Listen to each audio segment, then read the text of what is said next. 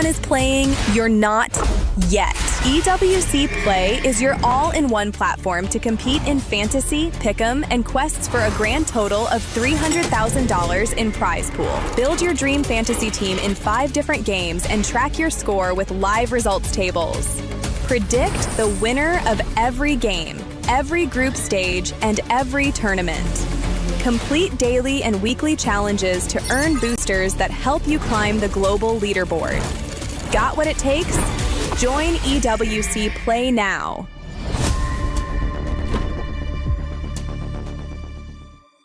Do you genuinely believe that you are the greatest MLBB player of all time? Do you believe your teammates let you down at EWC 2025? Do you think I'm overrated?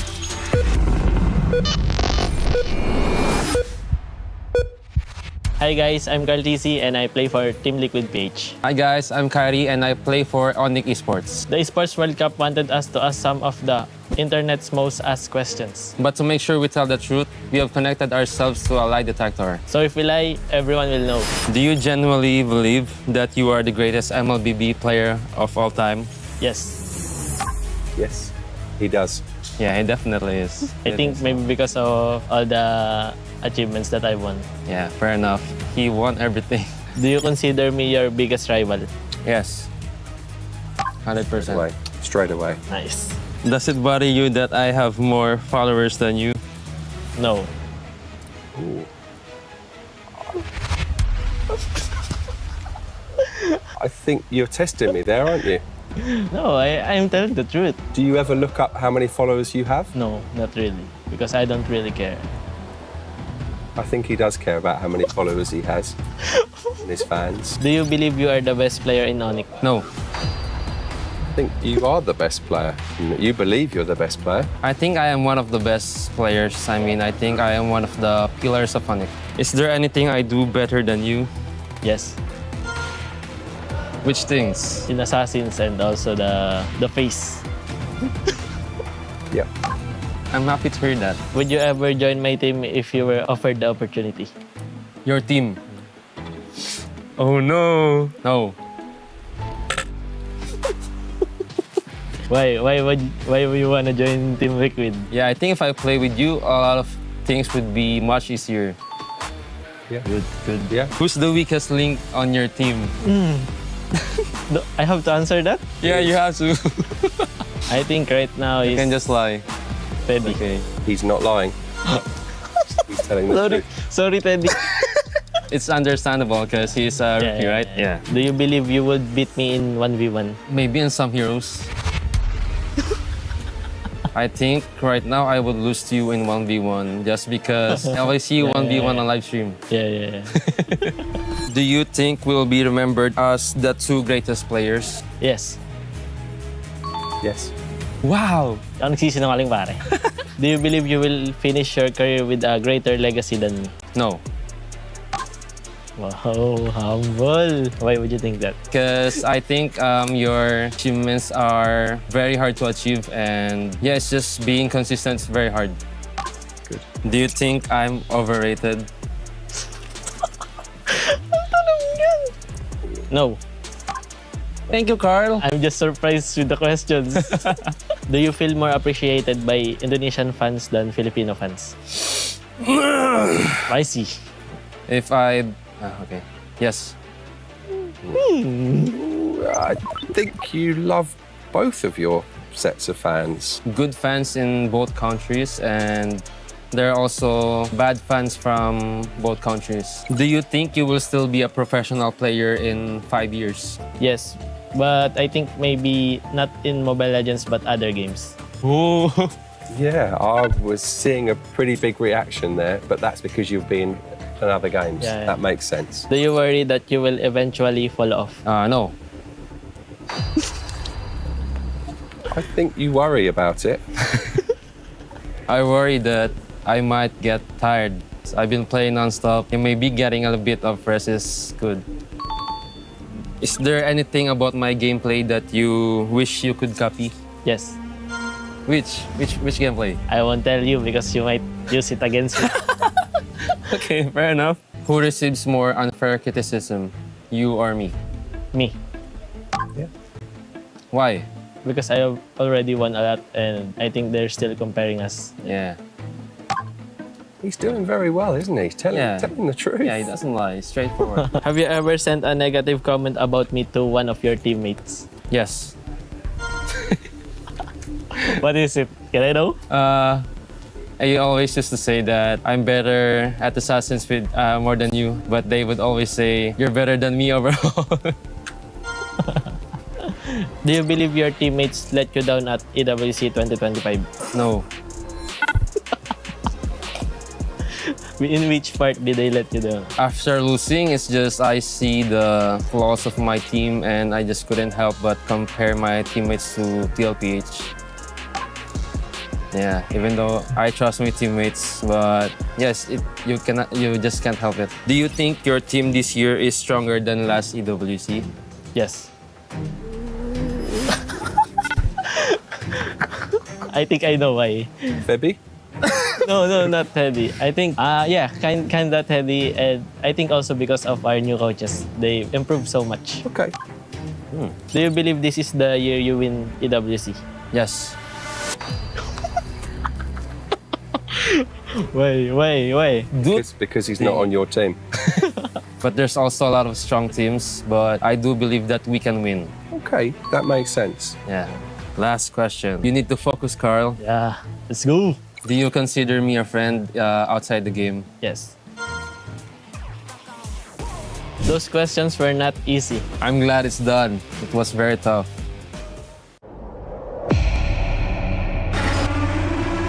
The echoes in the land of dawn continue to resound. The champions who once ruled have fallen. Team Liquid Philippines will not move forward in MSC here at EWC 2026. As the throne stands empty once more, a new era has begun to take its shape, and a new king must rise above. Team Vamos. Their journey seems far through trials and scars, yet they believe they will rise above all stars. Team Vitality. The dream they chased has led them to this stage. A new chapter for Indonesia begins on this page. Pro Esports. They defeated the champions who once led the way. The world will see how they earned their place today.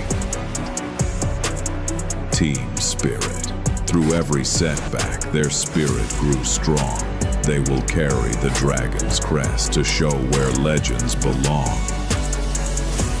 Yangon Galacticos. More than teammates, they are a family forged through the fight. They chase for glory to make their nation proud for life. Team Falcons PH. The trophy slipped away, but never their fire. Now they return to reclaim the title they desire. Onyx. Their road is tough, with new challenges across the lands, but they'll face every battle and make their final stand. Aurora Gaming. The world has begun to speak their name. This is Aurora Gaming's time to reign. 8 contenders remain. Some fight as the new hopes of their nation. Some fight for a glory that was almost within reach. But all 8 paths lead to the same legacy. Play is in our DNA. Whenever we let it out, it becomes our superpower. Now imagine an entire city being built to supercharge it. Kadir City, powered by Play.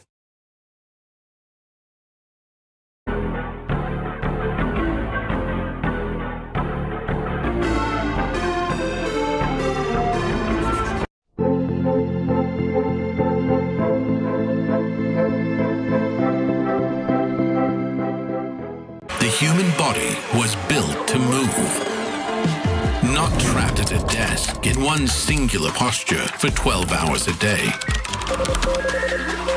It's time your chair evolved. This is Secret Lab Titan Evo. ergonomically engineered for you. Gamers, hybrid workers, artists, backing your every move.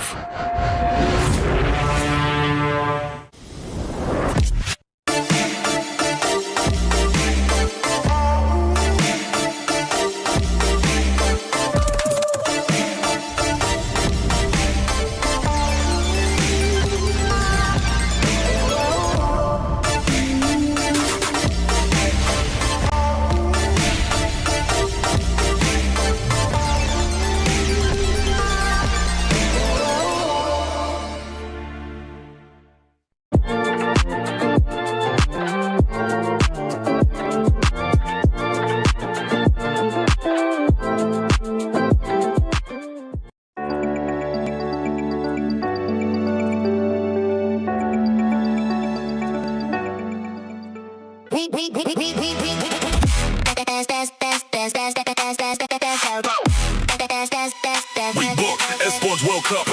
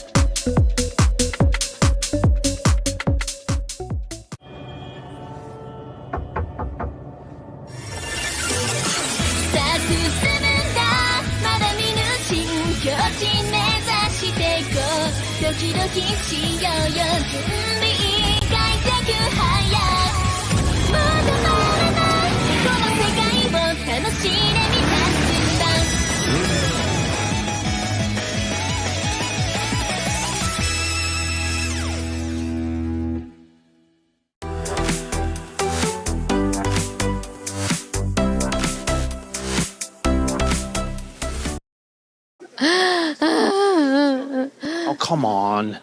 It's not that bad. Oh, I mean, look, I'm not remotely sad about that. I couldn't Now care you less, actually. feel how I feel. I started with TL, they got eliminated. Vitality next, they got knocked out yesterday. And now I only have Onyx, and they're up against Aurora of all teams. Some would say that you might be the curse, actually. I mean, guys. She could be. She could be. Look, I mean, we're into one of our last days. We're losing 2 more teams today. Yes. First game coming. I mean, look, there's some really tight games. We are very much at the latter stages of the tournament now, aren't we? Do you think it's going to be Vamos? Do you think it's going to be Team Spirit? Oh, I don't know. I'm kind of feeling Vamos. I'm riding that wave a little bit, but I also think What are you doing, Chris? Chris! it would be really funny if Aurora did it, though, wouldn't it? Let's get into one of the last days here in the MSC at EWC. What?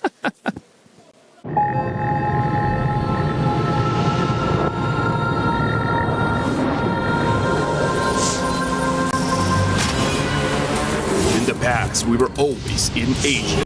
This year, we came to Paris. What stories are still left untold? Kami sudah membuktikannya, tapi ini baru permulaan. Tiada siapa akan ingat siapa nombor 2. We need the win. Bukan sekadar keinginan, tapi tekad. Hindi ang pag-abot sa tuktok ang pinakamahirap. Ang korona ang mahirap ipagtanggol. What happened last year became fuel for us this year. This time, we bring it to Paris to finish it. A new lineup, new chemistry, new fire. Once champions, not settling for podium finishes. World champions, defending MSC champions. As the final boss of MLBB, can anyone stop them? Names have been made, stars have risen, but now they need to show the world what it takes to rise above. This time, the world is bigger than ever. Like every year, new challengers step on to the world stage. Some carry the ambitions of 2 continents. Some fight for the pride of home turf. Some have never stopped chasing the throne. So who will finally rise to clinch the title? This is where unresolved stories find their ending. A new shot at glory. One more chance at redemption. We are back. Kali ini, sekali lagi. Unggulan atau tidak? Pareho lang ang chance namin. No one is untouchable. Let's fight. Bigyan ako kalau bisa. 2 champions, 1 game. Paris breaks through limitless possibilities. Welcome back, ladies and gentlemen, those here in the building at the Lenovo Legion Gauntlet at EWC 2026, and those online, welcome. It's MSC. We're in day 2 of our knockout stages. We've sent 2 teams home yesterday. We're going to send 2 more today, but that also means on the flip side, we're sending 2 teams to the semifinal, which not only guarantees you $150,000, but a chance at club championship points and 1 more shot, 1 step closer to glory in MLBB. I'm your host, Rain Day. I'm going to be with you all these days with the amazing, talented crew here at MSC. We were lucky to work with Renmar and Mirko on panel, joining me for the first part of today. Yeah. Looking good, wearing the pin, and we're excited for another knockout game. I'm feeling good today. I slept like a baby. I went to bed. I had some sweet dreams. I feel amazing this morning. Don't you guys? Don't you? It's alright. It's alright? It's alright. What, Yeah. did you not get your coffee yet, or what? What's up? I got my coffee. I got Did good you did? breakfast. Yeah, but it's alright. All right. It's all right. alright. Cool. It's alright. You know, energy drinks are coming out in the next couple of days. He's getting ready. We're conserving Mirko because he's got a lot to do. Unlike Renmar, though, I didn't sleep like a baby. I slept with a baby. My daughter's actually here, and so at this point, she kept me up for about 3 hours. That is neither here nor there, though, because we have the energy for what is upon us, guys. Let's break down what happened yesterday in our STC Rewind, because it was a day full of challenge, of opportunity, and yet, of course, there was also some domination. Ooh, domination. Yangon Galacticos, what they did to pro esports. You can put that up in a museum in terms of asking why or how can you dominate MLBB in this fashion. I didn't expect it. I thought it would be much closer. It really didn't feel like we got to see pro esports. We saw more of Yangon Galacticos. Absolutely. Then in our second match, we saw Vitality stop Falcons going to the semi. Oh wait, that was in my dream. My bad. Yeah, that was Yeah, wake up, man. So you did Stomping sleep a little. Vitality. I guess you did sleep. You know, some good sleep. Got that deep sleep to get that sweet dream. Unfortunately, very far from reality. Haji, this man right here, really dominated Vitality a lot of those times with the Selena picks, and I think we're going to see a different prio. I think it's the same for Yangon and Pro, right? Yeah. We're seeing a shift in priority. We're seeing a shift in gameplay as well. Teams that just stick to their identity, rely on their strengths instead of trying to play the meta game all the way, find more success so far in the knockout stage. So I'm wondering now if day number 2 of knockout stage will be a similar, you know, routes for a lot of these teams to again rely on their identity, or do they still try to stick onto the meta? Yeah, day 1 of knockouts really proved even more my theory for this meta, that you have to be very creative. It's good for you to have your identity locked in with the idea that you just have enough flexibility to keep it within what you know, but leave some surprises for your opponents. And Falcons definitely surprised Vitality, especially Haji. Performances on the Selena, the Farsa, a hero we thought that couldn't make it in this meta, showing up. Oh, crazy. You can see the reaction of Brigadier Gideon right there. Oh, man. And you know what?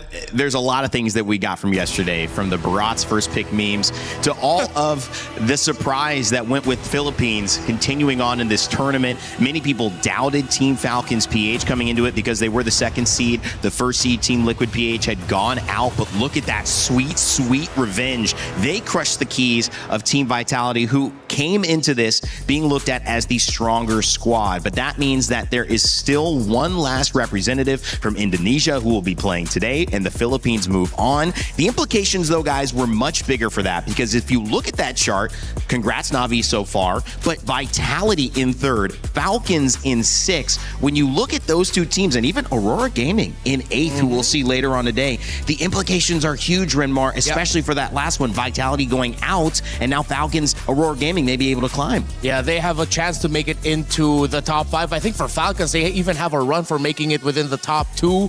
Yeah. If they win this tournament, they could even end this week with top 1 in the club championship rankings. Well, this is a great showcase. Thank you so much, Aramco, for these club championship power rankings. We had a chance to catch up with Chris a little bit after that.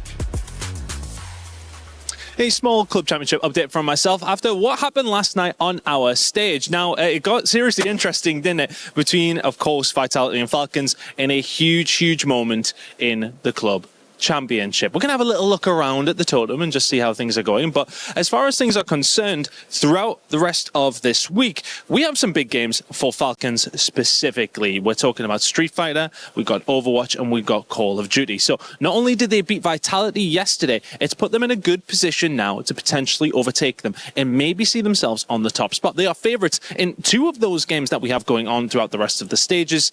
Let's see what they can do. Right now, they're sitting in 6th place. They are less than 1,000 points behind. So a couple of wins here and there may well propel Falcons to the very top. Teams like Navi, who are very much sitting in that first place spot, don't really have too many more games. Have they potentially peaked too early? Falcons are the team, though, that potentially could get themselves over the line and into first place for the very first time. Let's see if it's going to happen. It's a big week in the Club Championship. We'll be keeping you up to date with everything we possibly can throughout the next few days. Well, the beautiful thing is, those fans as well, very beautiful. We've had so many great fans over these last days, guys. It's been awesome. The energy has been electric here, and I cannot wait to continue to see what today provides. That last match today going to be incredible, but fans already filling in pretty early in the morning, and Rinmar setting the scene. Yeah, it's always a great vibe with all the fans here around. And you really think of MLBB as a European game, but the Europeans are showing up here from everywhere in the continent, and it's great to see. Yeah, a lot of Filipinos as well. You know, it's just we're everywhere. And they're coming here to support Falcons again, doing such a good job at it as well, especially as they won yesterday. Yep. I just got to keep reminding myself. Yeah. I did. I know. Won. Yeah. Over Vitality. Yeah, Mirko had some tough moments accepting that key crush. And here it is for one of the teams. Yangon Galacticos took down Pro Esports, who made a great run, but it would be Yangon who would really show their dominance in that set and make a claim for being one of the strongest teams here, undefeated so far. When you look at this one, Mirko, I mean, Vitality, obviously on that side, but to be honest, Falcons from the very get-go showed that they had a better pace and understanding of the meta so far. Yeah, I think all the way from the group stage as well, right? They were the ones actually dictating the tempo of the game. Yeah. It was just Vitality who were able to beat them in the later stage of the game. Yeah, Team Falcons, PH, and Yangon will face off. This will send one team home. That is not going to be an easy match. Yangon, again, undefeated. They look like one of the strongest teams, I kept saying, in the galaxy, because Galacticos, how can I not think that way? But now we go on the other side of the bracket, gentlemen. It's Team Vamos versus Team Spirit to kick us off. You already saw some Team Spirit fans in the house, and we also have Aurora Gaming versus Onyx. That is going to be an incredible matchup as well. And I want to remind you that if you think you know who's going to win, we've had some upsets. This has kind of been the MSC of the unpredictable. Make sure to get your pick'ems in. You can earn your share of $300,000 and the opportunity to just say you were right. I mean, which is, I think every human being wants to say that as well. Also, another thing, before we get started, it's still Rhino Day. This day continues. It keeps on going. Make sure to get your emotes. If you don't get your emotes by now, you just don't deserve them, because we've been telling you every single day. It's Rhino Day. All right, gentlemen, let's start talking about this matchup, get into these players, because, of course, it's Team Vamos and Team Spirit. They arrived earlier in the building. Renmar, what's your take just heading into this one? Well, I'm looking more at Team Spirit and asking them, have you rediscovered yourselves? Was the GZG and, of course, the loss to Vamos the wake-up call that you needed to get you back in form so that you have a shot at solidifying yourself in the top 4 and maybe making a run for the grand finals? Because Vamos look like they're just a team that completely know who they are and how they want to play heading into MSC. And it almost just seems like after seeing their chaotic team fights, after seeing their weird identity, their awkward style of team fighting as well in MPL Malaysia, that they wouldn't do well in internationals, right? Going up against these teams who are just so good at controlling that slow tempo game, playing it disciplined, but then the patch hit and everything turned around. Even for Vamos, they felt the confidence. They played on scrims. They have their own identity now, and it's so weird to see because it's such a big contrast compared to Team Spirit, who again, coming into this tournament was also favored. Everybody thought about, all right, how's their discipline style gonna work out? They're gonna probably dominate the group stage, but they didn't. So again, seeing that matchup all over again, seeing Spirit's very slow macro build-up up against a team that just wants to constantly pick these brawls and bring it onto you, I'm excited. I'm excited to see if, again, like you said, Renmar, if Spirit have actually done what they need to do to adapt. Yeah, it looks like they're doing some unique new things for setup. It's like they're testing their reaction time. That's a Sawo influence. Yeah, I wish we get to see more of these with our players, although Sunset Lover with that. Hopefully he can catch that. For Vamos, the unpredictability and creativity, I feel like you can also amount it to their head coach in Coach Pakbet. Long-time coach in the Philippines, he was always a guy that we called one of the drafters of the universe, because he would show up with some things that are out of this world, out of this galaxy, and then make it work. And I think that suits Vamos very well in this patch, which is why we see them excel, why we see them being able to translate how they want to play in the game with their drafts, and it's been a beauty to watch. Yeah. But with them, there always needs to be a balance. Sure. If they lean too hard towards one direction, that's where Team Spirit can pounce. Great preview of these two teams as well. Coming into it, Team Vamos have some of the most electric stars that you will expect in MLBB on stage. And of course, I'm talking about Error 404, Sapat, Klakun, Zekeef, and Natko. This squad is ready to make a dent here at the MSC bracket, but will they be able to go all the way? SRG out for Malaysia. It really all relies on Team Vamos now.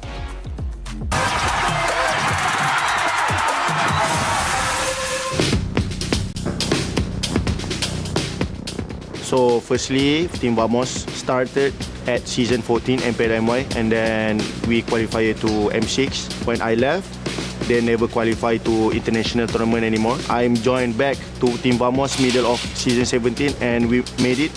We go to MSC right now.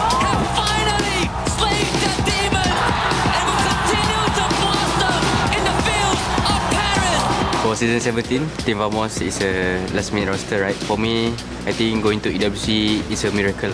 So when we qualify to MSC, I'm so happy and also proud for my team. We expect that Team Falcon Mena will be a strong team also, because they make it to the main stage and we just focus on our strength. We will not underestimate them. We treat them like all other teams, and we will give our best. Just keep improving in our practice. Yeah, bring a new meta. SRG always get the podium, right? In top 3 in every tournament. Number 2 of Malaysian team need to step up to become like them. If we doesn't have SRG, then Malaysia is like nothing, right? Keep improving and keep climbing slowly. Just prove them that we can be a strong contender in this tournament. In the grand final of MPLM Boys Season 17, we are losing to SRG 4-0, and that time Error 404 was crying. I feel disappointed with myself because I think I can do much more better. I always had a dream to help my mom, especially about money, right? So being able to be here at EWC is like dreams come true. The prize pool is so big. I think that is big enough to help my mom. So just keep believing us and pray for us also. Love you. Sapat talking about helping his mom there. It's an amazing story, and I think that you could tell there's so much energy around Error 404 in this team, whether it's the highs of the emotion of qualifying, whether it's the lows of crying and finding stability with his teammates. That's an amazing journey. But when you look on the flip side of things, they're going up against Team Spirit, and this is a different journey, a team that had an identity but lost it after they faced a few tough matches earlier on. Hopefully, some of the changes that they've made to allow Kid Bamba to do what he needs to do. And Zaur Egoist, who is the youngest player in this entire tournament, hopefully in the jungle, they can find a way to fly.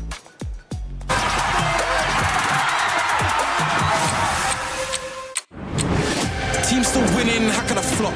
On the rise and I just can't drop. I joined Team Spirit in the very first season and in MCC, and then we won 5 seasons in a row.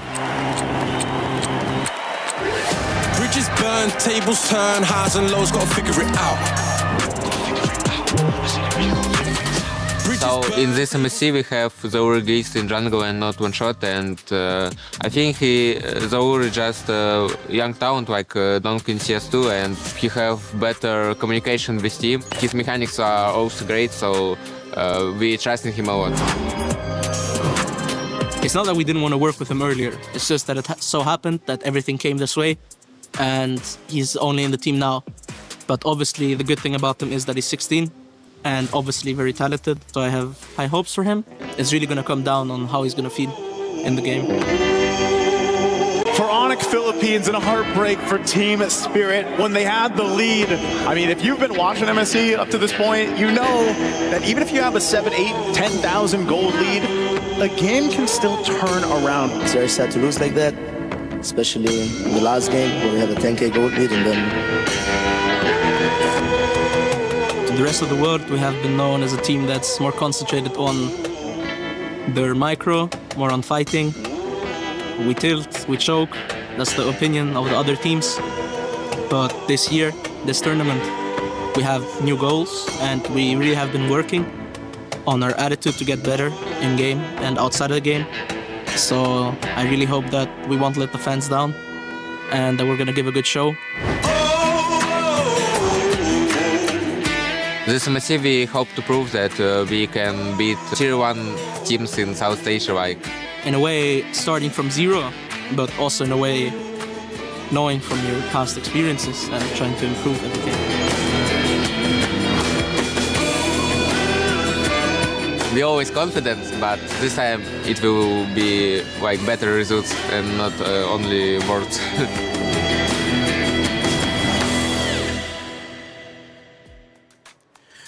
Well, on the side of Vamos representing Malaysia's last hope here and trying to make sure that they can move on to the semifinals. On the flip side, Team Spirit from EECA recently, in just the last several years, able to compete here at MSC, now trying to figure out if they've moved past the title of gatekeeper and can now enter the gate. They've been, unfortunately, locked in themselves, locked out themselves by the Philippines or Malaysia or Indonesia. Will it be the same story here today? Well, I'm pretty sure that's the biggest chip on their shoulder, that they definitely have to get past that hurdle, especially since last year their loss was shocking to them.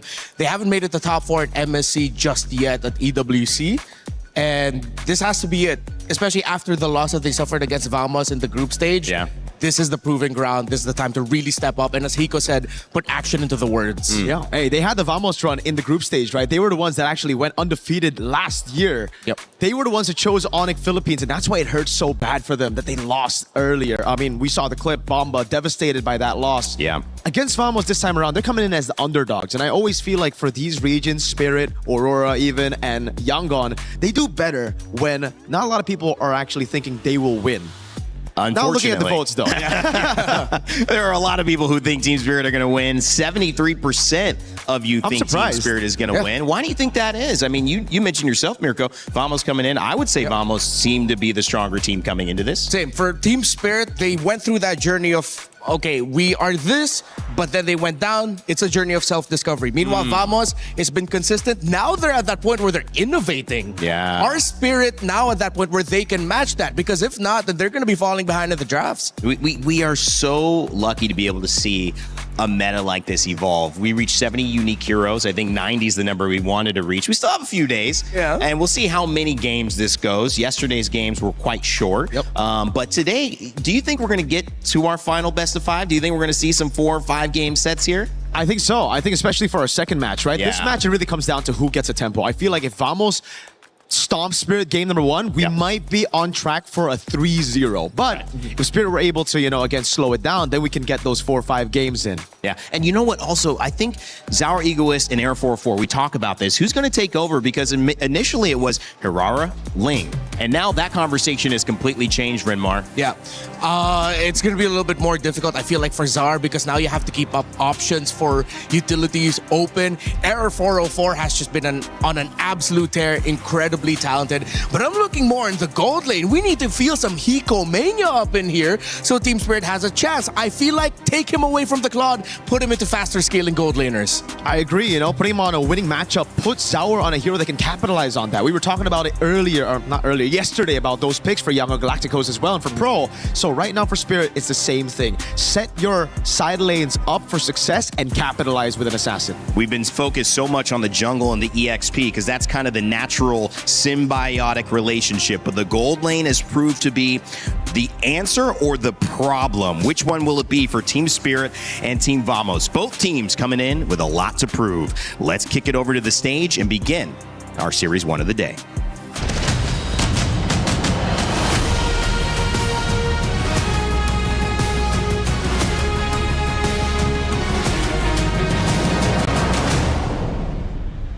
Dude, Milosh, Mirko. Are you okay? No, bro. Is it? It's Oh vitality. no! Yeah. Who gave him the vitality key? What? I think he stole it outside. He's You- the My biggest goats, vitality bro, my fan. goats. That's It's- my goats, bro. We know, It's okay. It's look. They'll be so much better. M series, right? It's a few No, months. they won't, bro. Oh, wait, are you talking like vitality? No, you can't say that. I'm sorry. He's I'm already sorry, I'm heartbroken. No, they'll be okay. sorry, It'll be fine. It'll be. Look at my goats. Wait, Dude, I are you thought you'd be record- used to it by now. Look, you can't do that. This is a private moment. Yes, my friends, heartbreak, tears left on the cutting room floor, and that is only the beginning of our knockouts. Yesterday, day number 1 sent 2 teams home, and what a way to say goodbye to Team Vitality. The Bees have buzzed away back, and on the other side, oh well, YG, they had a hell of a day, Rose. Yes, indeed, Milosh. But today, we will find out the last 2 semi-finalists that will be competing for the grand finals ticket tomorrow. Today, 2 best of 5 will unfold here at MSC at EWC 2026. 2 keys will be shattered and 2 will continue their journey. It's the beauty of the tournament here, and it's a beauty that we have so many, well, pretty much every single rematch that you could ever ask for interregional, and that's what makes MSC so damn special. But we got our day ready to go. Yes, indeed. So, for our first matchup of the day, ladies and gentlemen, join me in welcoming Malaysia's finest, Team Vamos! This is what they call a last-minute roster who now carries the hope and dreams of Malaysia on their shoulders. They have defied the odds by taking down favorites and showing the world what they are made of. But can they continue flying? Can they win the matchup they asked for? Will Hala Vamos come out on top? It's a big ask, but if anything, we're getting the best part of it all because their opponents are ready to roll. Please join me in welcoming Team Spirit! They've made statement after statement in MLBB, but failed to stop the Vamos rising tide in the jungle in our group stage. The Dragon, my friends, hungers for victory. The Egoist yearns for a second chance. And revenge? Oh, it smells like Team Spirit, all right. You know what, Milosh? Will the gatekeepers gatekeep or will they be gatekept? Only one way to find out, boys. You may place your keys and take your seats. And of course, to our captains, don't forget to meet in the middle for a little handshake, fist bump, or maybe nothing at all. We'll see what we get out of it. They asked for this matchup. Respect between our teams, gatekeeping, slay queening, and they're ready to get into it. Only one will head to the semi-final, and the other, he's crushed just like their dreams. So who will come out on top? Only one way to find out. Let's head over to the Land of Dawn. The first half of MSC EWC 2026 knockouts delivered a story of revenge and redemption. Day 1 opened with 2 long-awaited rematches. First, with Yangon Galacticos denying Pro Esports revenge, securing Myanmar's second top 4 finish since MSC 2022 without dropping a single game. And just like that, Yangon Galacticos remain undefeated. Vicious win, a sweep in the quarters. In match 2, revenge was served as Team Falcons PH eliminated Team Vitality. Now, Team Falcons PH are just one step away from returning to the grand finals. Team Falcons, after losing the first game, will now make it to the next stage here in the knockout stage. Our story continues into day 2, first with Team Vamos versus Team Spirit. Team Vamos were the first to choose during the draw. Can their gamble pay off, or will Team Spirit make history by breaking into the top 4 of MSC? Then comes our match of the day, Aurora Gaming vs Onyx, a rivalry that started at MSC 2025. While the MSC 2023 champions still haven't found redemption, Aurora Gaming stands as the tournament favorite to win it all. 2 teams will rise, 2 teams will fall. Who will rise above? I didn't realize what it smelled like until Milos said it, like Team Spirit. That was a good one, my man. We were listening to some jams as well. Shout out. Nirvana and shout out what they will be feeling, which is exactly that if they can get a win. Either side stands to gain so much, but also stands to lose it. EECA and Malaysia, Team Vamos and Error 404, can they continue the dominance? They saw that matchup against Zaur Egoist go the way of Error 404 so heavily that they need to do something about it this time around, Mirko. Maybe it was because they were behind in the meta, right? Because for Error 404, they were able to, again, lock into Hiraras, play around these comfort picks, these heroes that are just purely strong. Now that we're seeing it, I mean, in day number 1 on the knockout stage, Ling completely disappear. Yeah. I think that could have been kind of like a misread of the meta for a lot of teams in the group stage, picking up the Ling and doing well with it. Maybe because of placebo, just thinking, oh, Ling's good, dude. Yeah, it seems like teams really read into it because Nolan's even more of an option to Ling now. Teams are willing to completely just snub Ling, looking at the other problem heroes instead. Let's see if that will still come into effect, considering that the matchup is Error 404 versus Zaur Egoist. I just want to point out, again, ever since we got here, it's been that overwhelming feeling of, I can't believe MLBB brought us out here. Who'd have thunk we will be in a live audience filled with a bunch of people cheering for Team Spirit as they go up against Vamos. MLBB brought us here, bro. It's a beautiful thing. And what EWC has done this year, I mean, just incredible. Being in Paris, the quick transition, I mean, how hard must that have been? But it's all led to these little things. And we talk about the little moments, right? The little decisions. And I know it's kind of a meme from yesterday, but the Barats is also a big part of Team Spirit. And Kid Bomba is a big part of making this team be the success that we know they can be. My question is, after seeing yesterday, having gone 3 wins with Barats and no losses, do we see the same prioritization? Does that become an Achilles heel that they play into, or do they go, wow, let's pull back? I feel like as long as they don't stretch it to its limit, maybe for a game or two, if they want to prioritize it, sure. But the moment it stops working, change your priorities. We were talking about it with Vitality yesterday, and Shogun, he was fantastic on the Barons. But eventually, Falcons read into it, and it became even more demanding for the EXP laner to pull off properly.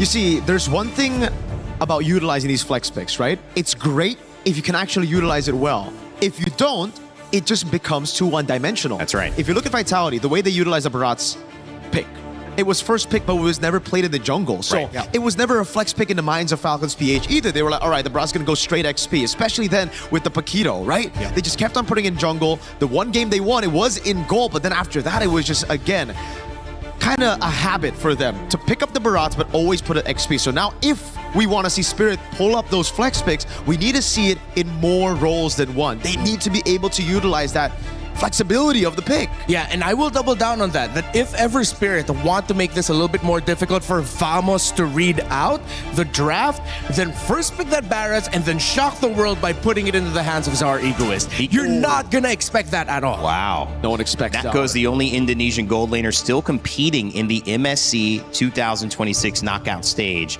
Wow. All right. One of the 2 Indonesian imports over there on Team Vamos. Oh yeah, we do have an ID team in Onyx, but I guess not an Indonesian gold laner. Yeah, at first I was thinking, no wait, they have an Indonesian gold laner in Onyx. Wait, no, that's Kelra. He's Filipino. He's Filipino. So Vero was part of this lineup last year, but no longer. Natco's been amazing, by the way. I just gotta say, in MPL Malaysia, mechanically, even in MPL Indonesia, when he played for Evos, mechanically he's always great. It was just the decisions that he would make in the lane and in around these team fights where it was just too bombastic. Yeah. I love that. This meta really rewards bombastic, really rewards taking those gambles. So, hey, love the Natco playstyle so far. Yeah. So we're actually having a little bit of a delay in the draft, so we're going to come back to it when it's ready. You might have seen a couple of hero shots. We will let you know when it is all set. One of the interesting things about these teams, when you go into the statistics, and you mentioned flexing, Paquito has been played in gold twice, Team Spirit. Hiko has won both games. And so if you use, really, I think Paquito a little bit more in this matchup, Bryn Mawr, do you open up a lot more options for Team Spirit to catch the edge. Exactly. If you pick up the Paquito, you have options to flex it if ever. Right now, though, we're probably not going to see it in this specific game. Yeah, but you're cheating. You're cheating because you're looking. No, but we gotta. Yeah, but we don't know, though. The audience doesn't know yet what's happening, so we're just creating questions. Yeah, no, it's okay. We read it out. There we go. There we go. Finally. Now you guys can see. We can see here, but not for you guys. So here we go. Okay, we didn't know that was actually banned out. So even Vamos was considering, okay, the Paquito as an option for Hiko is way too good, so let's take it out. In Spirit, I feel like this is smart. They take away the Freya, but it is quite questionable to me as why they would ban out the Valentina in the first place and why they're willing to give the Atlas without a direct answer to it. That might come back to bite them. But as you look at the bans, even Vamos respected the Barrett's capability, and Sawa was great on the Marcel up against Ignite. I am always a big fan of Guinevere coming out early, and Vamos might be able to set tempo with that high crowd control row mid trio in the beginning. Yeah, they have really crazy crowd control. If they're able to actually land those skills onto Team Spirit, it's going to be troublesome. But again, usually when you go for these combos, you lose out on a bit of that counter matchup, right? And it does feel like Team Spirit are already going to be building towards that. Those strong side laners. They pick up the Esmeralda. The Paquito and the Barats were already banned out earlier. Now they get rid of the Arlet. The Freya was also taken out. I feel like the Valentina ban was more of respect to Clockhood. He's been having phenomenal games on that Valentina. And again, for Spirit, it's all about enabling Bomba as well. They ban out the Melissa too, trying to give Zara Egoist more space, Bomba as well, to really penetrate through this front to back that Vamos seem like they're building for Natco. Interestingly enough, some of the pre-show talking points, Paquito banned, as Renmar mentioned, Barat's also banned. One of the only games we saw Marcel played and won, that was Team Spirit. So they banned that one out. That's not too surprising. Moskov coming in late alongside the Melissa, focusing on the gold lane. So we probably won't have anything crazy. But one of our only games we've seen Atlas let through. So 3 really strong heroes to start off. Claude joining the roster of Team Spirit. Ooh. And a Brody response. It's really looking like Vamos just won across the board. High crowd control, row mid trio that could give a lot of difficulty for this Assassin Herrera early on. The Brody into the Claude. They might have already just won with 4 out of the 5. Wow, that's how strong you feel it is. Yeah. Wow. All right, what can Spirit do here? Hiko still has that final pick. Yeah. Gold lane's already picked up with the XP. Now it's all about the mid lane. So, what about a Eudora? At this point, I don't think the Eudora, not against the Guinevere and the Atlas right now. You're going to have to go for a little bit more poke, maybe range as well. It wouldn't be too crazy for them to actually play with the Yve, but the Bene should stop. Wait, that's a Khalid, never mind. We've been seeing this, by the way. Benedetta Khalid. Wait, so is that is Benedetta?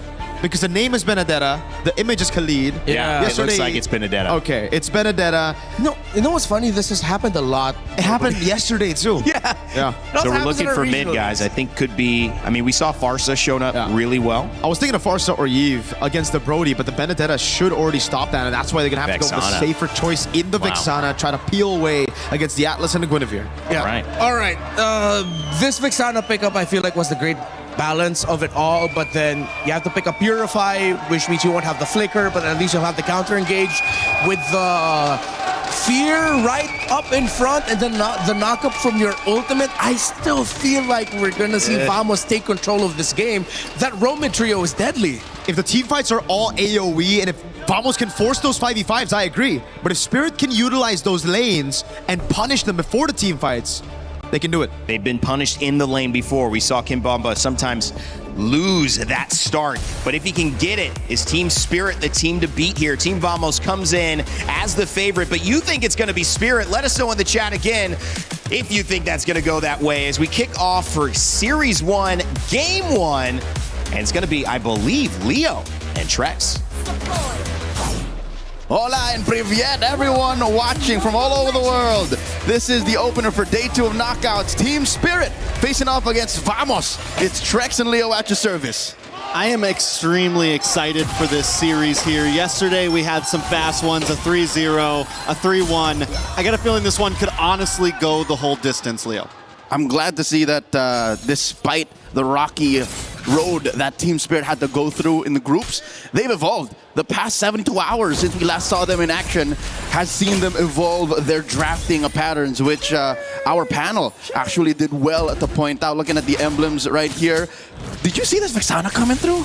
I mean, debatable, but this is one of those picks that we saw one before. It has worked. It has given some options, especially against something that wants to kind of more walk towards you or dash towards you. It's not the most, and the non-flicker mages are kind of coming back too. And she is forced to flicker here, given all of the straight lines that Vamos are drawing through. The heart of the lineup, Sepat on that Benedetta.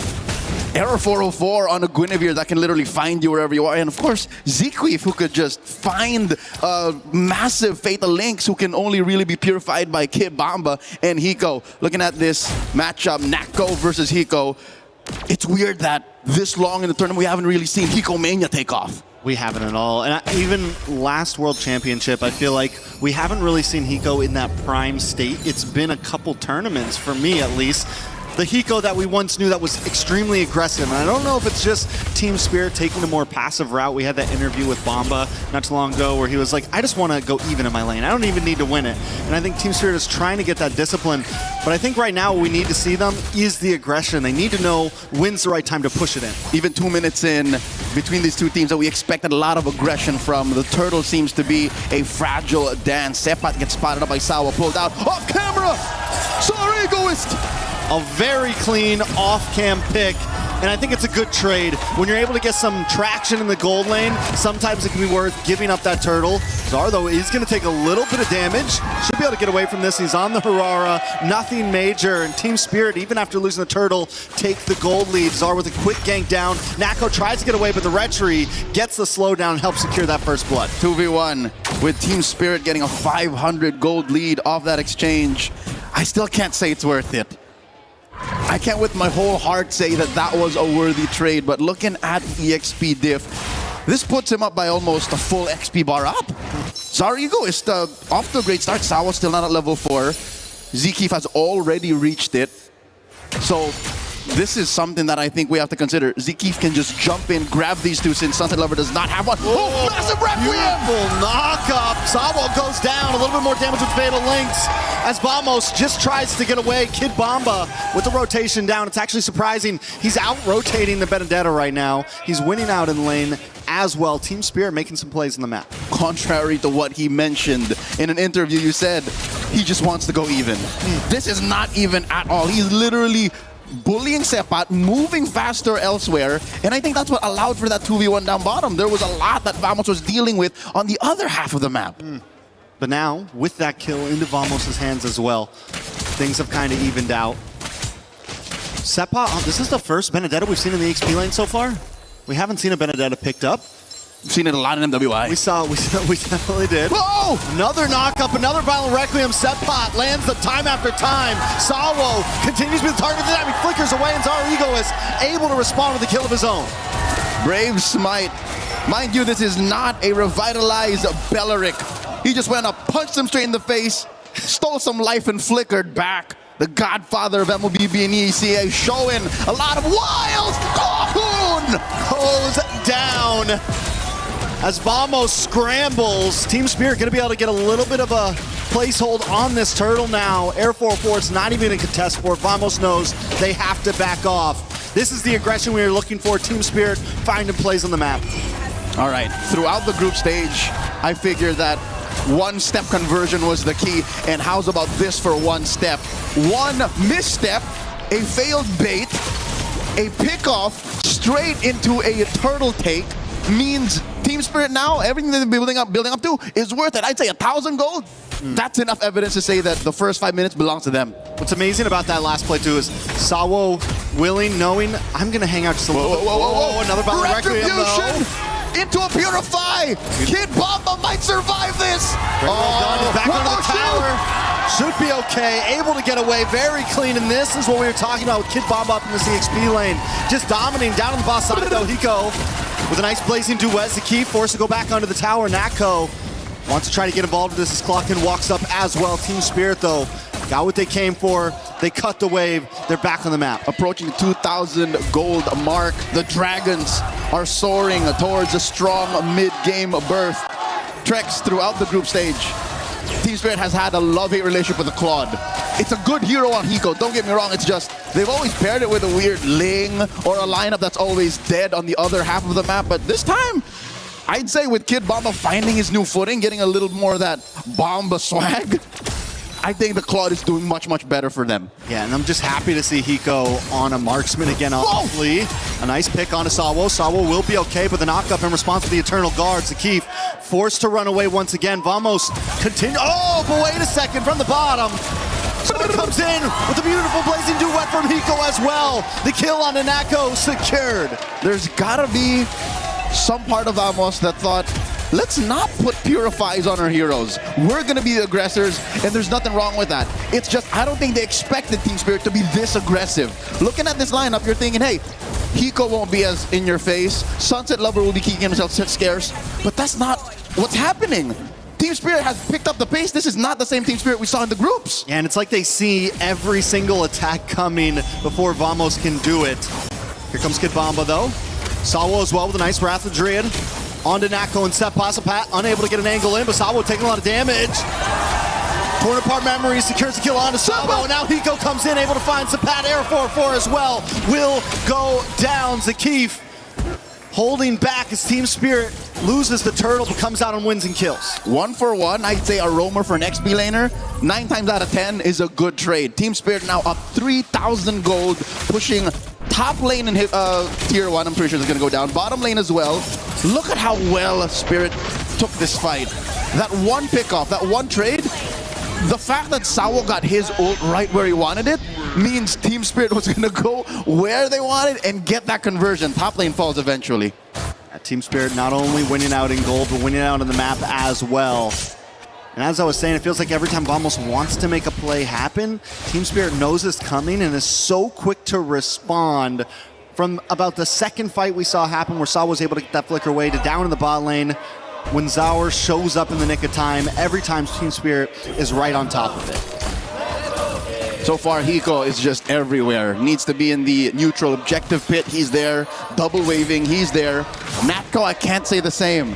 Again, taking this down to the fact of it's hard for them to get vision, and it's hard for them to get the engages that they need to, since they're both thinking, we need to find the perfect fatal links, and we need to threaten Sunset Lover and Hiko. It's just, Hiko has a purify. Sunset Lover will be hiding himself up until the very last moment. It's hard for Vamos to play the same pace that they did in the groups to be able to be the #1 team out of all of the teams. Fastest games, cleanest record. They're trying to repair that now. And it's going to start off of Zkeef. I think if Zkeef can, for some reason, pop the purify on both side laners, then that's a starter. It can't be off of Sawo. You can't do fatal links on Sawo to start off a combo. It's very true. I think they definitely need to find those targets, but how do they even get there, right? They don't have huge... I guess you got to get the knock-up from Air 404. Someone needs to bait it out. It's him and Sepat. Yeah, somebody has to make it happen. You do have the Petrify as well from Sepat, so there is ways to combos, but it's definitely a lot of checklists to start off these team fights for Vamos. Lord has spawned, lower quarter.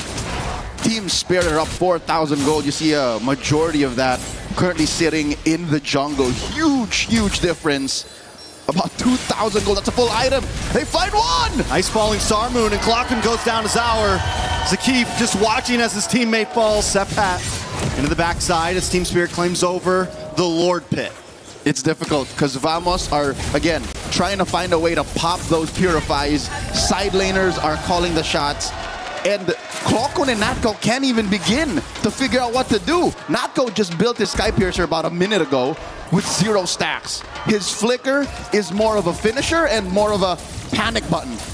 These two aren't starting anything until they figure out that silent situation and Zeke finding the perfect entry. And it's a tough entry at that. It's a grocery list of to-do things against Team Spirit right now. Got a whole chore list right now. Get everything done, and then you can have some fun after. And they're not able to make it through. Lord coming down the bottom side. Vamos, and another big problem with this lineup is because you have this more burst marksman, a little bit of a slower attack speed, it's going to be a little bit harder to shred down these Lords. You don't exactly have a big answer for that right now. Lord marching through bot. Big chubby wave escorted by Hiko. Mid lane. Slowly worked on by Sunset Lover. Oh, I think that's it. They're going to commit Grand Theft Orange. Oh, who'd they put it on? Oh, Arrow 404 still gets it. Good use of Retribution. So Vamos aren't taking this line down. Yes, they're definitely able to at least defend something, but Team Spirit do such a great job of layering these waves. They take the top tier 2, bottom tier 2, mid tier 2, should fall next as Kimbaba zones away Vamos with that falling Star Moon. Sawo keeping vision as well. Luckily for Vamos, they do keep their inhibitors up, but Team Spirit not quite done yet. Oh, even Ziki can't stand under 2 seconds of Hiko's basic attacks. In comes Bomba. Bomba to the backside, maybe a little too deep, but Sawo jumps in and Hiko follows it up with a beautiful blazing duet. Arrow 404 is down, and next will be Sepot and possibly Kakun. But Team Spirit decides to back off. They got what they came for. They take the inhibitor. 3 for 1. Part of the trade, but the fact that Team Spirit are already inside the base, Sour looking for more. Iframes perfectly used, mid lane, Holy Shield still standing. What is Team Spirit looking to do? Are they just holding Vamos hostage? Are they looking to end possibly? Whoa! They're gonna move in, a lot of damage from Hiko onto Sapat. Zakif comes out though. He does have the Fatal Links, could be bad. A flicker from Sunset Lover, but he does get grabbed and pulled back. Sawo tries to come in to at least zone Vamos away, but in comes Sapat, able to get the kill. Burning! Now into the backside, Arrow 404 gets the dash as well. Sapat back to base to get some health, and Team Spirit finally decides to get out of town. This is the first time they actually caught Sunset Lover. One might think the fact that there's an extra body compromises Clockun, compromises Ziki. No, I think that was more of just Team Spirit overstaying their welcome. Yeah, I think there was the hope that maybe they could end, maybe there would be a big mistake. But Vamos was able to hold it together, and now Team Spirit ends up losing a bit out on that. They could have reclaimed some space in the map. Sunset Lover goes down. Nako getting that kill as well, which is something they need right now because he's got those Sky Piercers. But look at the damage on a Nako. A nice knockup with the Violent Requiem, and down goes Hiko. Arrow 404 able to slow them down a little. So with Hiko off the map, traded out for a roamer, this is one of the first few jabs that Vamos has actually put up against Team Spirit's chin. I don't think that's enough though to stop him from actually starting up a slow but dominant Lord dance, which is something I love. In the knockout stage, we started the dance again.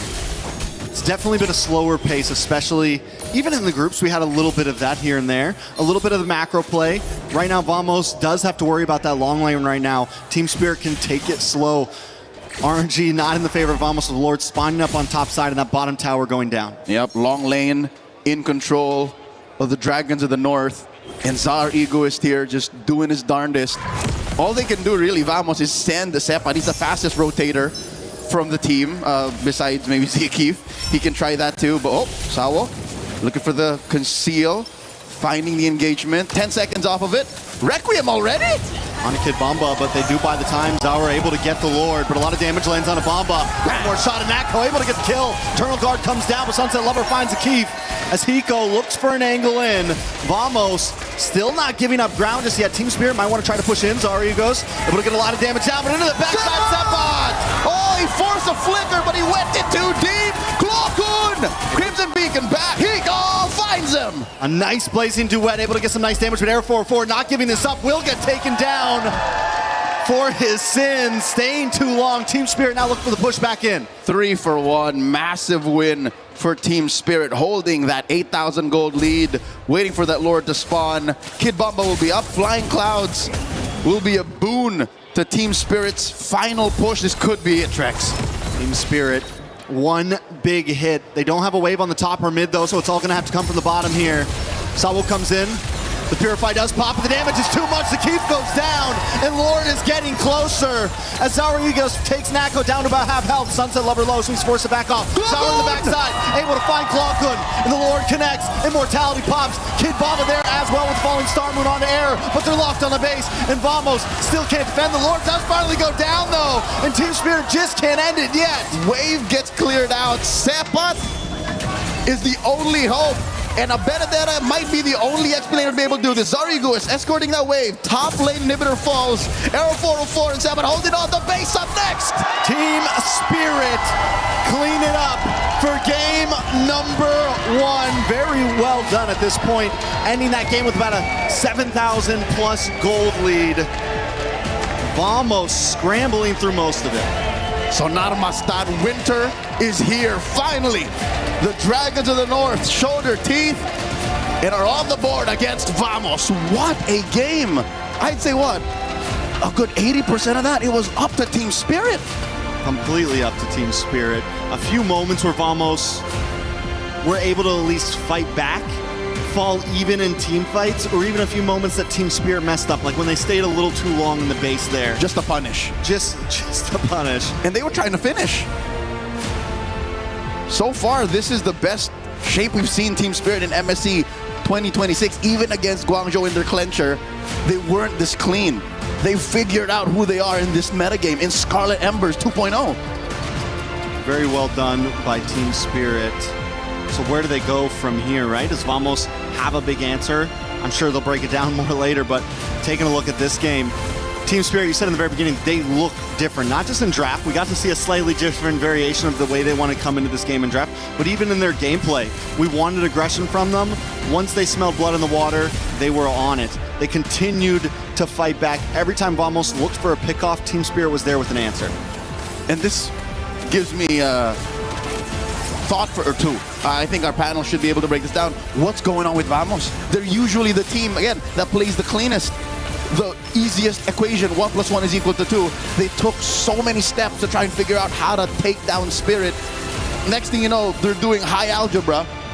All the while, their base started to get taken down. I'd like to think that there's a lot for Vamos to figure out. We'll leave it to the panel to break it down after game number 1. Rain Day, it's all you. Thank you, Leo and Trex.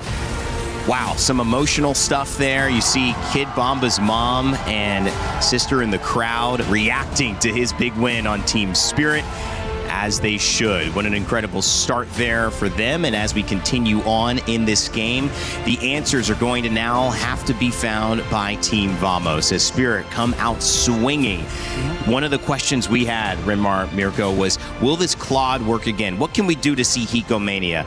It was a late game pick, they said, but in just a few minutes, that game was a 7,000 gold lead for Spirit. Claude didn't seem very late game to me there. Yeah, Spirit decided to expedite the process. They gave up the first turtle and then ganked the Brody, meaning that Hiko was comfortable in the laning phase. That simple little adjustment made huge differences for Spirit. And it was also just subverting the expectations, right? When you pick up a Claude, it's weak side automatically, the Brody on the other side. You wouldn't really expect Team Spirit to be ganking that lane. Instead, you'd be expecting Team Spirit to actually go and contest for these neutral objectives. So really good eye, really good vision and decision from all of the members there. Because again, even up against the Guinevere, we've seen multiple teams try to double down on neutral objectives against Guinevere, and it doesn't pay off. And it's not that Guinevere is the guaranteed win on an assassin right now. We know Era 404 can do so much, but we have seen more success with the Harara, and we have seen more success with these different choices.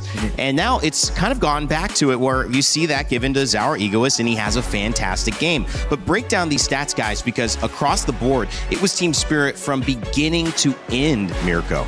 It really was, man. All the way from the start, it was just fantastic by Team Spirit, the way that they were able to stay away from those team fights, because me and Renmar, we identified it earlier in the panel, right? For Vamos, they have a great composition if they can force the 5v5s, if they can force these brawls to happen together. Spirit, they use that lane dominance, and I really got to give props to that Esmeralda first pick, right? That lane dominance over in XP, that literally just took everything away from Vamos.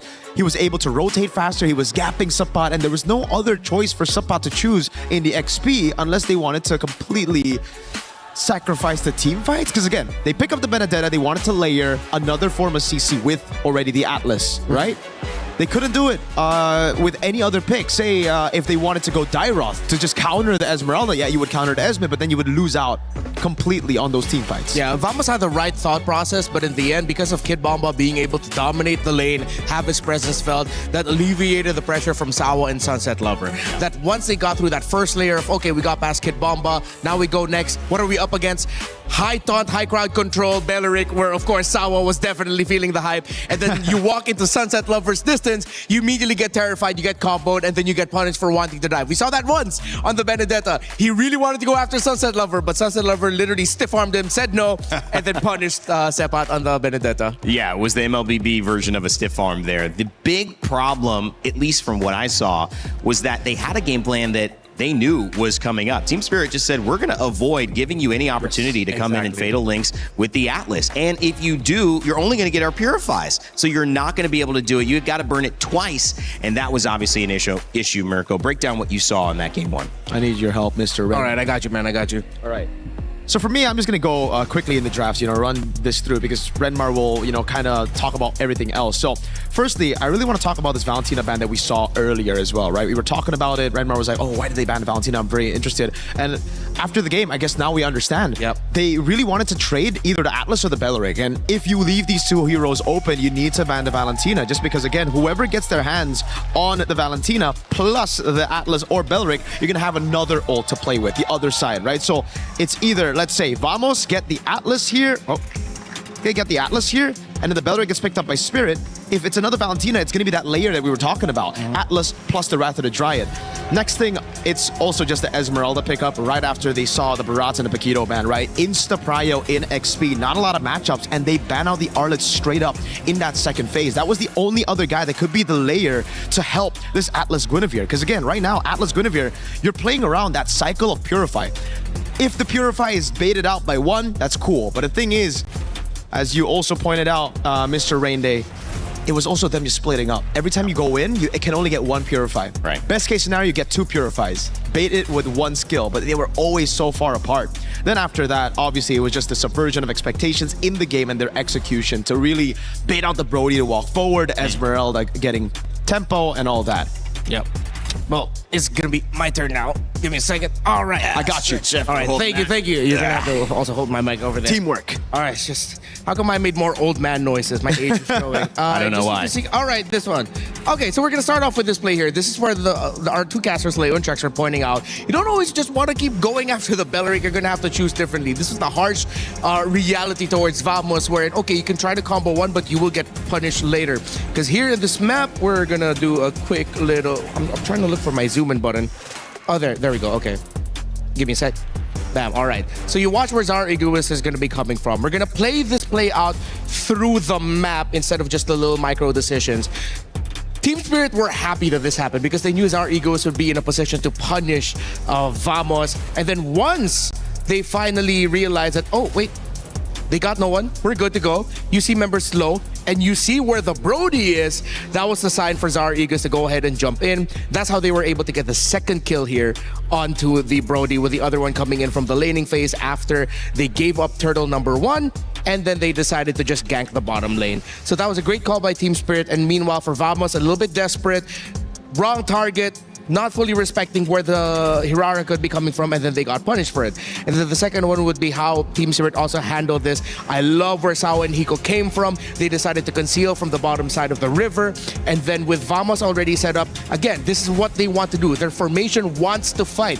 So they had full setup for the turtle. They didn't know where the Belleric and the Cloud was, although they could surmise that they could be coming from the bottom lane, from an opposite side, which is why they put Clockun over there to potentially sense. But at that point, Sawa's just going to ignore this juice in. Doesn't care. So he'll be able to get a great taunt off. Meanwhile, Hiko locks in into Clockun, and Hiko does a really brilliant BMI trick here. He goes in, he BMIs. Because the Benedetta sees him, Sepat sees him, he decides, you know what? I'm about to go down. Kid Bomba is absolutely destroying me on this Esmeralda. Let's see if we can get this Cloud out here. Force out his Purify. Just a bit. Hiko, bang. Gets out safely. Vamos was scrambled. They decided to just focus a little bit more on the heroes. Arrow 404, as you see, did not even get to use his retribution over there. So that was an easy, clean take for Team Spirit. They got turtle buff. They get some more kills. They get some more fights. Even though Sabo goes down, they get to win the trade overall. They get more kills. They get the objective, and that's a big win. And Nako's irrelevant. I mean, you circled in on the retribution, but you also saw Nako back there, full health. 0-2-0. And on the other side of things, you see the impact. Hiko is not only fighting against Clawcoon, gets him to half health, so Zushin can't poke in on that fight and contribute any CC or any damage, but then comes back and almost kills her again after he's been effective in the turtle fight. So both of these things, to me, like, those are great points you guys pointed out, but I think maybe the biggest thing was clearly winning that side lane and putting Nako in a defensive position, not being able to use a matchup that should have been in their favor, right, Remar? Yeah, it's difficult too for Vamos. I understand their frustration because even in the team fighting, there's like, they're coming from the sides. Where are they coming from?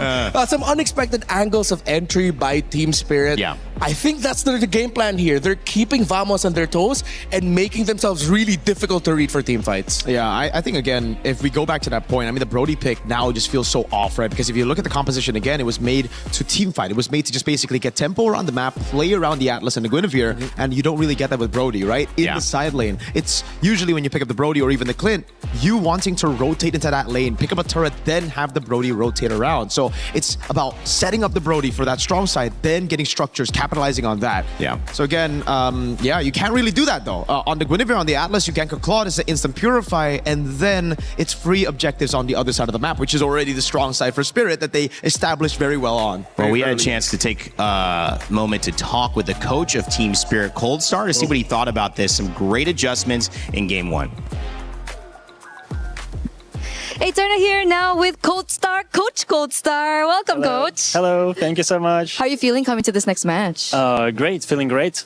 Full energy, ready for a competition. Ready for competition, ready for revenge? Exactly, for sure. Exactly. So I'm getting the vibes that you're very confident today. Yeah, very confident. Is that the same sentiment to, the players as well? Of course, yeah.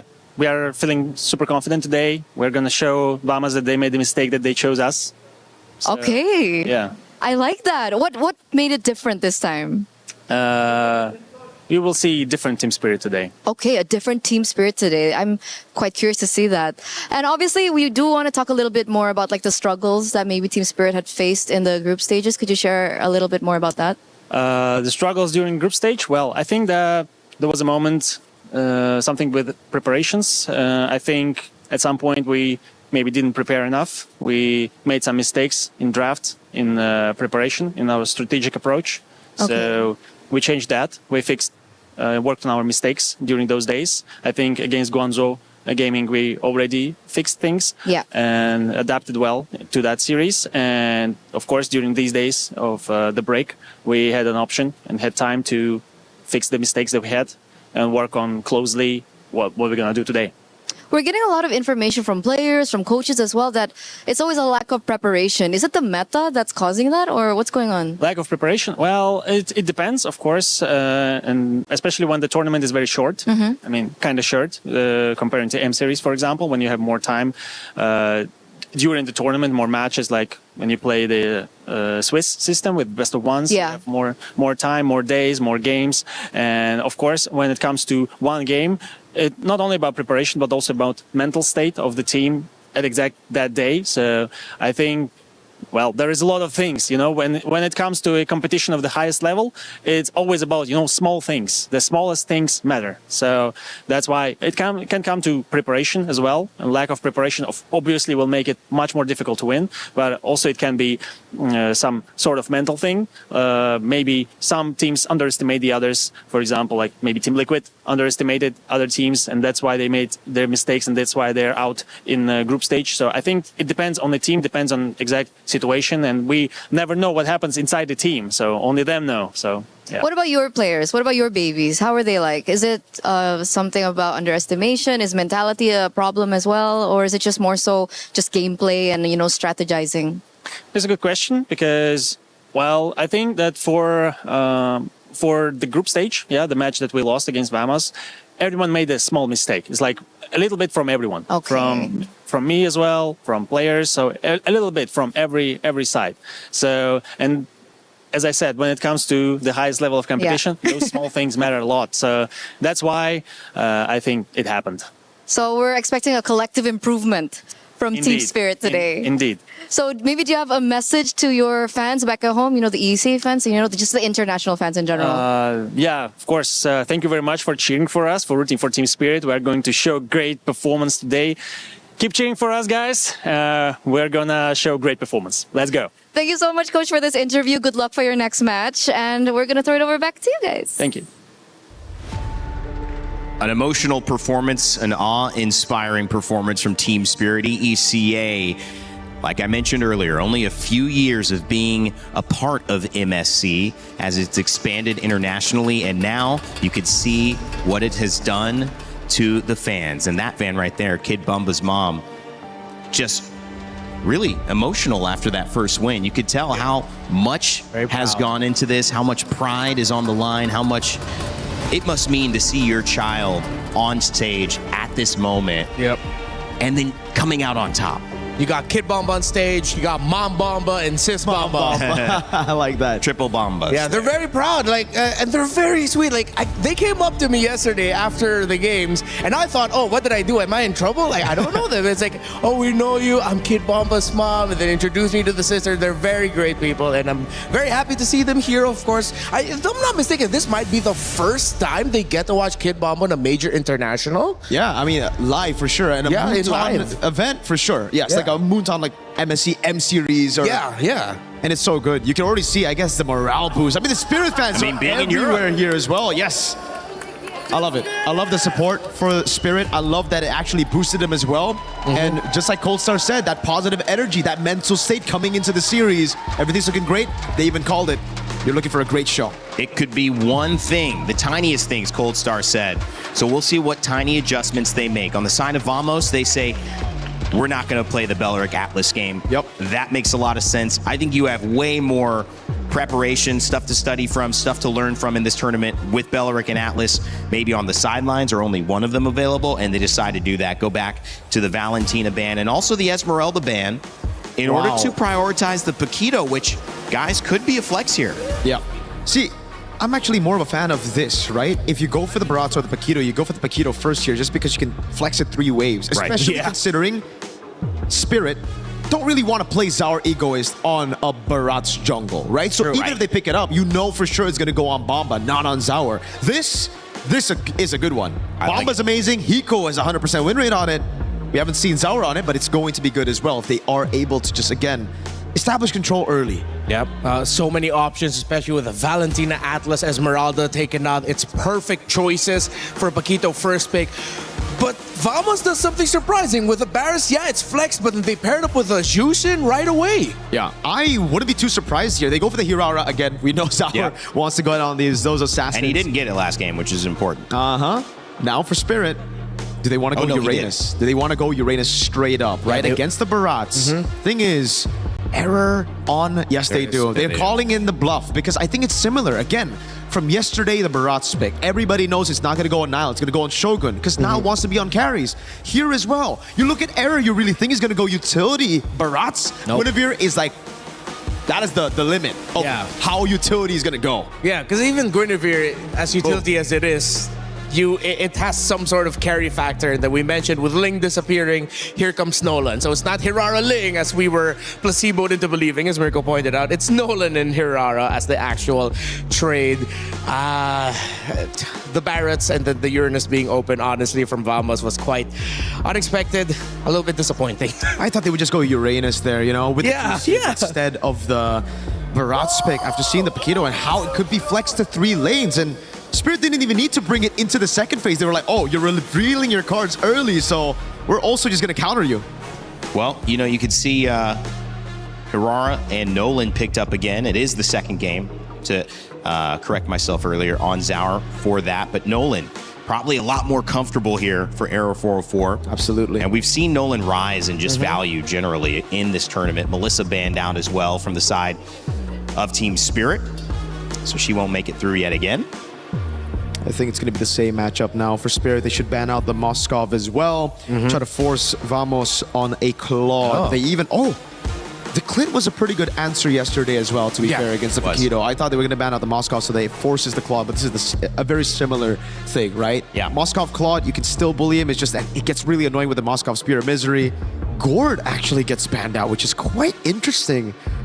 Trying to take away that... It doesn't really look like a Gord comp to me, though.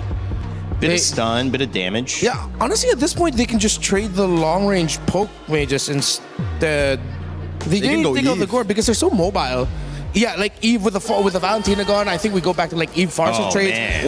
Oh my God! I'm about so Marcel. used to seeing this guy not show up in draft. I did not realize he wasn't banned. It just out. usually auto ban, man. Yeah. Oof. Oh, maybe Spirit also overlooked that.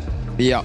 They're gonna hide their last pick, gold lane, for Vamos. Spirit are gonna have to reveal all their cards. We know already where the Paquito, Hirara, and Uranus are going, so it's about the mid and roam right now. To deal with the Marcel, to try to get control early, what do you go on mid and roam? That's the question. You need to go for Prio. But is it Cho? Do they really want to go Cho? I've always been a guy to say don't pick Cho into Marcel, even though it is very skill-based and players have gotten better for it. Eudora? They can pick off. Matilda. They can Matilda. Yeah. Wow. The Eudora, pretty solid against the Nolan. Going to be very annoying. It also enables the Hirara quite a bit. The Matilda's there, and they still go for the Brody. Okay. You can deal with the Paquito somewhat in lane. Yep. But that Matilda, if everybody just comes flying by at you, dude, it's going to be a rough game. So it's all about early game. It's all about that Turtle 1. It's all about snowballing for both. And maybe they have the answer here. Obviously, the Marcel has been one of the most dominant picks when let through. Just alone with that, are you liking Vamos' draft a lot better? Well, I really like the Marcel, but it depends on how they are able to pull off that early game. I can see some angles where the Marcel could give a lot of difficulty for Spirit, but equally, Spirit might just not even care about the Golden Hour. All right, well, we'll see. Is it going to be Golden Hour here? Marcel let through yet again. Will he continue his dominance here at MSC EWC 2026? Let's send it over to Leo and Trex for Game 2. Back in the land of Dawn, we're going into game number 2. We're expecting Vamos to equalize, given that they are going to die on this hill. They're once again playing the Brody and the Zushin. Let's see if it works better this time. I do think they have a little bit more of an engage capability with this Marcel. That's the trigger finger, right? They also have the Barats on Sepat. It's definitely a very different lineup around the Brody. You have some way to make space for him to actually move around in these team fights. And you're winning in the jungle. Again, the Nolan into the Hirara is a slightly more advantageous. Oh, G-Keef taking a bit of damage here. As I was saying, a bit of a more advantaged head-to-head against the Hirara, which Zarigois has to figure out, but one must consider he has momentum on his side. He's, again, just playing the same hero, pressing load game. And we already see the momentum that he's trying to create, even his routing there. Instead of just going straight to orange, he makes a quick pit stop in the mid lane, looking for some possible pressure. They're able to get the Litho Wander, so Team Spirit already showing after the momentum of Game 1 that they want to keep on attacking. Yep, Zikif here, escorting Error 404 for a little side lane small camp action. Pop in Bomba, putting him at half health. And I think this should be a successful small camp steal. Arrow 4-4s are not unable to get there in time. He's already used his retreat. But the attack onto the top side, Sawo getting space. Both teams, though, still taking it slow. Zauer going to try to take a camp of his own now. But a lot of damage. Lands on Error, but actually gets back onto Team Spirit. He's going to move back onto his campus. Sawo continues to harass here. If this was anyone else other than the Matilda, it would have been a difficult situation to try and clap back. Maybe just a Minotaur with a motivation roar would have popped you off from the burstiest hero on paper in Mobile Legends. This is an equal turtle dance that we're starting up. Looks like Zauer might go for his purple first. Nice deadness welcome. Sawo able to flick back though, but still gets pulled in. Sunset Lover looking for the engage as well. All of them brought back in. Vamos. But look at the damage from Bomba. Arrow 404 goes down. Turtle goes into Team Spirit's hands as well. And it's hell for Vamos right now as 3 members drop right when they thought they had it. I'll take that deal any day. Twice on Thursdays. Sawo for 3 and a turtle. Let's see that again. All right, everyone gets brought back in. A nice play, and Vamos feels like they have it, but Kid Bomba in the midst of them, continuing to get damage. Oh, they're just too grouped up. All right, triple stacks on the Ionic Edge, I think, is what did the job. And I think just Sunset Lover getting superconductor stacks on everyone. Sawa says it's worth it.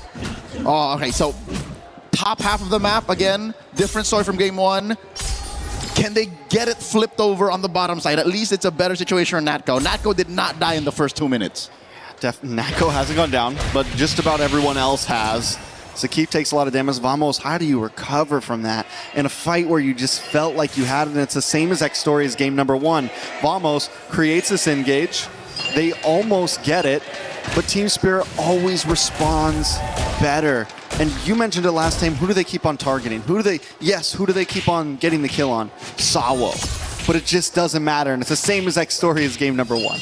40 seconds till the turtle spawns, and Sawo is everywhere. That's just what you get off of Wilderness Blessing, and of course just the sheer mobility that a Matilda brings, which some way somehow kind of counters what a Marcel does in breaking your formation, and what Klokun wants to do with a Zushin to try and get you closer in. Team Spirit can reset over and over again, which explains a majority of, even in the neutral, even when fights aren't happening, why Spirit get to do what they want. Another small camp steal here from Zariguist.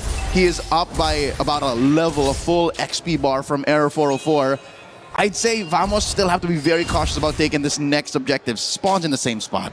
Not only that, Seppa takes that long rotation down to boss side, and now he just makes his level 7, almost starts, but he's falling behind Kinbobble once again. Vamos, they're rotating around, but never really making a play out of it, honestly. But there's a nice Detona's welcome. Does land down, and Sawo falls. This time Vamos doesn't pay the price for it, at least not yet, but no, he goes there to make sure they get the counterattack. Sakip falls. More damage comes out from Nako in the backside as Seppak continues to hold the front line. Team Spirit looking for the re-engage. Sunset Lover continues to drop the beacon down along with Klokun. Impressive reposition by Hiko, looking for potential targets.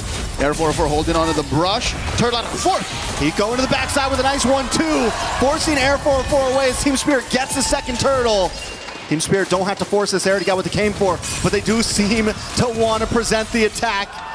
Vamos back under the towers, losing another turtle and falling behind more and more. Deja vu.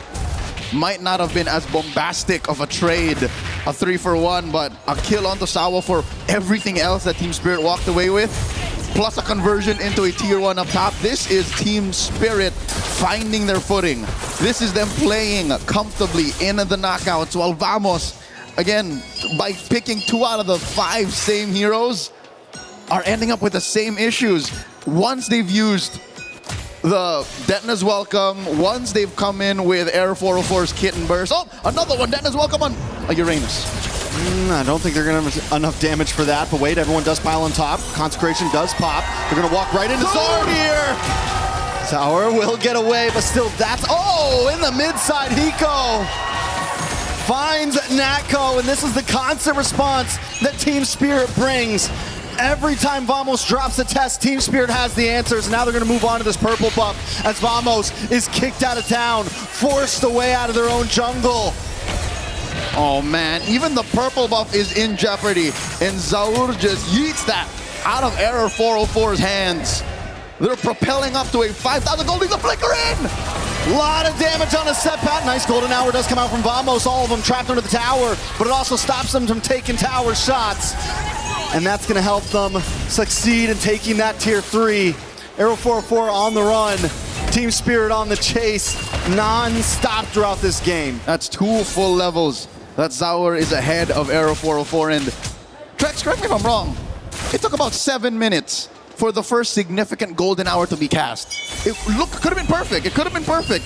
Underneath a tier 1-2, but now Zikif is running for his life, canceling that circling eagle. Natco might be one more casualty, but all while this was happening, the final turtle goes to Team Spirit.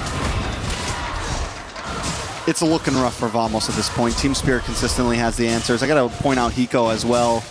He hasn't always, I feel like ever since the Gold Fighter really became popular over the past year or so, Hiko hasn't really gotten to shine on one, and this is probably one of the best games I've seen on him on a fighter in the gold lane, the Paquito. He's been finding angles, he's been outputting damage.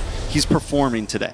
And it's what you need with this kind of lineup. Again, the forward momentum, catching the vanguard, flanking from the sides. Even Aero 404 is scared of the Paquito. Hiko's getting punished here by Ziki, but the advantage is just so palpable. It's huge. Kid Bomba chunked down to half. Purple here, still denied out of Aero 404. He hasn't seen a purple for about 2 minutes now. Maybe more. Vamos only getting 2 kills on the board so far, losing towers, haven't taken any objectives from the side of Team Spirit. They are smothering, and don't get me wrong, with a heavy frontline lineup that Team Spirit has brought, you kind of expect this power spike in the 6 to 9 minute mark. But Vamos has not been doing a good job at responding. They haven't been doing a good job of finding answers. They've actually been forcing fights sometimes when it's not even their time. This is a clear sign that you shouldn't be. Because in that little moment, the sequence down bottom when they pushed tier 2, Hiko was putting fist to face against 3 with very little punish. He was doing that with impunity. Sure, Sawa was in the vicinity, but what does VMS do here? Vamos, they're looking to again get stacks on Natco's ult, stop them all with the perfect golden hour, and then Aero 404 to clean up. Like, that's the perfect picture here, with Sepat being the engagement. That is, for now, again, deja vu, the grocery list of things that Vamos has to do to maybe cut this lead in half. I'm not saying even get a lead of their own, I'm just saying to staunch the bleeding. I mean, Vamos trying to do exactly that right now with the staunch the bleeding, with cutting lanes. Aero 404 finding his way down the bot, finding his way to the mid. But I don't think this is a fight they want. I think at this point you just give up this Lord. Sawo unable to be caught by Marcel. Team Spirit having so much movement on the map that Vamos just isn't able to keep up in any way, not even in the macro, but also in the micro, in these small fights. Normally Zakif wants to run in on a Marcel, get stuns on everybody, but all they're ever landing on is Bomba. Oh, Team Spirit looks for this orange now as well. Even the orange will be denied from Vamos. Now at an 8K gold lead. Putting myself in Malaysia's finest boots, all right? I'd say that little dance, or an attempt to dance, was more of just to stop Team Spirit from even pushing off lane. Because even the long lane is under the Dragon's control. Mid lane gets taken down. No more turrets outside the base. Even an ideal flare will do nothing, because Team Spirit is literally 2 or 3 tax brackets above Vamos. Oh, they tried to go for the pop before the Lord connects onto that inhibitor. They weren't quite able to get it. But still, down to nothing but inhibitors. Team Spirit could try to really break this down. Another wave comes in, waiting for the top side. Team Spirit builds up as the bottom crashes as well. Aero 404 taking orange buffs just to try to maybe recall and get back involved in this fight with a little bit of something. But look at the damage on Zakif. Hiko takes him out as Kid Bomba jumps into the back line. Zaur there as well, able to get a big kill. Glaucon bursts back, but Hiko under the base. Team Spirit want to close game 2 out just as fast as game 1. They refuse to give anyone over. They're backing out for the mere fact that there's no more waves, so they can take their time here. Bottom lane does have that chubby wave, taking care of that tier 1. And I think Team Spirit will continue to play Hunger Games. This is where they continue to just deny everything away from their opponents as they push mid lane inhibitor. Oh, another pick by Kid Bomba. Nice golden hour. Vamos trying to output some damage. A nice Detna's welcome. Brings it back under. Sawo does go down. Aero 404 able to get the kill. Bazaar still there, taking out Natco. Hiko falls. Vamos trying to defend. It's 2v2. And Aero 404 able to pick it up. But Sunset Lover still stands until he finally drops. It's Glaucon left over. Vamos defend the base. A Pyrrhic victory for Vamos. They risked life and limb. Look at all these corpses lay about. And they were moments away from losing, but again, did they die? No, they didn't. They're still in it. Game 2. The base still stands. And with the game being just past the 12-minute mark, about 30 seconds for the Lord, Vamos could bide some time to start to scale. Team Spirit, though, do you think that was an overstep? Do you think they should have tried to end it there? Do you think it, you know? All right, if you're gonna ask me, I'd say the smarter move would have just been to back off, wait for it. But this is a Team Spirit we know and love. If they can see an end, then they will try to find that end. Truth be told, if they stay there 2 more seconds, free hits on the base, it would have been over. So I don't blame him for finding and trying to end it right then and there, but still, who's to say that this isn't over just yet? They're up by about 5,500 gold. Vamos looking to contest. Team Spirit secures the Lord. That's a golden hour started up. The beacon comes in as well. Golden Hour unable to help Vamos stop that Lord or pause it all. But Hiko gonna get pulled back in as Arrow 4-4. Gets the connection, but Hiko still doesn't go down. Nako finally takes him out. Team Spirit forced to back off. Lord goes down. Zaur looking for the re-engage along with Bomba. Vamos down about 70% health amongst all members. Asawa looks for an angle in as well around the backside. Able to get the knock up. The rest of the team split up. Vamos. Let's go. He's in trouble. Oh, gets found out by Zaur and Kid Bomba between three. Will go down. Double kill for Zaur. Sunset Lover just hanging it out. Team Spirit now with an opportunity to fully end this. Now with an opportunity to finish what they started last time. And Zaur on the backside gets the triple. Looking for the Maniac. Can't quite get the final kill.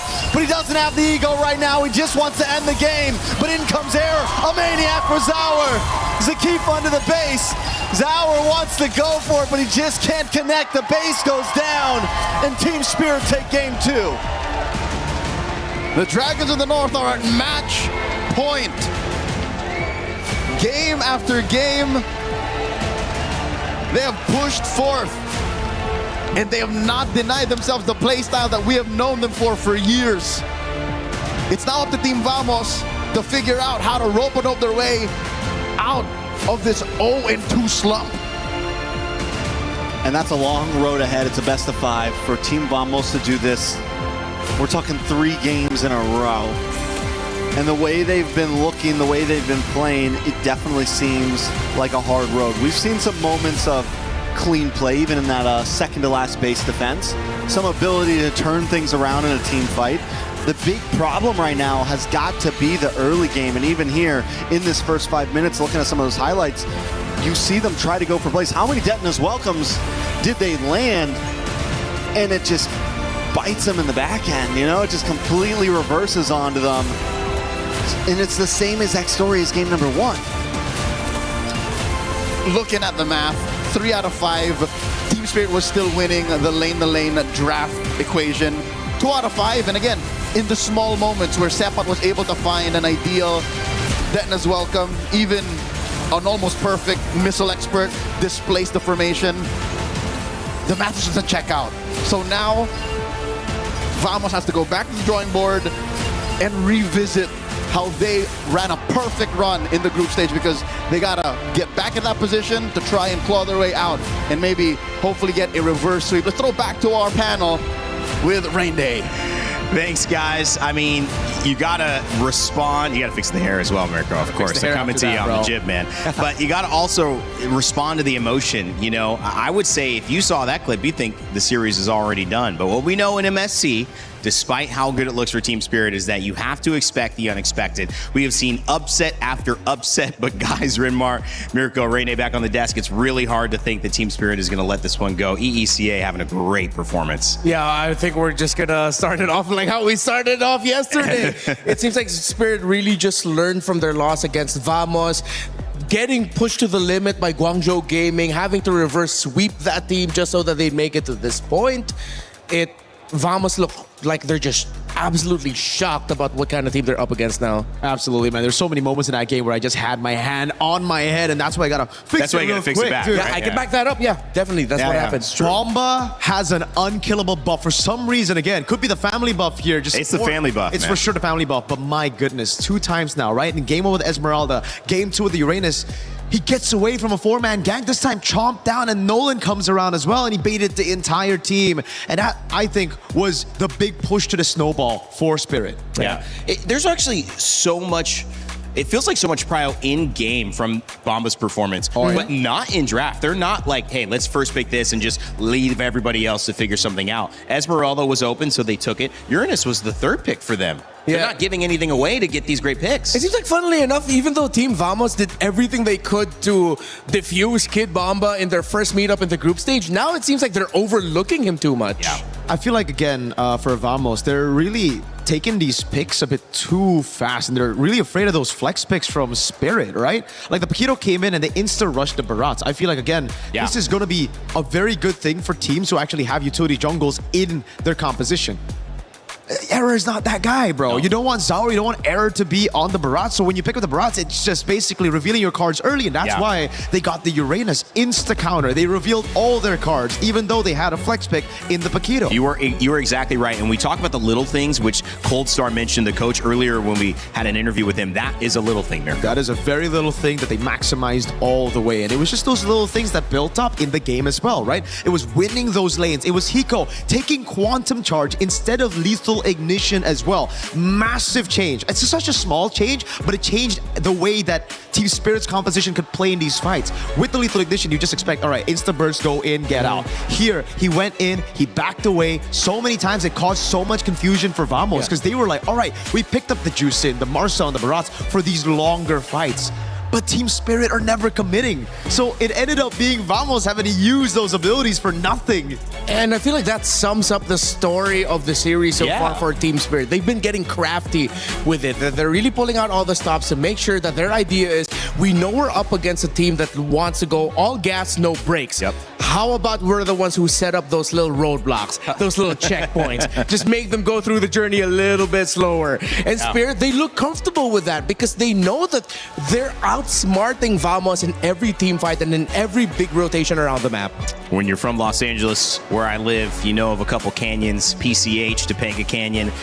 The twists and turns, you can't go full speed. You have to know the difference. And sometimes the benefit is when you know the area versus you don't, you're comfortable in that. And it feels like Vamos, and this is just my thought, look a little uncomfortable in this stop and start. Exactly. Yeah, they're used to just going all out. They're not used to having to recalibrate a little bit of how they're going to be fighting. And then it goes back again to what their performance was like in MPLMY Season 17 in their grand finals, where it felt like they were just up against an SRG that once they realized, hey, we're up against a team that really want to take it into the fights heavily, let's try to outsmart them. We'll try to find those little weird angles.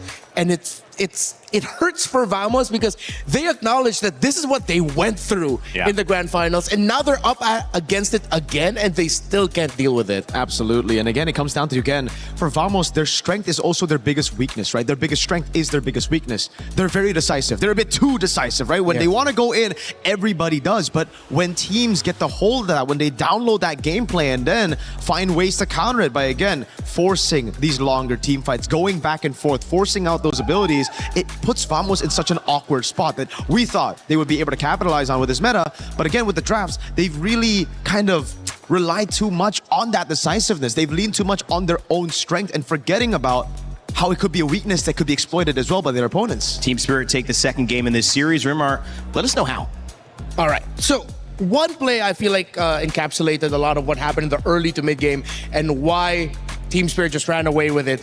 This looks so good, right? Oh, wow, they get one. That's the Mathildas. That's the Roamer.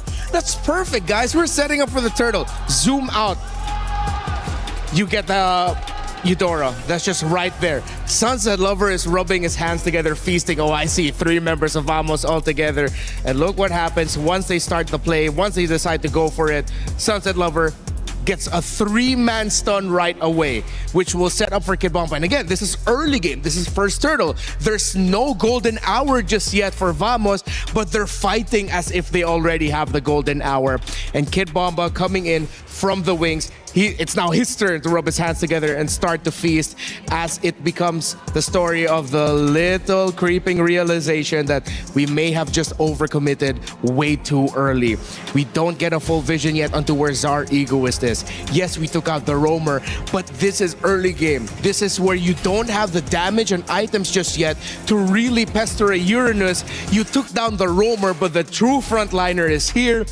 Error 404 has to drag out this fight. Vamos has to drag out this fight in the hopes that they'll at least get a turtle out of it, because I feel like this is where they now realize we're probably gonna get punished and lose all the bodies here. Might as well try to get the objective. They try to hold on. Error 404 already committed the dash inwards, meaning that he didn't have the dash out. Zar Egoist got a kill, Kid Bomba got a kill, and again, another brilliant stun by Sunset Lover to finish it off. That is what started the big snowball already for Team Spirit. Because we already saw in the highlights, and it was replayed as well, turtle number 2, once they had the golden hour, Hiko was right on the money. He saw the Rome Marcel, he saw Zekif, and he decided, wait, I'm up Paquito.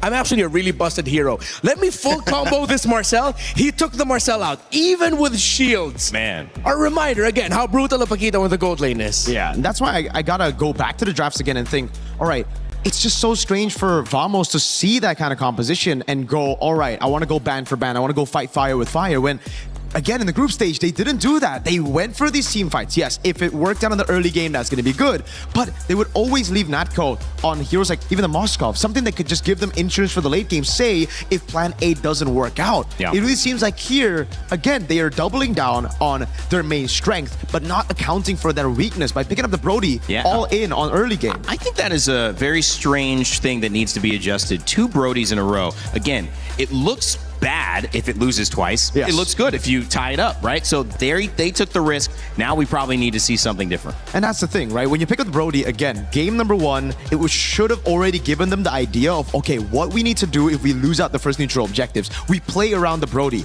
We go and take these turrets. We let the Brody play around us, and therefore we get a 5v5 with the Brody already ahead. Yeah. They didn't do that in game 1. We thought that was a mistake that they could have fixed. Game 2, they did it again.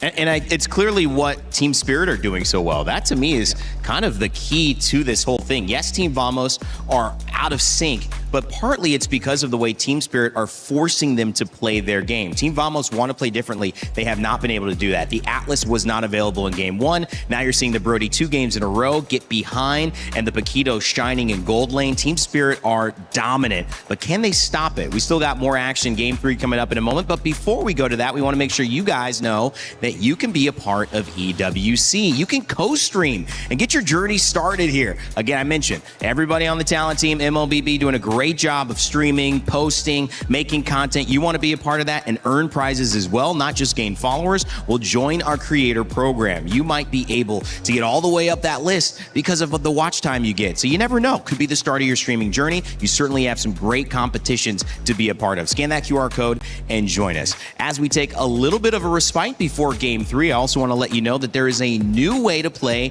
We Fly Together in Acecraft. It's a co-op mode, so check it out.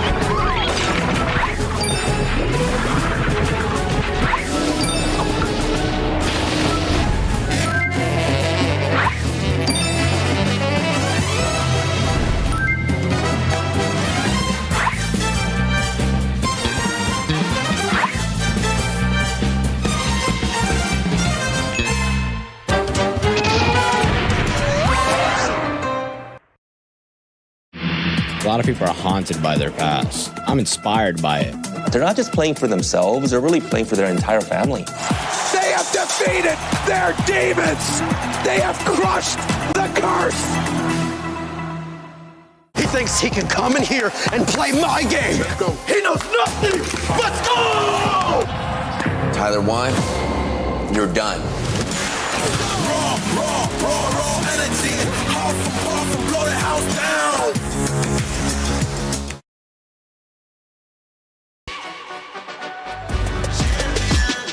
This ain't no regular thing. I came for the ring, you know what I mean. You see my name in the lights, better get right, I'm champion.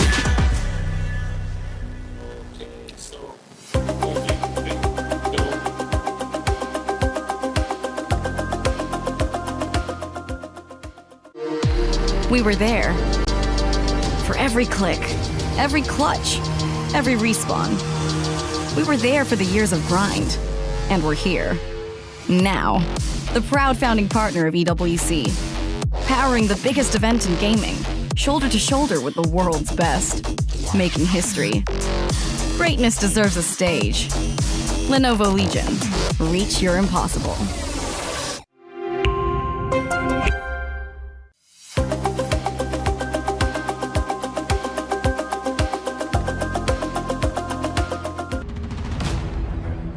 greatness certainly does deserve a stage, and we found it. It's the Lenovo Legion Gauntlet, where the prize trophy, MSC, is up for grabs here with MLBB at EWC 2026. Rain Day, Renmar, Mirko on the panel as we get ready for a third draft that has a lot. Here's the story so far. Team Vamos came in as the favorites. They put Team Spirit down in the earlier stages and have the upper seed here, but it was the Malaysian squad that would suffer the very first loss to Hiko and Team Spirit, who had a new plan thanks to Coach Coldstar and Kid Bamba, who would jump off to the races in the EXP lane, not once, but twice, and put the EECA representatives up 2-0. It is now the final game. If they can do it again, it will be a clean sweep and the farthest we have seen this team go at MSC. And if not, we will have another game with Team Vamos maybe getting back on track. But Mirko, all that stands in between them in that game is a better draft. How do they do it? It's by setting up those flex picks, it's by picking up those prio picks, it's by understanding the fundamentals of the current meta better.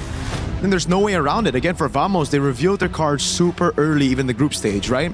You're talking about these picks, the Eudora, the Hirara, the Melissa, all in the first week before MSC. And they revealed it all the way from the start. After that, it really just felt like they stuck through that, but they didn't really evolve. I think it's the same for Pro, it's the same for my goats, you know? Yeah. So, yeah, we saw you crying earlier. Exactly. We saw that. Spirit, they improved, they adapted through those losses, man. Yeah. Because again, they had to rediscover themselves. They had to ask themselves, you're right, how do we actually play MLBB again? How do we team fight? How do we handle the macro? And that's a bold prediction. Bro, this guy he wrote that after they won game 2. Yeah, no. I'm kidding. He got it. He got all the way from the start. I mean, it's looking like it's going to be the case unless, well, to credit Vamos are looking, they still look light.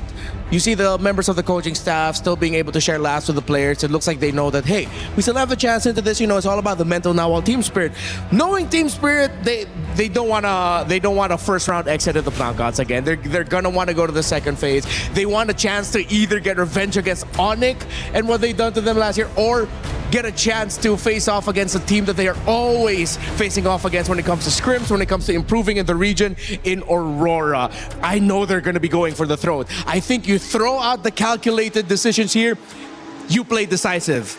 I think right now, Spirit, they're also just thinking about winning the whole thing. If they get past this stage, top 4, I think it's anybody's game. Anybody can win this tournament. I think especially after the favorites all got knocked out, the S-tier teams. What is even an S-tier team at this point? We have teams and that's it. We have contenders and that's it. And right now the lights are so bright that any little thing, we've mentioned it, could be the difference. And so the drafts, all the way from the bans to the final pick, are going to determine if this is our final game of this series and if we will see an EECA representative in the semifinals of MSC. To start us off, Freya, Valentina, Paquito, Barats, and Belleric taken away. One more ban before we get our first pick, gentlemen. Ooh, Same bans as game 1. Yeah, Spirit need to watch out though, because the Belleric is not going to be available for them if they give the Atlas. Yep. So it's going to be a different roam pick here. I mean, the Feversawa can still dig deep. If they want tempo breakers, they get Badang. That goes up against the Vamos playstyle so hard. They got Hirara. Whoa, they let go of the Fanny. So if you go Atlas, Spirit want to go for the Fanny and possibly the Cho to beat the Atlas. And that could be an opportunity. They take the Fanny instead, making the Atlas Cho less of a valuable pick. They could still go it. Yeah. But it's going to be very difficult to lock down that Fanny. Yeah, it's going to be the Atlas. I think the Eudora should come through as well. Then they're going to go for the Red 3 Moskov, and I think they have a crazy composition to deal with the Fanny already. It'll be very demanding for Error 404, and that means Vamos would have to build around it incredibly well. You still have heroes such as the Esmeralda, Uranus up on board if ever they want a presence that could potentially get into the objective first to get vision, and that would require a lot of resources by Spirit to take them down. You need a really tanky front. They rushed the Melissa. I think you pick up Eudora here. I think there was not enough value on this mid. I think they felt the presence of that stun. And I think it's smart to take that away. And to play devil's advocate on Vamos, guys, I know we're reacting to this, but that Atlas did not work. That Atlas did not work for Vamos. And I think they are okay not trying to play around a Fatal Links anymore because Team Spirit already showed that they struggled it. So for me, I think Vamos are feeling okay. And now they take the Esmeralda. Right now, it's going to be confusing for Vamos, and that's why they don't go for the Eudora, right? Because there's an Atlas on the other side. The Eudora, notoriously horrible against the Atlas. The Melissa pick is so good against the Fanny. They pick it up early, and it's going to be good against the Harriet, too. Yeah. So right now, what Spirit need to do is, it's either they again set up for Bomba, or they have a crazy pick for later, right? They save it, and they just pick up a jungler now. Because the thing is, oh my god, is it too crazy to say that they can go for Baksha? The jungle? I was going to say Baksha for the Esme and the Harriet, but instead they go for the Harley, trying to capitalize on that Melissa winning lane. Marcel's still available, guys, again, if they want to try to go back to it outside of Vamos. Yeah, with the Valentina gun. Yeah, they might be able to run it back this time around, but the Marcel with the Harriet, it has never been a great combo. Marcel against a Harriet, yes, but teams haven't really been able to crack the code of how do you layer their skills together so that you don't waste the Zaman force of the Harriet. Fair enough. So if you're Spirit now, you ban out the Cho. That's one. Yes. Vamos. What do they ban in the XP or mid? That's the question. What if Dora? I'm thinking if it's crazy enough for Spirit, even though they're gonna be slower in the EXP lane, a glue would mess up the lineup. If I was Vamos, would still respect the Farsa. I know the Farsa isn't that good against the Fanny, but you have a Melissa right there with the go-away, could plant it down in these front to backs, and then the Harriet's going to struggle, but instead ban out the Eudora. That could still come through. It's going to be very, very good to deal with the Fanny on top of everything they already have. Yeah, we saw it yesterday against Team Vitality. I think Farsa definitely warranted. I'll ban it alongside the Eudora, and then whatever mid laner that Sunset Lover's going to end up with, it might be another thing that you can expect, which is the last time we saw Melissa with a Vexana for Vitality in the group stage against Falcons. That worked out well. They might be able to play into that. He's already played it before. In game one, she came out. We also have the Valentina banned, so you can't see that. Zhu Xin still available, which we have seen Vamos try to rely on. It hasn't had the same impact. However, you might be able to argue that that's because of the other heroes selected. So maybe feeling a little more comfortable here, going back to that and still available. They banned the glue, expecting that it might go into the roam role. I think Team Spirit are trying to signal to Vamos, like, we know what options are left for you. We know that the Badang might look good. Is Spirit setting up for a Phoveus pick? Is that why they banned the glue? That's a possibility too. Against the Harris, against the Fanny. Yeah. It is still around. It hasn't been, picked up at all in the knockout stages. Last time Spirit did pick it up, that was when they lost. It was Zekeef who held them down with the high-lows. But this time, if Spirit just hide it all the way to last pick, it could just be great. Yeah, might have been overlooked. Yeah, they banned the Vexana as expected. So they should be Farsa. And then if they go Farsa, I think it's confirmed Phoveus to peel in the back with the Melissa. Yeah, but Vamos will have a gacha option for them in the roam. At least they'll have a little bit of a revitalize. Whoa! This is Selena. This is not the first time Sunset Lovers picked up the Selena in a while. Like, when was the last time you saw Sunset on Selena? I don't think we saw it this tournament. It might have been last year. Yeah, not in this tournament. It might have been last year, or maybe even earlier this year in the world stage, but no, this is a rarity. Wow.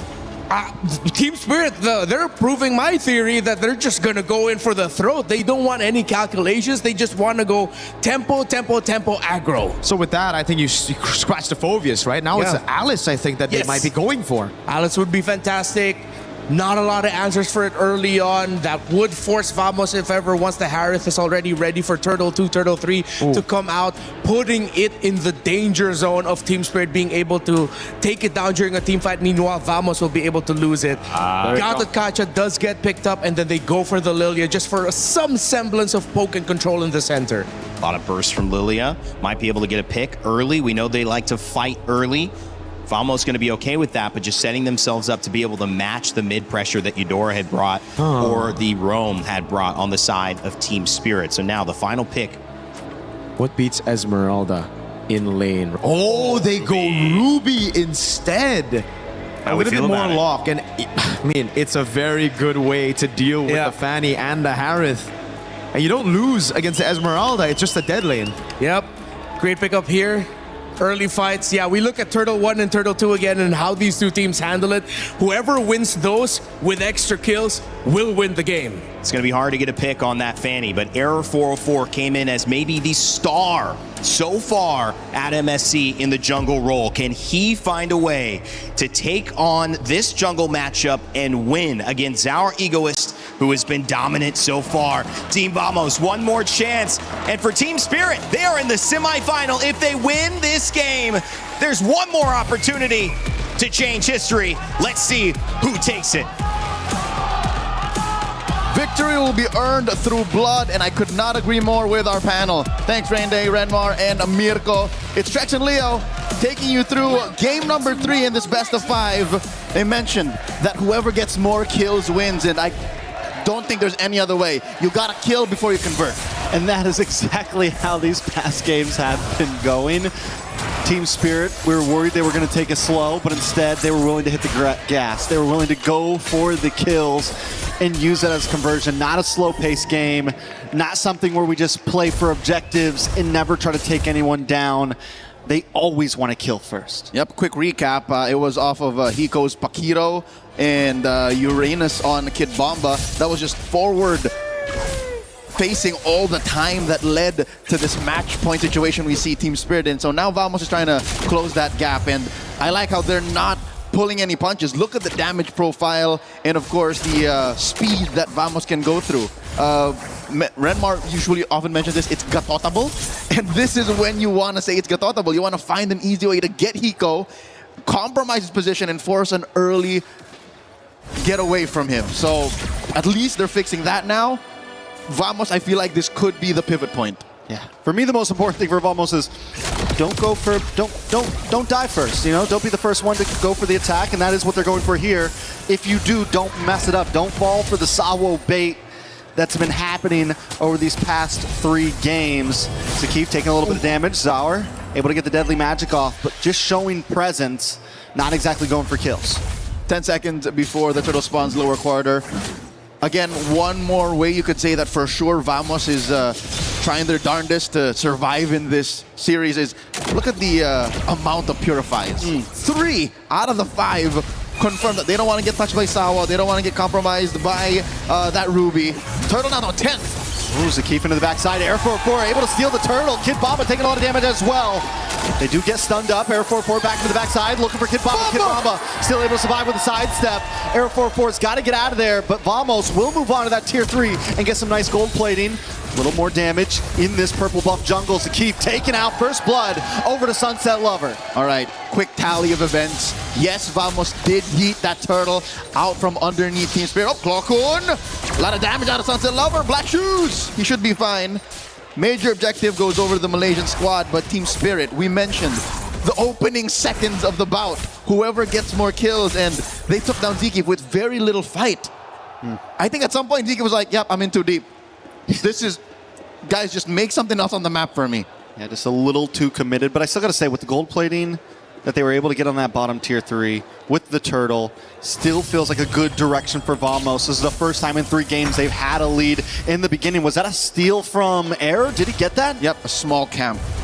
And that should put him up about maybe close to 1,000 up. So we saw a little bit of the action in the XP lane. Gold lane, though, the fact that Hiko was able to like leave a little bit, join a little bit in mid, and then jump over means he should be close to at least where Natko is right now, but it's close that it's clear that Vamos are on a different tempo now. So at least that decisiveness, that maybe even to a fault, over decisiveness shows that they have a plan, and now they're finally trying to get to it. Deadly Magic's put on the Clockun.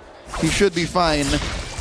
I think up to this next turtle, about 20 seconds up, is where we see the 1,000 gold lead broken here by Vamos. And Sunset Lava underneath tier 1! And he gets away with it! Right in time with the blade of Heptases. Beautifully done. Arrow 4-4 getting a kill on the map right before turtle as well. And I don't think it's for a lack of things to do for Team Spirit. Look, they have Sunset Lover, they have the Selena, they have Kid Bomba, given he was down in the bottom lane dealing with Sepat. Sawo couldn't exactly get a confirmed freeze, or I don't think you're going to waste an ult on a Fanny from underneath tier 1 like that. So I think Vamos have found the perfect speed. This is the Goldilocks spot for them. Not too cold, not too hot, just the right amount of pressure to be able to get to that 1,500, maybe 2,000 gold lead up leading into Turtle 2. And it all started with the draft, I feel like, them taking that blue side instead. Up on the top side, though, Air 4-4 gets the solo kill on to Zaur. Finally punishing back. And this is what we're talking about. Vamos have a plan in their head. They have a winning image. And sometimes it doesn't have to involve the major objectives. It sometimes involves just stepping on your opponent's neck and stopping them from moving. Zakif engages, in comes Error! Error does get knocked up, pulled up by the Fatal Links, but Clawkun still able to get the kill on to Stunset Lover. They're going to move on to this turtle now. Azauer is nowhere to be found. No way for Team Spirit to contest this. As mentioned, the award-winning film Whiplash, this is to my tempo. This is Vamos just rolling that drum to their beat, taking a turtle too handily here. And Team Spirit, for the first time in the series, are on the back foot. You'll see here, minute one, Trex. Minute one, they've been trying to condition Team Spirit to take those fights underneath Tier 1. And we saw, I believe, an ult out of Sawo to try and punish that dive from Air 4-4. It wasn't enough. So where does Team Spirit go from here? They do seem to be slowing it down a little bit. Unlike when Vamos was losing, where they would kind of over-engage even when they were behind, Team Spirit isn't exactly looking for fights. But Vamos is closing in its grasp right now. With that Tier 3 down on the top side, we're going to be able to start seeing Nako getting involved in these fights. They're going to go for the rotations around the map. It's not just going to be a 3v3. It's going to be a 5v4, something of that nature. More than involved, I think Natco will start fights. Sometimes even with just a rogue Zaman Force, because that's how ahead Vamos is right now. Just to put it into context, Sepat hasn't been in the bottom lane for maybe 30, 45 seconds, and that's enough for Kid Bomba to try and equalize. But look at where the turrets are. Literally. Air 4-4 can just visit, maybe sneeze on the turret, and it would fall. That would be permanent damage to Team Spirit's potential to farm, because top lane has already fallen. So this is what we were looking for. In the early days of the group stage, this is what the meta demanded. Easy conversions, kill for a turret, quick take, and then it snowballs. That's what's happening. Sepat jumps in. Nice.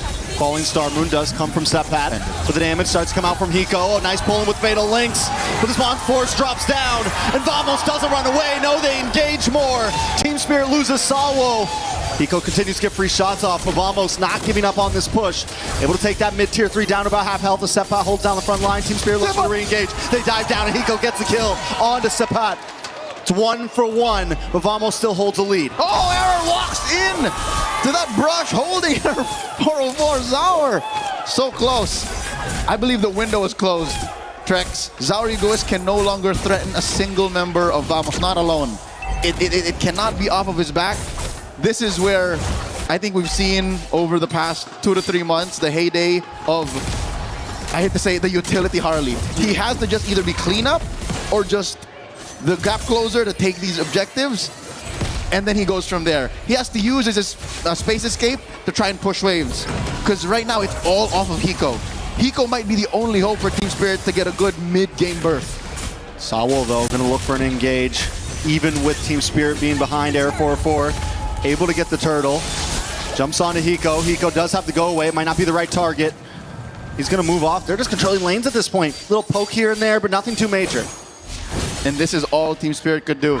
Make sure that the damage dealt to their side lanes doesn't extend to mid. So they see this big fat wave down bottom. They're standing Kid Bomba. Top lane, it's Zaur who's going to clear that up.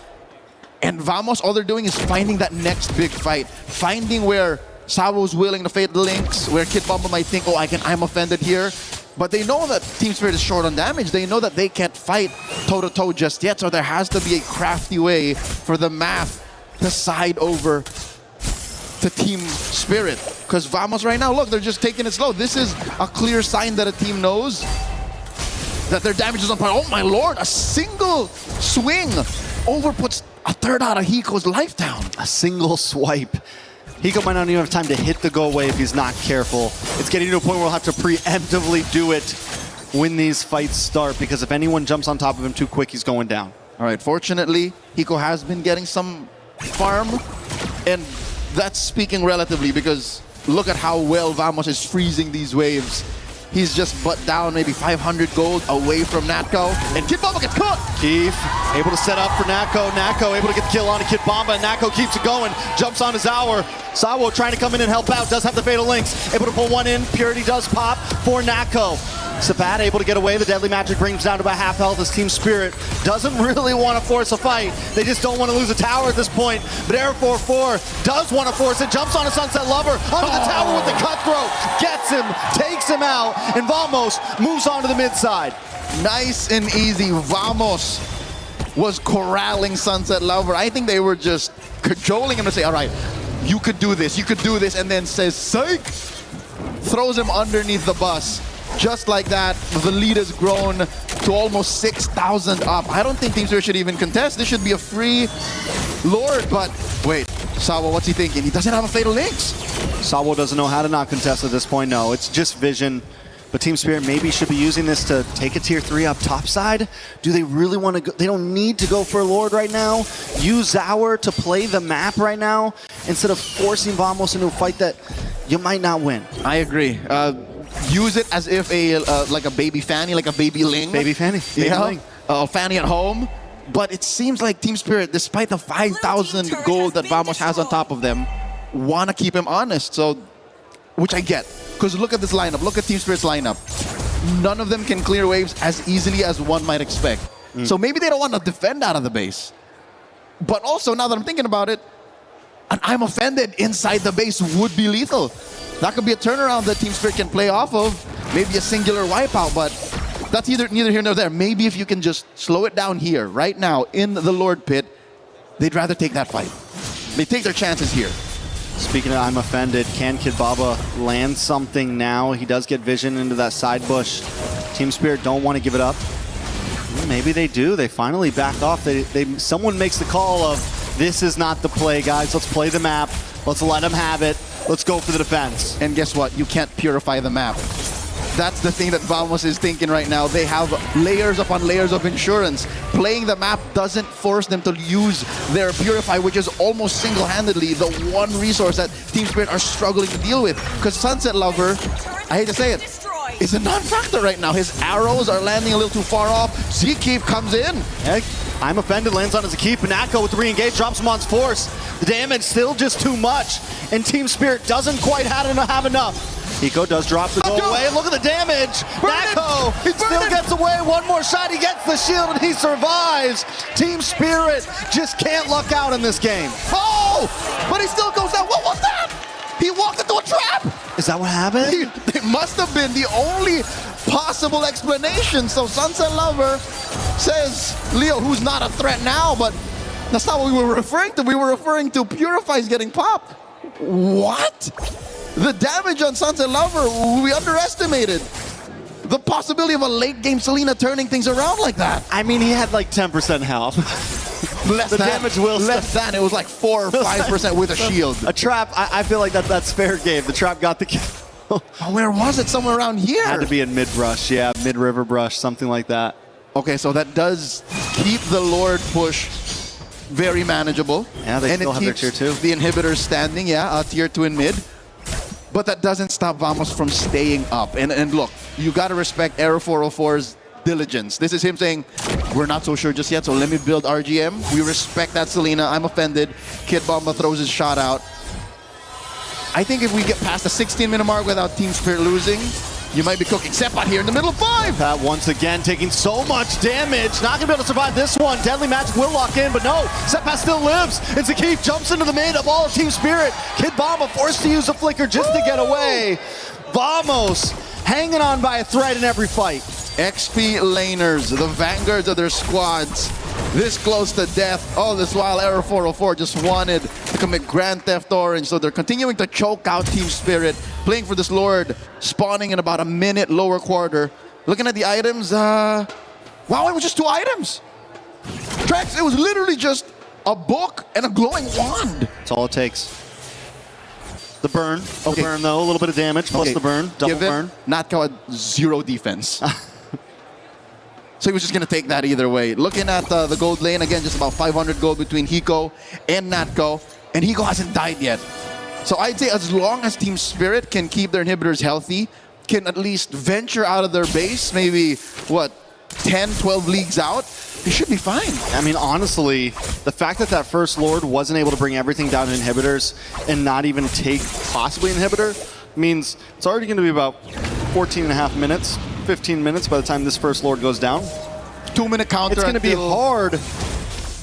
Team Spirit could honestly just play defense here. That's what they could let the Lord come at them. Whoa. They should be able to shred. Sabo doesn't want to play defense. Zakif getting pushed away. Into the backside, though. Air 404. Able to get some nice damage down onto Zaur. Kid Bomba as well. Team Spirit, like I said, they could play defense. They probably won't lose off of one more Lord push. And then you're in mid to late game at that point. Passive push up top. So this dance has been beneficial to Team Spirit.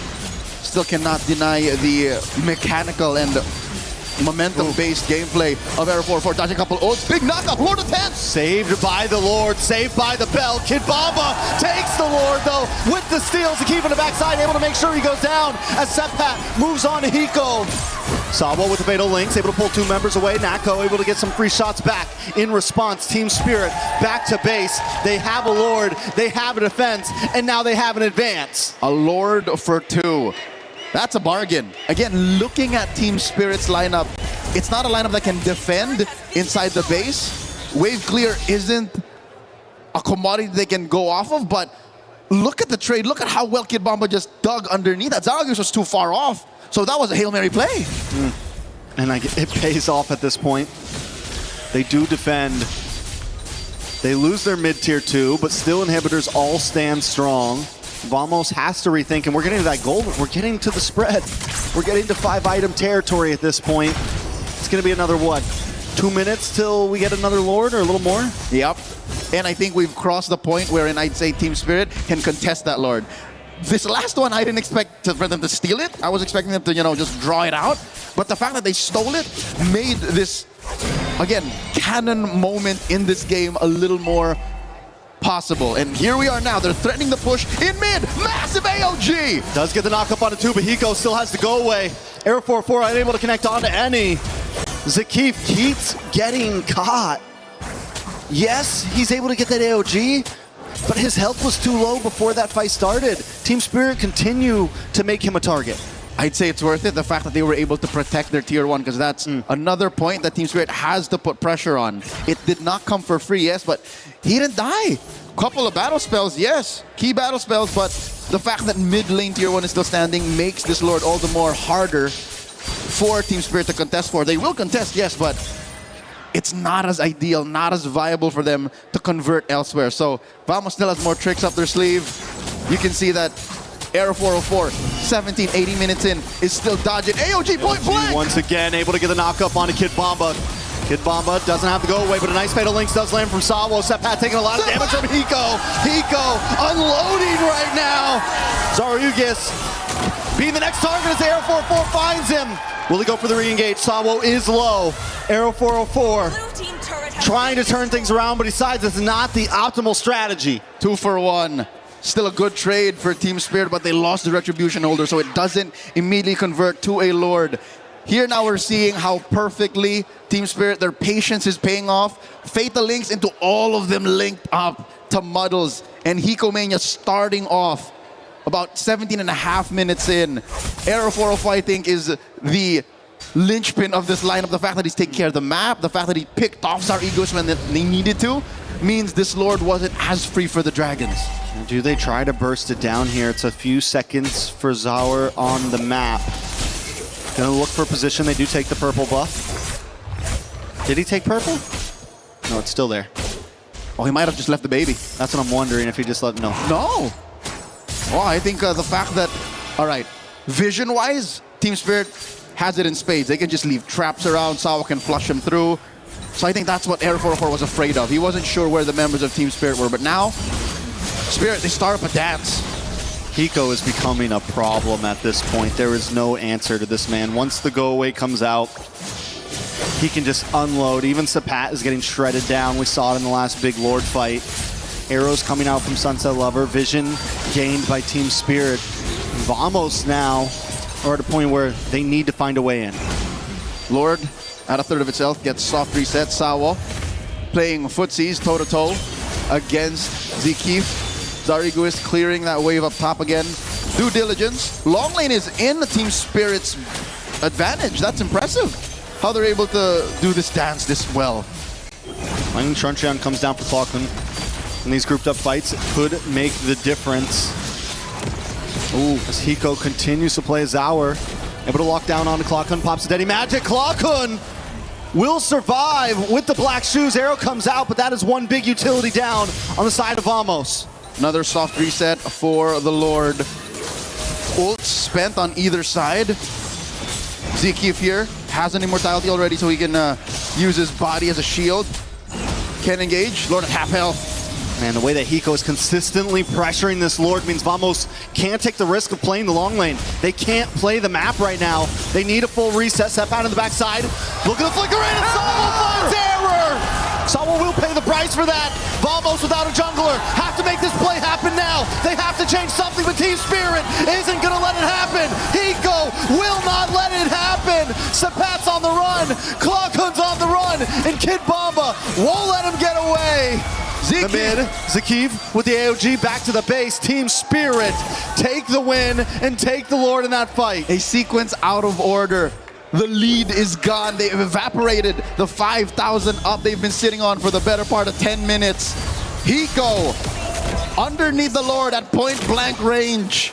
Lifestealed his way to bullying 2 to 3 members of Vamos out. Kid Bomba now forcing a black shoes out of Clockun.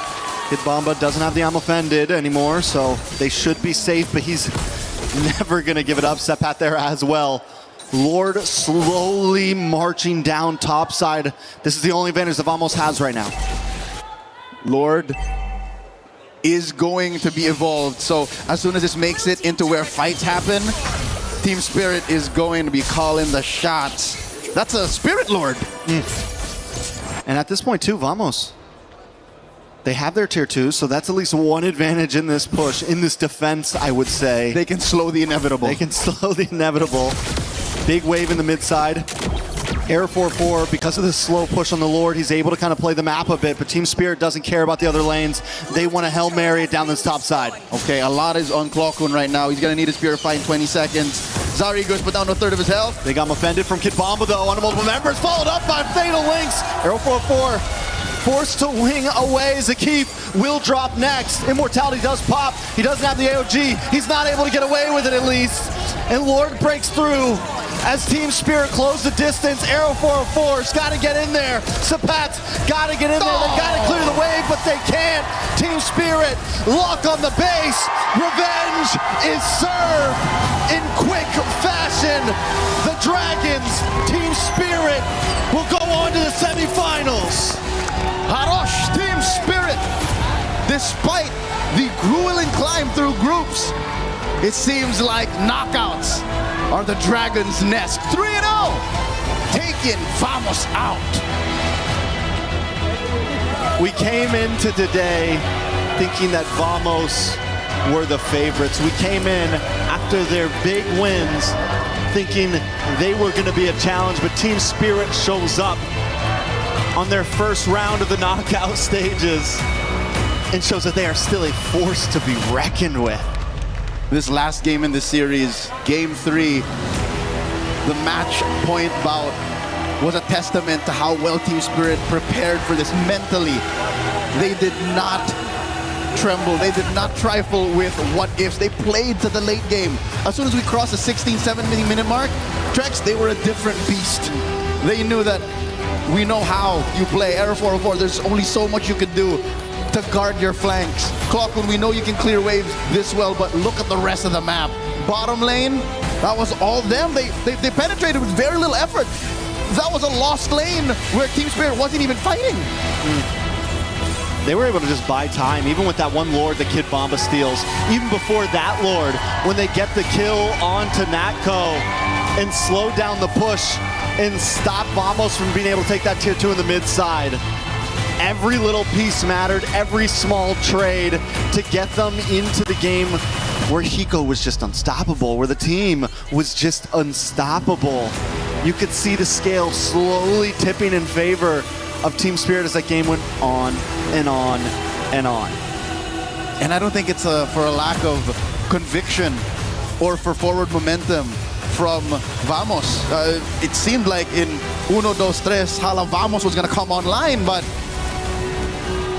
I guess it's just guarding your sixes. Late game is where Team Spirit comes alive. We forgot that throughout their career, throughout their run, dominating the ECA, they are capable of things like this.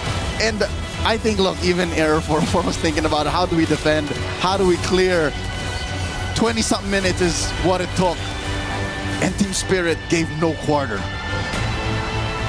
Ladies and gentlemen, you see the celebration on stage. Let's go to them now and hear a word from our winners. The Dragons successfully gatekeeps the semi-finals in a clean sweep up against Team Vamos. And on stage we have Kid Bomba from Team Spirit. Wow. Kid Bomba, let's go straight to the point. They were the first team to pick in the draws and they picked you. You successfully won this rematch up against Team Vamos. And there are so many supporters in the arena cheering for you, shouting your name. And I heard even your family is here who kept on crying and yelling throughout the match. How are you feeling right now? Feeling amazing. We knew that we would win. We knew it would be a 3-0. They didn't do the right choice choosing us. We just played bad the first time we faced them. Now we show them the real team spirit and we send them home. Oh, wow. Kid Bomba, you said you knew it would be a 3-0. How did you know? We're just good like that. Oh, period. He's just good like that. Now, of course, let's talk about what happened, In the group stages, Team Spirit, a lot of people were saying you guys looked shaky. A lot of people were saying you guys might actually not make it to the knockout stages. But this knockout stages, Team Spirit looks so different. What happened in the 2 days break that we actually had? What did you guys do? Every team here knew that we are a really good team, We had really good scrim results. Every team here knows that. Every team knows we're a threat. We just had a rough start into the tournament. Now we're back to our prime form, so everybody can be scared of us. Oh! What preparations did you do for this matchup? We really studied them better this time. We didn't underestimate them. And 3-0, that's the result. Yeah, I really do think that underestimating is the most important thing when we're in a tournament because anything could happen in the Land of Dawn. And of course, heading into the semi-finals, congratulations on that, by the way. Your next opponent will either be Onyx or Aurora Gaming. If you got to choose, who do you think will actually make it to the next round? I don't care. We have a clean record against Aurora in International and we beat Onyx the last time. I'd rather face Calra again to send him home as well, but let's see. Oh, it is getting hot over here on the stage with Kid Bomba. And you know what? I know that there's so many people here in the arena, and I'm sure overseas, internationally sending you the love. Is there anything perhaps that you'd like to say to them? Thank you for supporting. Thank you for coming here, and keep supporting Team Spirit. You're not going to regret it. Anything you want to say to your mom? Thanks for coming and watching.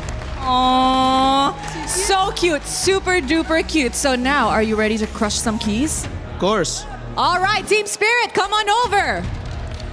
My question is gonna be the biggest question of the day. Who wants to crush Team Vamos' key? Oh, Hiko volunteered. All right, let's go. Hiko went for it and he said, me. All right, Hiko, you may head to the front, to the key crusher, and push on the lever. Yes, push on it. Push on it, Hiko. There you guys have it. Team Spirit officially eliminates Team Vamos in MSC at EWC 2026. They have destroyed the dreams of the Malaysians, but the Dragons continue their journey. With that, let us throw it back to the desk to break down this series. The emotion is so real as a parent, but more just as a person. You can tell what it means to see the success from mother, sister to son, from region to EECA to organization, from the coach all the way down to the gold lane. And Hiko, it was Team Spirit all the way with a 3-0 victory to move on to the semifinals. $150,000 at least secured, maybe $200,000, and of course still fighting for that major prize pool, $1 million on the line at the end of things. What a journey, guys. Welcome back, Renmo, Mirko. after an amazing set. It was dominant again, but this sent a different message, I think, than yesterday's Yangon Galacticos one. Yeah, I think Team Spirit, this is a proclamation and an announcement. They're back. The Team Spirit that we expected to perform from the beginning of MSC. They had to rediscover themselves. They had to be honest with themselves. Even Kid Bomba said, we just knew we played bad up against Team Vamos when we faced them in the group stages. We've gotten better. We fixed that. They said they were confident it would be a 3-0, and they delivered. Yeah, it wasn't just the match against Vamos. It was also back-to-back matches after that, Guangzhou Gaming as well, where we saw that shakiness of Team Spirit. But it was through that hard run in the group stage where they learned, where they improved. And I think we are seeing a pattern right now, except for Yangon Galacticos, right? They're the only ones that went through undefeated in groups and then just popped off. Spirit, Falcons, adjusting, adapting, improving. All that through the losses, through the fact that they got reality checked early. And maybe that reality check is the reason that they were able to come into such confidence, such clarity about how they wanted to play this matchup. We said they were the gatekeepers, and that's true. The reason why is they kind of are the limit test for teams to get into the knockout stages. But what about them? Them holding out the gates, but not being able to turn and walk through themselves, often stopped by Malaysia, the Indonesian teams, the Filipino teams. And now all of a sudden, they have taken down the last hope for Malaysia. They have turned this into a story about EECA. And they brought some EECA trash talk as well, which was, as someone, you know, as outside of MLBB and loving being a part of it, it was kind of a welcome thing to see. Yeah, I mean, that's why we fell in love with Kid Bomba and the boys from back then. It was Deus Volt. Now with the banner of Team Spirit, of course, they love to bring that reality to the exchanges, to the social aspect of it all when it comes to esports. Yeah. I mean, for us in Southeast Asia, a Southeast Asian dominant game, we're not used to it. We're used to humility. We're used to being humble about it. Good horrible, luck, have horrible, fun. horrible. All of that horrible. We want more of this. I want to see more of the Western teams start winning because I want to see some personality up on stage. Yes, and it's not a critique, it's a difference, and it's something I learned, but it's also something that when you have a stage like Paris, where the world is gathering, where Europe's gathering, you get to see these different voices that in MLBB maybe didn't have the loudest megaphone, so to speak, and now they're starting to speak up. Yeah, and not only talk, they walk the walk. Walk the walk. They deliver the how their personalities are. You can see it in game. Again, Spirit is back. How'd you like that matchup call out with Kelra? Send him home. Oh, dude, I mean... Send him home. I mean, Onyx got to win, but I mean, you know. We just love the personality. I mean, even for Lunar, right? Lunar, a little bit of a diss back at Kelra. You said you were going to get revenge the first time at group stage. What happened? You didn't. I love it. I love how Spirit played this game, though. Again, we saw how dominant they could be, winning an early game, having plan A go smooth. But I think the real question mark for Spirit would be, what would happen if you were put into the same position as that group stage match against Vamos, against Guangzhou Gaming? What would happen if you lose out on plan A, right? They, through the group stage, have never really been able to stay composed like the previous Spirit iterations of rosters. This time, they showed exactly how good they can be with Sour Egoist. I love that Hiko already kind of teased it to us in the interview before the match. He's like, Donk. Hey, Donk won a major in his first international, in his first major with Spirit. Now, if Sour can do the same. Yeah. Whoa, I was going to ask about legacy here. It's maybe not too early to begin the conversation. Certainly still a lot of, but you know, question marks, but a win at MSC after debuting at 16, coming in, that's a big setup there. And to think about the storyline, because just last year, he couldn't play in the wild card because he was few months away from being 16 to qualifying to play at MSC. It's so sick. Yeah, just when we thought we knew all the stories, we knew all the narratives, we're reminded yet again, wait, there's a little bit more. There's a little bit more the Spirit and other teams could show up with. I'm going to say that I thought this was definitely a mom and sister buff for sure. Front row. For sure. Seeing your mom crying. I mean, you're going to play your best anything at that point. And obviously, Kid Bomba delivered. On the other side of it, the story up until now had been Team Vamos and Error 404. There's no doubt even in that final game, he showed his prowess, his ability technically, mechanically, and his will to win. But it was unfortunate because he was not able to get the job done. We have an exit interview with Error 404 to hear what he has to say. We are now backstage with Error 404. Error 404, how was everyone handling that loss? It was quite hard because we're expecting a win today because we beat them right in the group stage. So yeah, it's quite hard to take the loss. Is everyone handling it the same way? I'm not sure about them, but for me, yeah, because this is my first experience on a knockout stage in the international. So yeah, it's really hard. So I would try to take it as a lesson.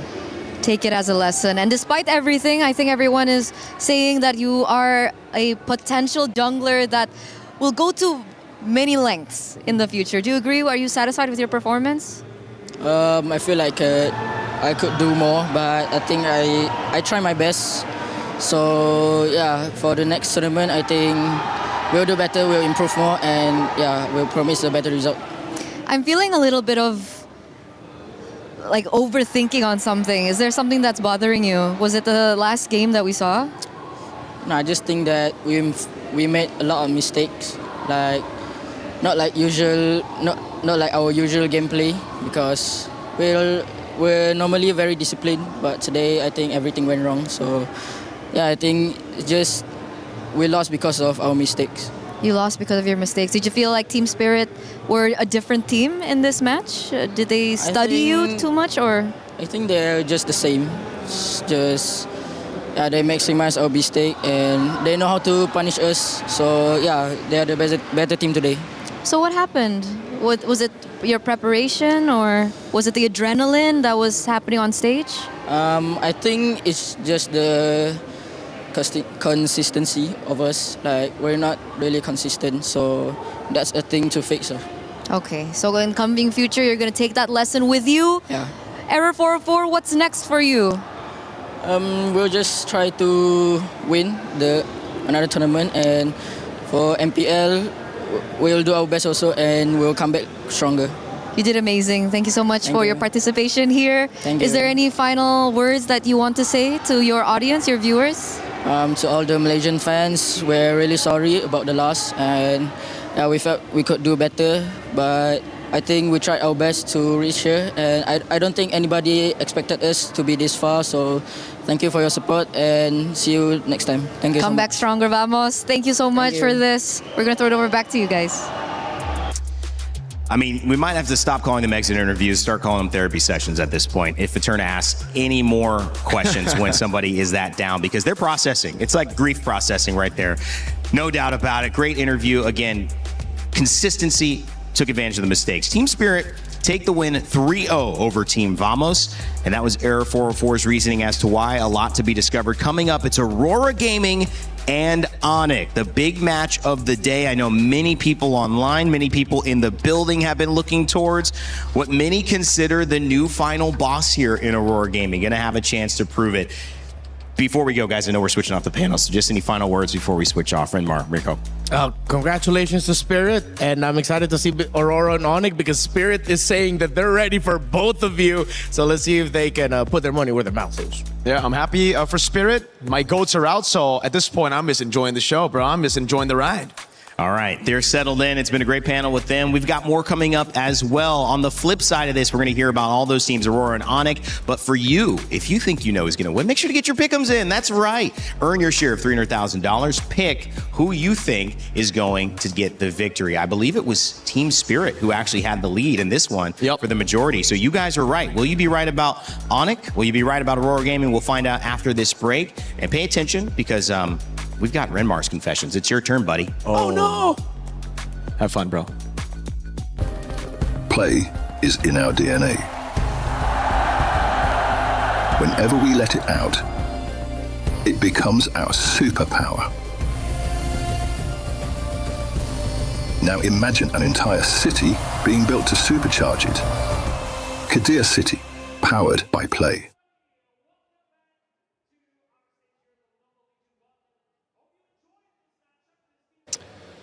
This is Renmar's confessions. He doesn't know we were doing this. Chris, what you guys dragged me out of the green room. I was chilling. Beat I was machine watching. in immediately. Just having a nice Saturday morning. Okay. I'm not going to ruin it too badly. These are not as bad as I thought they were potentially. Okay. So, Renmar, we've not known each other for very long, so I would just want you to clarify. Would you rather be called Renmar or a prehistoric animal? Renmar would be good. So not Reptar, no? No, that's my old name. Yeah. What was the theory? The what? The theory behind that. Why Reptar? Yeah. I think Oh, I know. I remember because someone in a work group chat wanted to type out my name, and they typed out Reptar, and they said it was a typo. But I don't believe it because there's no way you can typo Reptar typing out Renmar.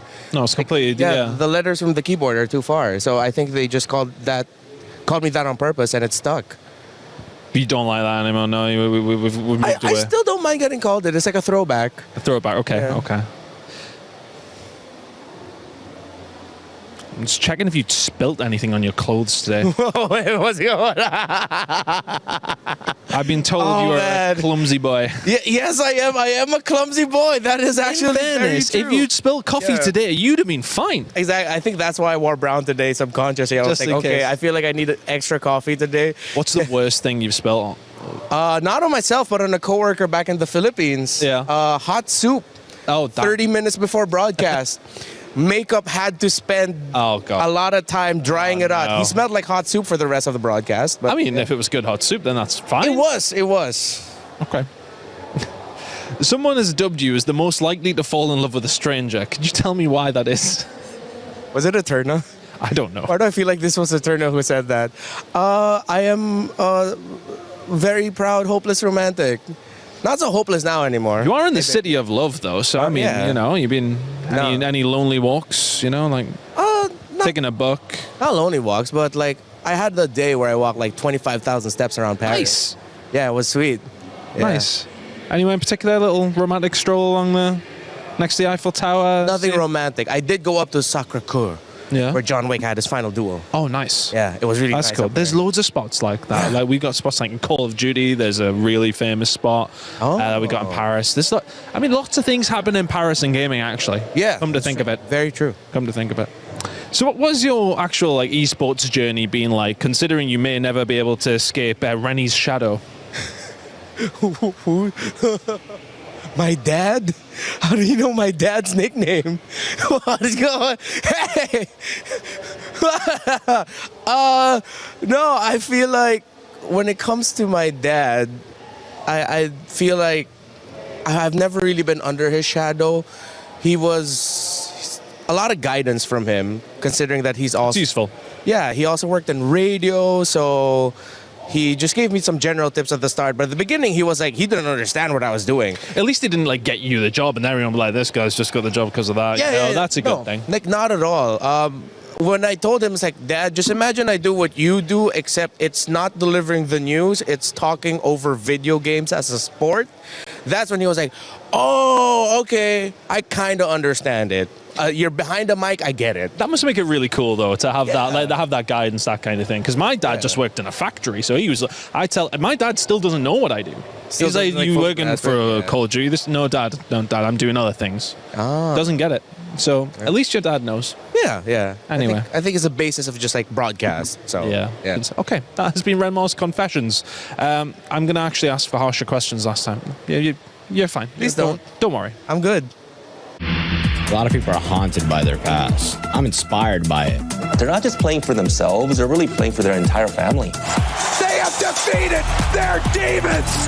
They have crushed the curse.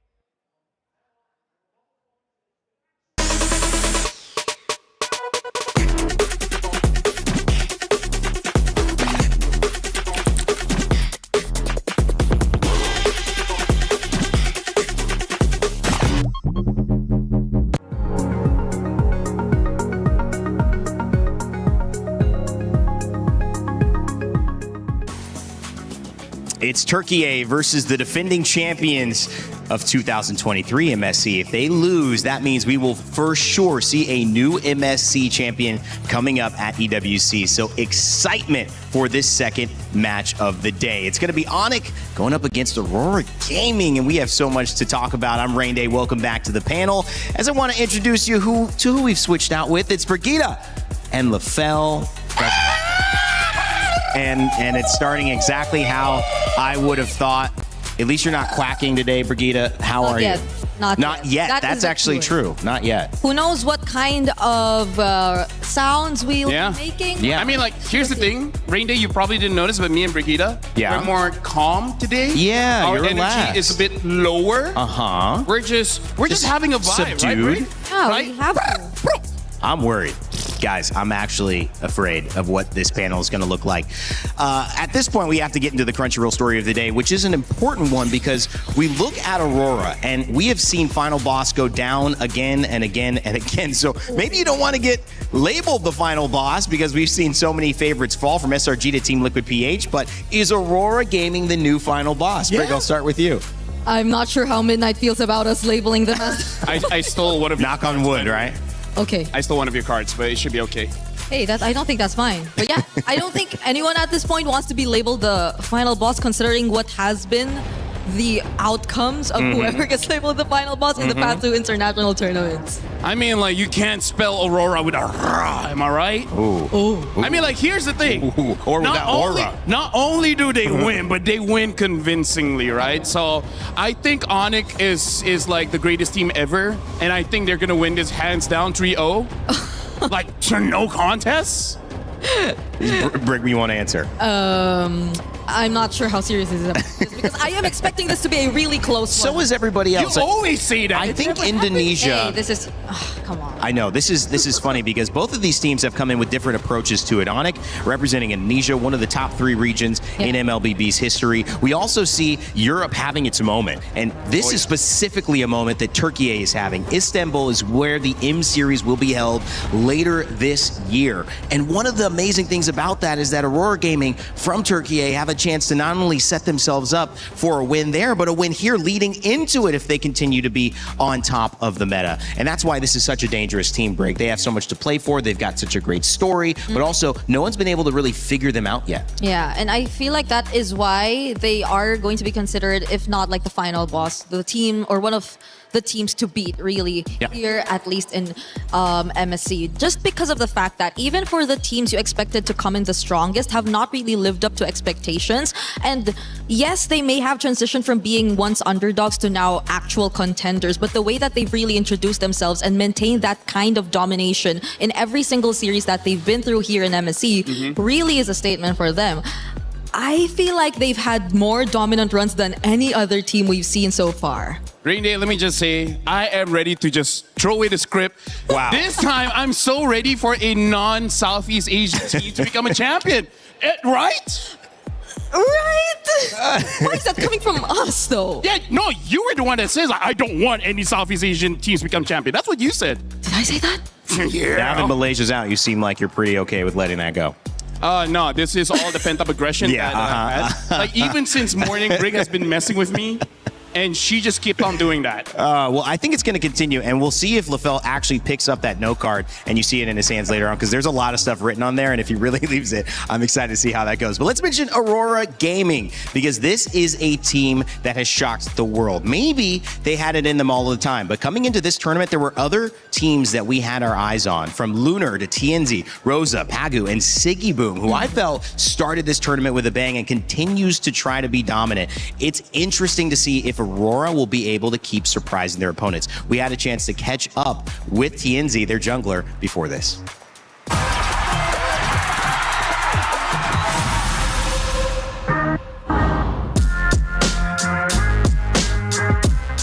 Hırslı ve kazanmaya aç bir oyuncu olarak tanımlayabilirim.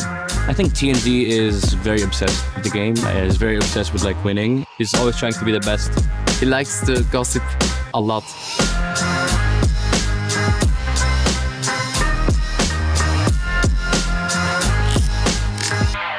Yani ailemin dediğine göre 2 yaşımda bilgisayardan Spider-Man oynuyordum. Ben biraz böyle Spider-Man hayranı olduğum için 6. sınıfta ya da 7. sınıfta ortaokulda bir arkadaşımın önerisiyle başladım. Orada bir tane karakter vardı, yani Spider-Man'e benzediği için sırf. Yani çocukken çok heveslendim, öyle başladım, oynamaya devam ettim.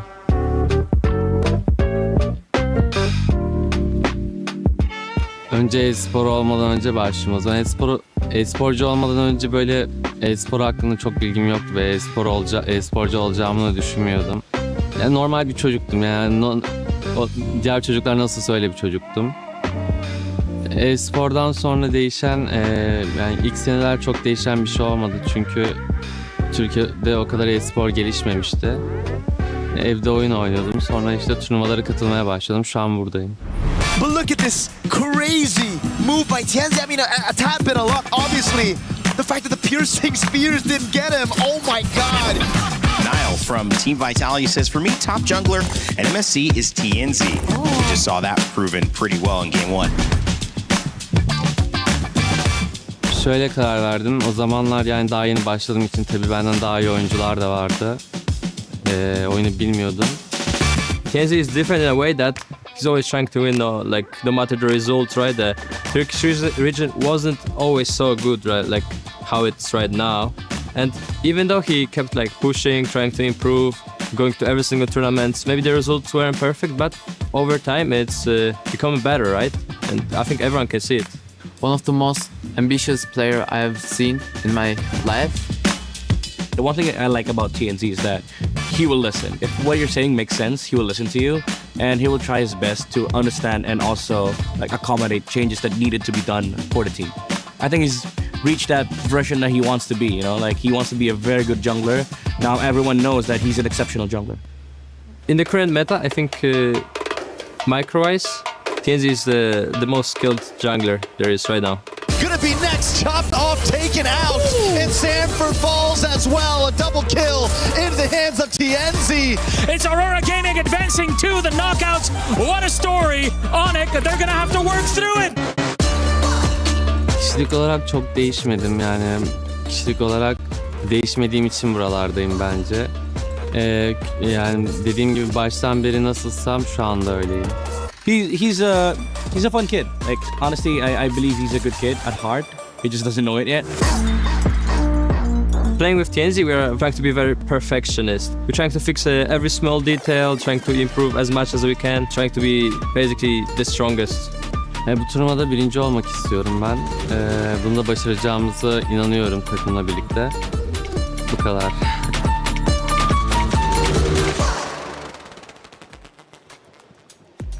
All right, well, LaFell still doesn't have his note card. He's been dancing the entire time with Briggs, so have I, and that's why I'm going to throw it to him in a second just to show you what we're going on. Again, we have one more piece before we see if he actually picks it up and uses it. Otherwise, he really is just doing this off the cuff. Thanks, guys. Okay, let's go into Onyx, because, of course, they've got a great story as well. Lutpi, Kyrie, Sands, Kidboy, and Kelra, who has received trash talk from multiple different sources, including Aurora Gaming, and now Team Spirit as well. Their coach, CW, had a chance to catch up with us before this match.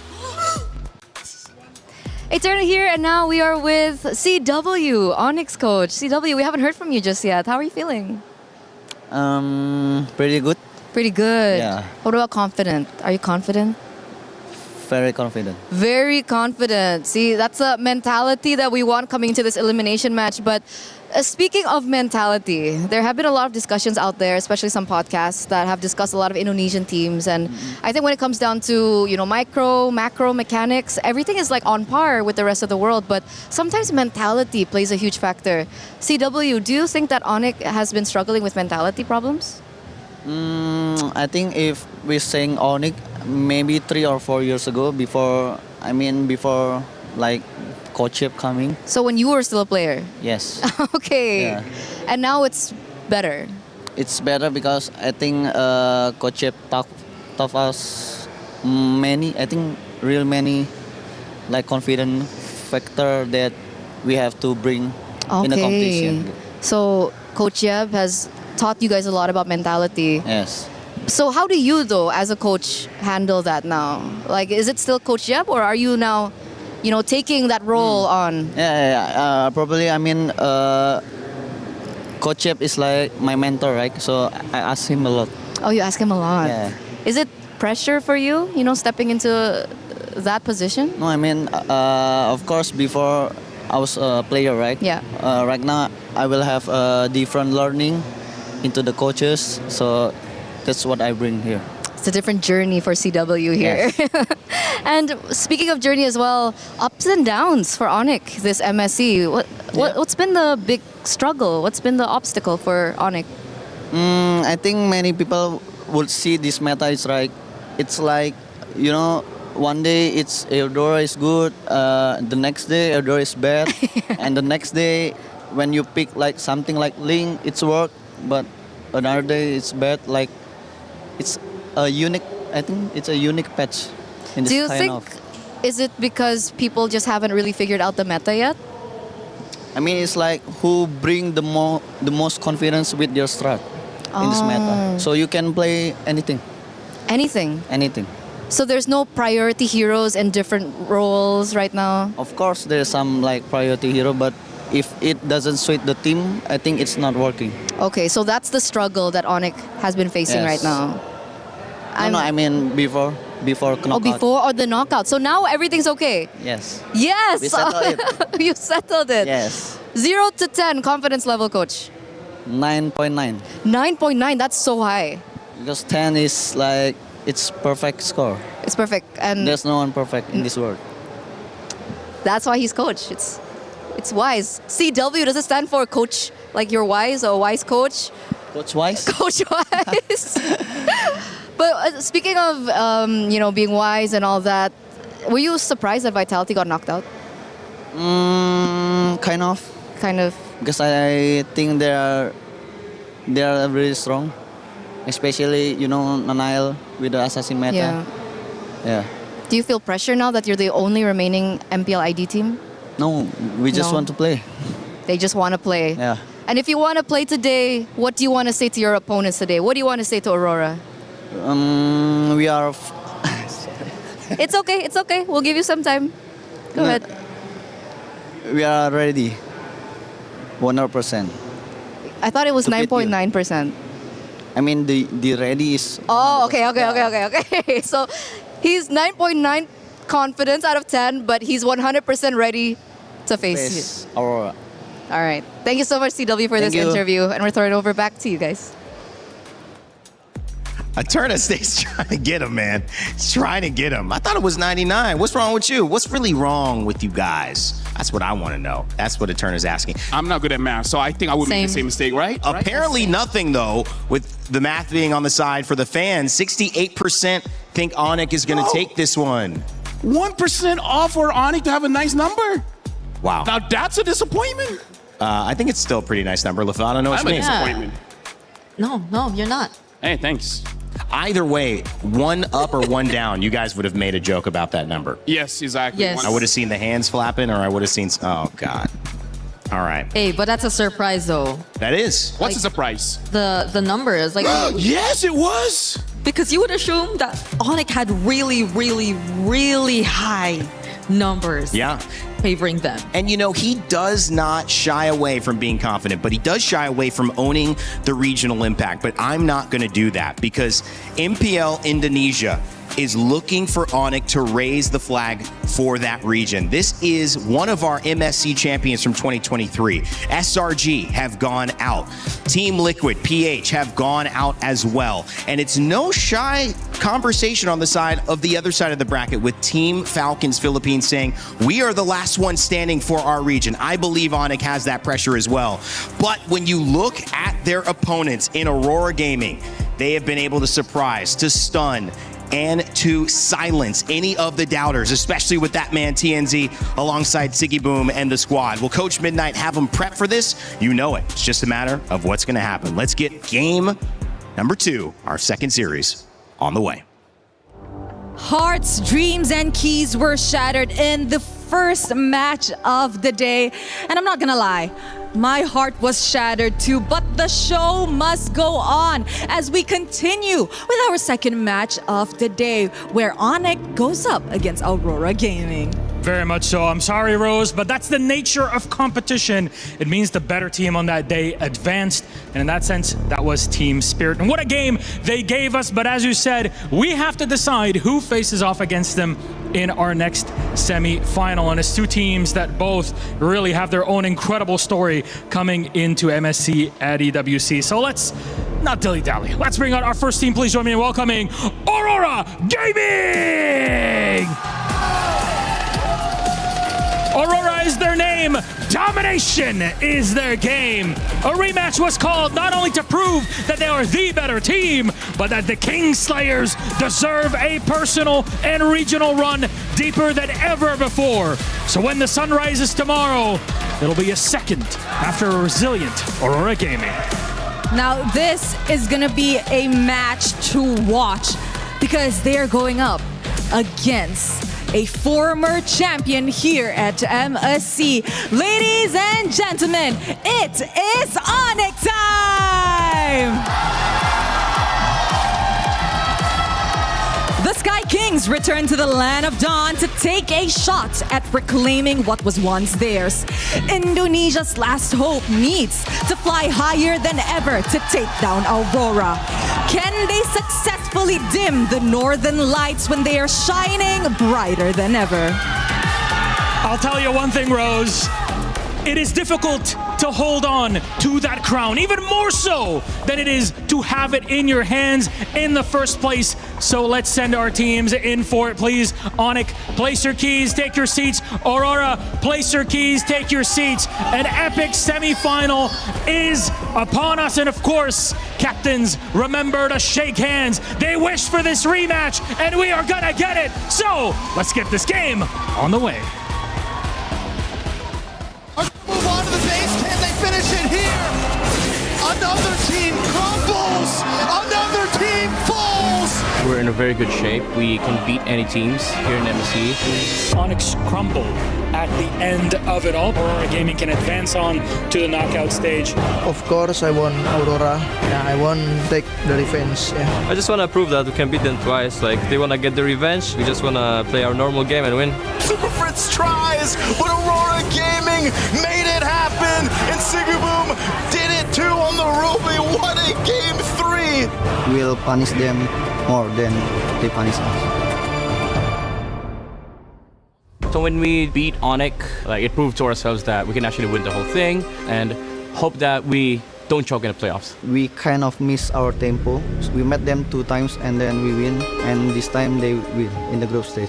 Semua about in early sih. Dia kalau early-nya dapat, press-nya dapat, snowball, dia udah kuat banget, jago di early. Maka kalau dia nggak dapat early-nya, mungkin udah GG. I feel like if they sometimes get the snowball in early game, then they can use it pretty much. Like when the gold laner can play the game, I think it's kind of hard for us to play.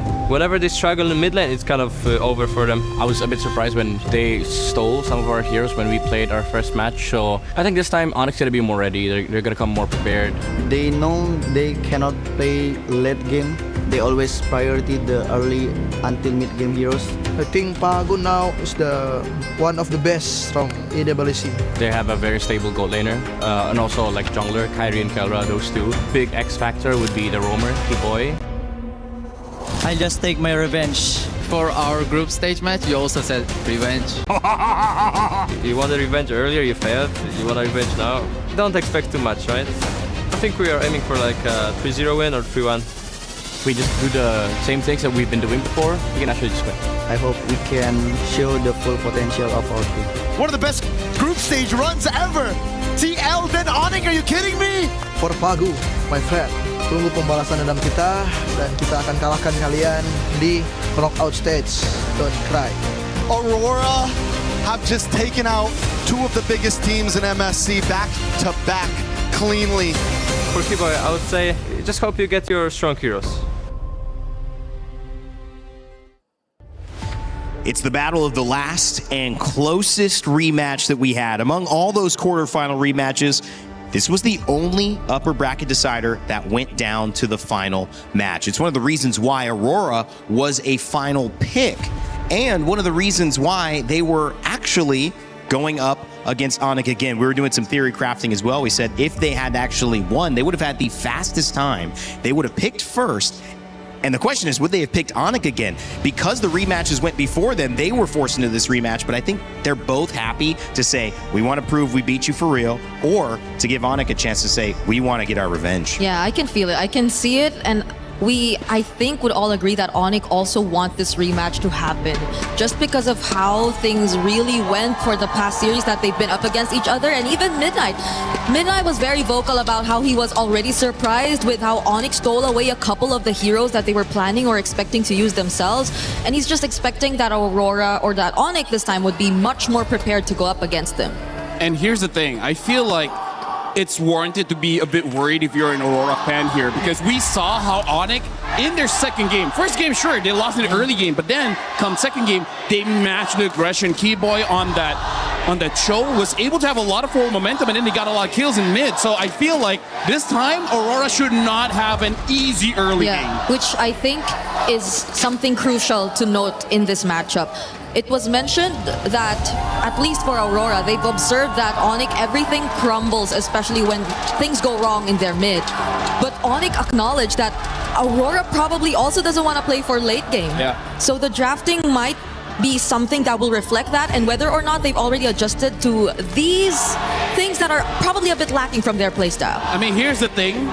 If you want that to happen, you kind of have to take down Siggyboom. But here's the thing. I don't see Siggyboom losing any of his lanes. So, I don't know. So far, Aurora, in terms of marksman, they only use the Melissa. Yeah. I don't know if they have anything else. I think that's another thing to take note of, because I think a lot of question has been put onto Onyx and their gold lane. Yes, he is indeed acknowledged as one of the most stable gold laners there is out there, but we're yet to see how stable he is when you're forced to put him on a fighter gold lane. On the other hand, though, Siggyboom has been nothing less than stable, has been nothing less than consistent in terms of the gold lane, regardless of whatever hero you decide to put him on. Speaking of the gold lane, Kelra, he's had 7 different heroes that he's played over the course of 7 different games. Hero pool is one thing, but effectiveness is another. And that gold lane matchup is going to come down to if they can figure out a way to get him flying.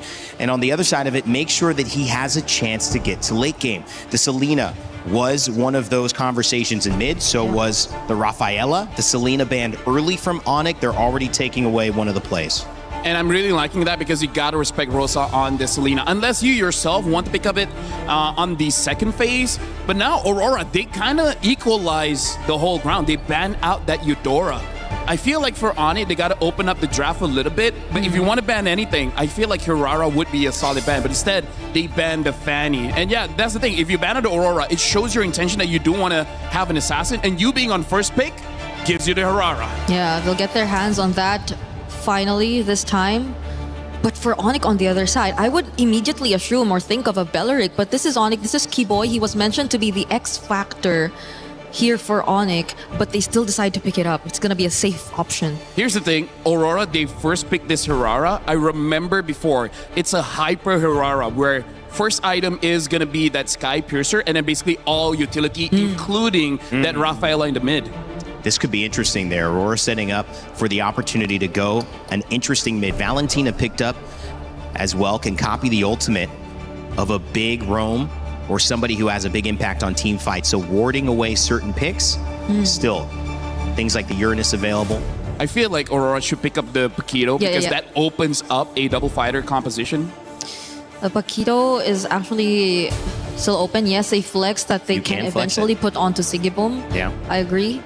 But aside from the Paquito... I mean, like, even Barat's Paquito is already pretty strong. So they pick up the Barats here. They pick up the Cho instead. And again, I feel like this is just them showing that they just want a lot of early game here.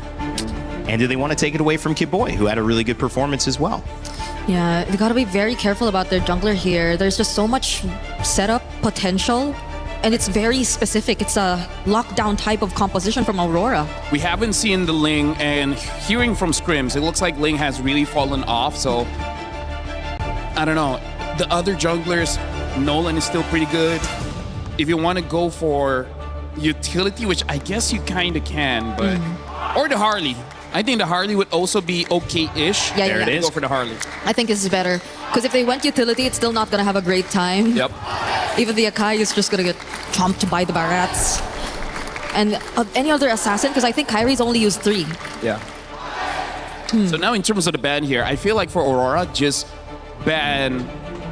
I think banning out a Paquito already helps you out quite a lot here because I feel like for Onyx, one of their win conditions is to force Aurora on a traditional marksman, giving much more value for this Harley. And the Belleric. There's a lot of marksmen that Keller can actually still pick up if they really want to go for Shred. Because here's the thing, Aurora, I think what's smart about them is that they have this choke. Meaning that true. they can use something like a carry, right? Like having a choke really opens up quite a lot in draft. You're in a standout from And the Aurora. Rafa. Yeah. But it's Onyx picking next after this phase. So Fun fact, Uranus and Rafa, they have a relationship together. Do they really? Yeah. In the Land of Dawn? Yeah. Are you like lying? Uranus is fond of her for some reason. Yeah. Brigida can't believe it. yeah, I mean, Just play the hero. You're spilling the tea. Yeah. Spilling the tea. I mean, Did they want that coming out at MSC or they're trying to keep that on the down low? Well, It's out everyone now. knows, yeah. It's out now. Nolan also abandoned his daughter, Okay. Nolan and wait, who's his relative? Layla. Layla. Why'd you point at me?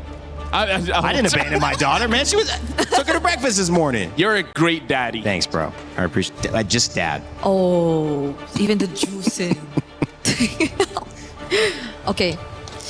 I think an Alice would be an okay ban as well, but they banned out the Lapu here, so I feel like they're just gonna have. It looks like they might go for a traditional marksman. Right? This will tell us a lot here on the side of Kiboy picking up. We see the Zushin band, the Lapu Lapu as well, which is, I thought it looked amazing yesterday. Esmeralda is there if Onyx wants that to deal with the Barats. Yeah, they might just Honestly, match the lane. Even the Yuzong would be pretty okay here against Aurora. My question is, are they doing something funky? I mean, that's my question on this. And I know it's going to be very clear probably after this that they're not. But Belleric EXP, I mean, it would be weird. Yeah. But if you get something that can win outside of that, that catches Aurora off guard, I'm just wondering if Onyx are trying to play this in a way where they surprise Aurora. No, honestly, that's a good point because Belleric is not great if you're going up against a very fast EXP laner, right? Like a Benedetta, like a Lapu. But you're going up against a Barat, so you're equally slow. It makes it so that it's not a bad pick. So, yeah. Onyx can still flex the Belleric, honestly. And you can pretty much say the same for the matchup in mid if they really want to rotate faster and utilize their advantage. Then maybe just put something alongside the Valentina that can just be as equally aggressive. But Aurora, pick up the Paquito since it wasn't banned. But the Luyi is the surprise here. Actually, I really feel like if they pick up a Yuzong, they can win this matchup quite hard because it wins against the Barats. And then the bad thing about the Luyi is you have no dash. So once an EXP laner gets onto you, he's going to stay there forever. Final pick here. Onyx, to me, could make a statement. Come out here, try to catch Aurora off guard. And they don't. They go Esma. That's a very safe pick. It kind of nullifies that lane. Yep.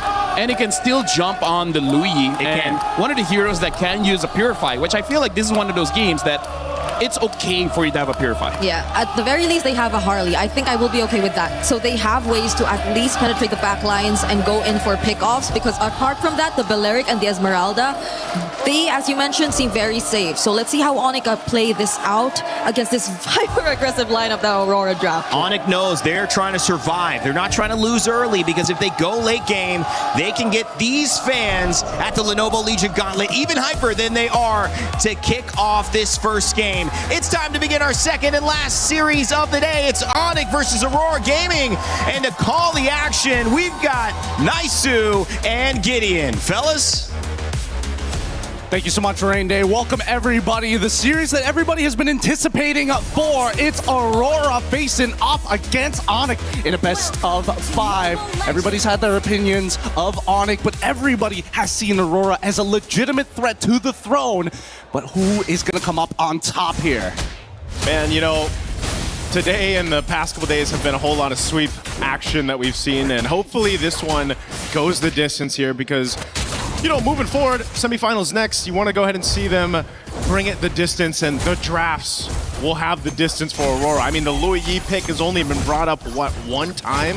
This is now the second time Louis comes through. Again, leave it up to Coach Midnight to make these drafts interesting, right? And sometimes that can work for you, sometimes it works against you, but we have seen some amazing setups with that diversion play. Yep, some really great stuff across the board. And I want to see how creative they actually went to. We saw, you know, Coach Midnight already talking very expressively to the rest of his players about what exactly may or may not happen or certain mechanics. We're not 100% 100% sure here, but really that diversion could be the difference maker. They're playing a double fighter comp, which is already pretty scary when you don't have like a dedicated scaler, so we know that Aurora are the ones on a timer in comparison to Onyx. We're seeing Wilderness Blessings, we're even seeing a Brave Smite coming out of Rosa, which is atypical for low Yis nowadays, because dear lord, like LaFell mentioned, once Lutpi is on top of him, it's going to be difficult for Rosa to get away. I would say if you look at this for Aurora Gaming, one of the great things about the composition that can go against that setup from Luffy or anything else is they have a ton of options to just set things up, you know, between pick-off potential here. Looks like Tienzi's going to do a little bit of damage to Keyboy, but just keeps him at bay. And whether that's the kick, you know, from Pagu with that Way of the Dragon or, you know, Lunar jumping in. I mean, how many times now have we seen the Barretts be placed into that XP lane? The amount of ground coverage Barretts has, especially with a flicker in Daytona's Welcome combo, is kind of insane. It is. It's really good, but at the same time, right, there's still also the Valentina coming in from Sans. Now, this fight could be a make it or break it here, as we can see that they don't have first position, but here comes the TP. Well, Pagu just trying to buy some time for that diversion. This Aurora comes through. There's the Daytona's Welcome. There's going to crash on the wall. Sans is gone, but Kyrie will be able to secure the objective. And now Lunar going to try to fight it off here, but gets taken down. So Onyx winning the trade. Really nice trade so far. It's a little sad for Lunar, but somebody has to take the damage, right? Really nicely played by Onyx side. This gives Kelra just a little bit of time to actually breathe for the moment. Let's do this replay one more time, right? Because Aurora understood one thing. We are going to fight for this neutral objective. Unfortunately, we don't have Pagu to actually open up the map any further. But at this point, trading out against them just isn't worth the time. We already got that one kill onto Sans. At this point, we just need to make sure that we're minimizing the losses, because unfortunately for Lunar, despite Lutpi eventually going to outscale him, he manipulates the waves really, really well. Yeah, so probably with this kind of setup, you know, Aurora, if they can't find plays like that with a diversion or the pickoffs that they're looking for, then what do they wait for? You know, Tienzi to get stacks like we've seen before on this, like possibly the Sky Piercer for that Hirara. Sigiboom has probably been one of the better performing Paquito gold laners that we've seen so far throughout MSC. Again, I can't forget how he played it against TLPH, and you know, that's one thing that can be said too, that they can utilize here throughout this game. Yeah, and I think that that's going to be the main win condition, right? Especially since they're on a timer. They still have like about 6. Oh, hold on. Whoa, that's a timer right there too. Kyrie's going to be able to get away. Taking out Pagu, man. It's just, again, all you have to do is play around that deadly magic once it's up. Yep, and most importantly, wait, hold on. Gonna get a quick TP here just to open up the map and get a good idea of where Tienzi might be looking to hide, knowing that the purple buff is going to spawn in about 12 seconds. This next neutral objective is going to be difficult to contest for. Lupi has so much of an advantage against Lunar because of the previous interaction by Turtle side, so I think this should be a no contest overall, but that depends on what Aurora is going to do with this, because I'm seeing members making their way up towards this top side, and Kelra, he's only got the Purify, so once BMI is down, he's sort of a sitting duck. They just want to go ahead and trade it out, right? Objective for potential play across the map. Oh, delivery service? Yep. Diversion's going to be used right to that mid lane. Pagu this time, the difference here is he's actually got the kick available. Last time they fought for this, he was only level 3. Lunar's going to jump it. Daytona's welcome. Pagu trying to zone out Sans. Already using that Keyboy now. Half health gets kicked right to the team. Will deliver Keyboy up, and Lunar will secure the turtle. So Aurora fighting back, and now they're going to be crashing it down in the mid lane, pushing them back further. Luffy has the shields and space to work with. Did pop the Purify, and will survive. Good use of the Purify there. I thought Pagu for sure was going to get in, clapped on the third hit of G Kundo, manages to walk out of it to save his life. So not bad. It's 2 for 2. Not a real advantage overall. I think even when we're looking in the jungle sectors, right? Even Kyrie being able to steal away at least one of these turtles puts him slightly ahead of TNZ, while everybody else just doesn't seem to be on the back foot, right? Yeah. Lunar and Lutpi have evened out. Sigiboom actually has a bit of a lead on to Keller because of that double waving, and we're waiting for it to accumulate to maximum, a critical mass, as they call it. Oh no, Kelra, does he know? Diversion used. Kelra. Dive angle. He does still have the Purify. It's not popped yet. Kyrie's going to re-enter here. They go in. Wrath of Dry to follow up. Pagu already goes for the kick. They burn the flicker from Sans, but Sigiboom comes in with a 1-2. Able to pick up one, and they'll eat another. Taking out Keyboy. Aurora finds 2. They're eating good today. They're eating very, very good. And Kelra ends up missing the wave this time around. Oh, wait, actually, 1 minion manages to slip through, but Aurora, they're not done yet. They're looking for mid-tier 1. Yep, and Kyrie had to back off of this. So then Luffy just left to his own devices will get taken out, dissected from the team. Man, you can tell the difference between a good Barretts and a bad Barretts, how they flickered Detona's welcome, but the usage of the rocket jets to predict, hey, if you purify, if you flicker, this is the angle you're going to be in, and I can knock you right back into the fight, making these chases so much harder to leave. to leave. That's right. Yep. That's my king. Coach Midnight, again, has been a key part of what Aurora Gaming has been able to accomplish so far through this time. Again, this draft, something a little bit different than what we've seen, but it's just this execution from Aurora Gaming that has been so well. Again, there wasn't a huge lead that they had until now. It's not that it's massive already, but it's 2.6K that switched on very quickly off of 1 or 2 fights. And so now Onyx playing on the back foot, they've got to be able to readjust this. This third turtle's coming up here. We'll see if they actually want to go ahead and approach this or just wait. Already half health on this turtle. Again, Daytona's welcome. Pagu looking for that follow-up. Raptor Triumph! There's so much damage in that central point. Siggy Boom won't be able to follow through the flicker, but there it is. TNZ will. A stack secured. And now he's going to be able to get away here so easily as they look for another. Oh my God. Oh no, Kyrie gets kicked. I know you're a wizard, Harley, but you can't get away. Oh my goodness, Aurora playing out of their minds. The red herrings, they make it look so easy right now, but they're just not missing a single beat. They're not too tunnel vision. They're still open-minded to the way that these fights need to actually progress. Let's look at the replay one more time, right? Because again, this was an incredible catch here, spitting him right into Keyboy's face, making sure, despite the fact that Sans tried to flicker on out of there, dashed twice to make it all happen. The chase, the rundown from Aurora squad, it's difficult to beat. Once that major impact is landed and Keyboy doesn't have that Wrath of the Dryads, it's so much harder for Onyx to peel them away.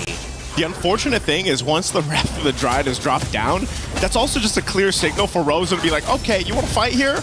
I'm just going to go ahead and get these yin-yang interactions procced off, you know, and pump out enough damage. Everyone's centered around that Wrath of the Dryad setup anyway from Keyboy that the Luigi pick is actually a great counter into that. And that's the thing. It's about finding the anchors here. So far, Aurora, Rosa has been generally untouched this entire game. And, you know, given the caliber of player, Rosa just doesn't seem to ever be out of position. And that's where Pagu comes in saying, I'm willing to die for the Thorn Queen every single time, if necessary, just to make sure that Rosa doesn't fall behind.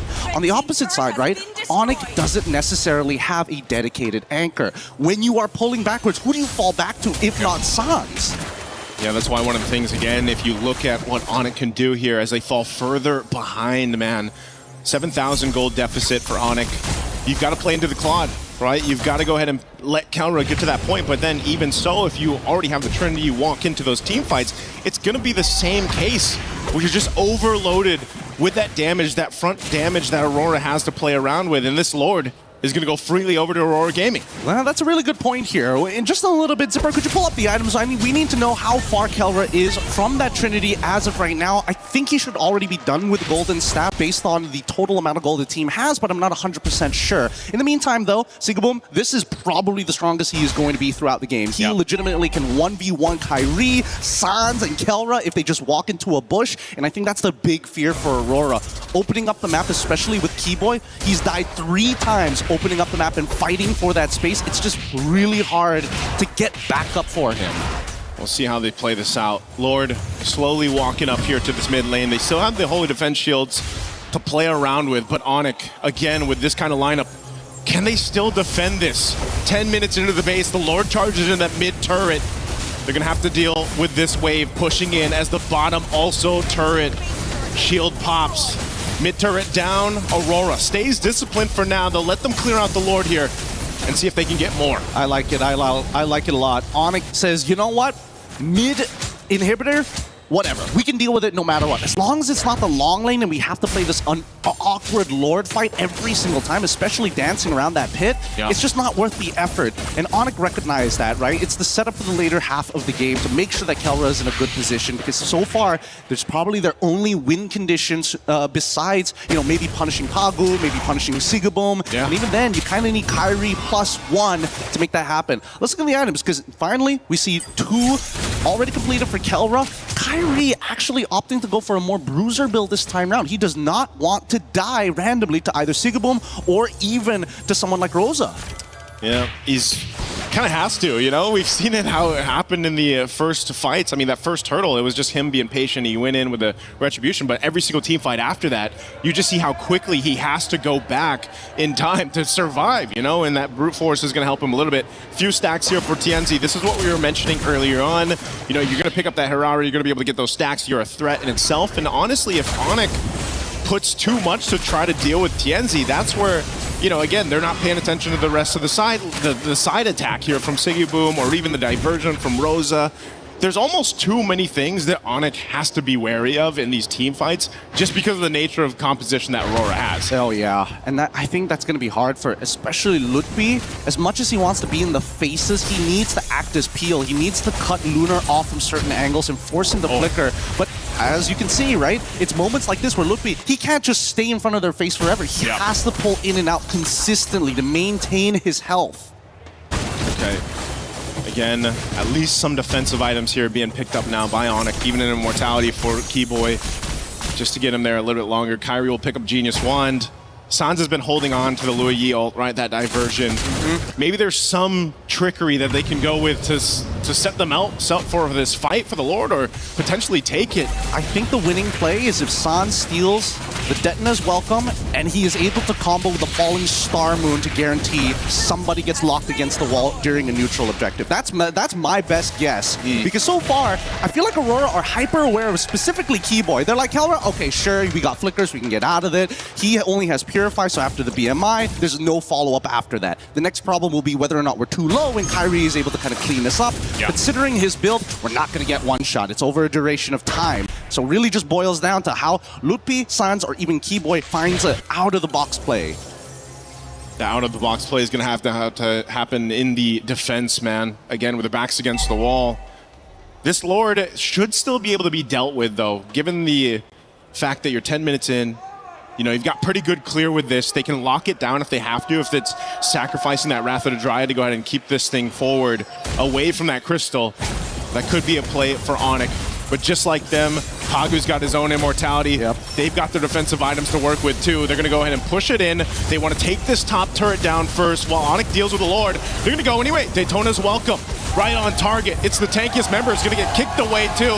Keyboy dropping down the Wrath of the Dryad for the back line. TNZ is there zoning everyone away. It's a split fight happening here with already Keyboy buying so much time. Finally goes down. But now Aurora looking to cap out game of one. Onyx on this defense. They got to clear out these waves. They're still charged up. TNZ will jump in. Able to take out Kalra. And that's going to be it for game one. Onyx facing a tough loss against Aurora Gaming. Beautifully played by TNZ. That's how you maintain your lead as Hirara. Just abuse the fact that a lot of her damage is directly tied not only to her items, but specifically from the level. So once you hit that level cap, it's only like 3 seconds before you get both of your combo abilities back up. That's why he's going in and out constantly, baiting those spells, baiting a reaction from Onyx. And that's something that they're going to have to remember for the upcoming game here. Great game number one coming in from Aurora, at least for Onyx. Now we see what the first set of cards are going to be. Let's see what the next combo is for game number two, and I think a lot of it is trying to find that punish in the jungle. Man, if they, again, when it goes to the draft, it's like there's always that one pick or that one curveball that you can almost expect from Aurora Gaming. And it's not that the Loi was that entire reason why they won. It was just, again, executing around the diversion that they had. Sigibum having a hell of a game in the Paquito gold lane. And just even Pagu, man, the amount of times that he was able to lock on the right target, get the kick, serve it up to his team, was hard to play against. It's very, very difficult because imagine if you're Keyboy and you see Pagu doing moves like that. He shouldn't pose in front of your face. Yeah. Do you go for the punish, or is he going to flicker a third hit of G Kundo on your backliner? Keyboy can only do so much. And the problem is that TNZ can do the exact same thing. It's a logistics problem that they solve with Rosa on this Loi, but we're going to let our panel break it down for you as we throw it back over to Rain Day. Somebody call It Man, because they need an answer to this G Kundo in the gold lane. Paquito and Sigiboom continue to dominate. No kills in that game, under 10 minutes. And Aurora Gaming prove with Game 1 that they certainly are what we think they are. The new final boss. It's just a matter of can Onic respond. Welcome back to the desk. Rain Day here, Brig. LaFell. I mean, like, here's the thing. Like, sure, we might see the telestrator later on, but here's the thing. Technically speaking, why Aurora has been winning, I feel like in that game has proved it, they're using two things, which is number one, wave management as well as timing. Because you're going to see after 5 minutes, they completely abandon the lane because at that point, Aurora is playing a draft that is strong off of one item. Right? You're going up like a Claw to Hive that you need 3. They're like, no, we just need 1, and then we're going to end the game before you get a chance to build your items. I gotta say, the fact that the Paquito was left open up until the second phase, the very last moments of the draft, and the fact that Onic 2 have revealed what kind of carries they were planning to go for in the first phase, namely the Harley and both the Claude, especially the Claude. I feel like it has always been a case of Aurora taking advantage of these kinds of scenarios and then revealing that Sigibum was eventually going to get a hold of the Paquito. Because you saw how they were able to clearly shut down that gold lane. Even the rotations towards the gold lane were not as successful. It was only the Paquito that was necessary for them to already pull it off. And again, Tianzi, everyone else, the rotations and farming patterns have been a bit too clear and a bit too free. Onic, I think what we mentioned before heading into the game was true. They were a bit more safer in terms of their gameplay. And I think this is where the mental part starts to happen because we heard Onic repeat to us, we said it about them, yeah, they get an early game start. When they do that, we could be in trouble. And then they get an early game start. So now what? I mean, you still got game to play, but you've already mentally spoken it out loud that if this happens, we're going to lose. So then that comeback seems a little harder to me, Brigitte, because they've already basically proclaimed that if they don't start well, it's over. And they decided to reveal with which heroes are they planning to start the game with. They picked and prioritized the Belleric and the Valentina. We did consider that the Belleric might be flexed eventually later on, but I think they were just forced to settle with it in Rome. And the Belleric Valentina could only do so much if you're up against the Luyi, who I think even in the first few minutes of the game have shown us very unintentional yin-yang combos that really put Onic in a very difficult position over the long run. I think this could be one of the stars. We're not talking about him enough. Sigibum has played phenomenally. I know Aurora Gaming are barely on screen because they're winning in 9 minutes almost every single game, but he has played phenomenally, guys. And I will say the Lu Yi, it's already come out once. They won with it once, make it twice now. Yeah, honestly, I really don't get how Sigibum still gets the Paquito. I mean, despite his name, he's not a bum. He knows how to play that hero. Right? Yeah. You gotta back me up whenever I say no comment. I agree. I mentioned it. That was the first thing I talked about. How is he still able to get a hold of the Paquito? Yeah, I agree with you. I mean, this is just, it to me, I felt like Onic were really worried about what they were getting, not what they were taking away. But LaFell, it's very hard to take away a situation where Aurora Gaming are coming into it almost knowing they're going to have one up on you. They're going to have a double fighter. They're going to have a character you haven't seen before that's not quite in the meta. I feel like that's why Onic said, let's just get stuff that's good, and then hopefully we can win this and draw it out a little bit later. But what'd you see? I mean, like, the problem is, I feel like even Team Liquid said the same thing, right? They were surprised that Aurora played that fast, and then they're like, we're trying to fight it by having late game. But TL did it, and it didn't work out. We see Onic trying it, also didn't work out. So you got to fight fire with fire. You come to me. I'm not gonna stand up. Okay, here. Hold posture, man. Here's the line thing test that we got to talk about. What's important in the draft of Aurora is actually, yes, the Paquito, but also the Cho. Because here's the thing of what Aurora has been doing. They need at least 2 people, which is this, to open up the map. So that's step number 1.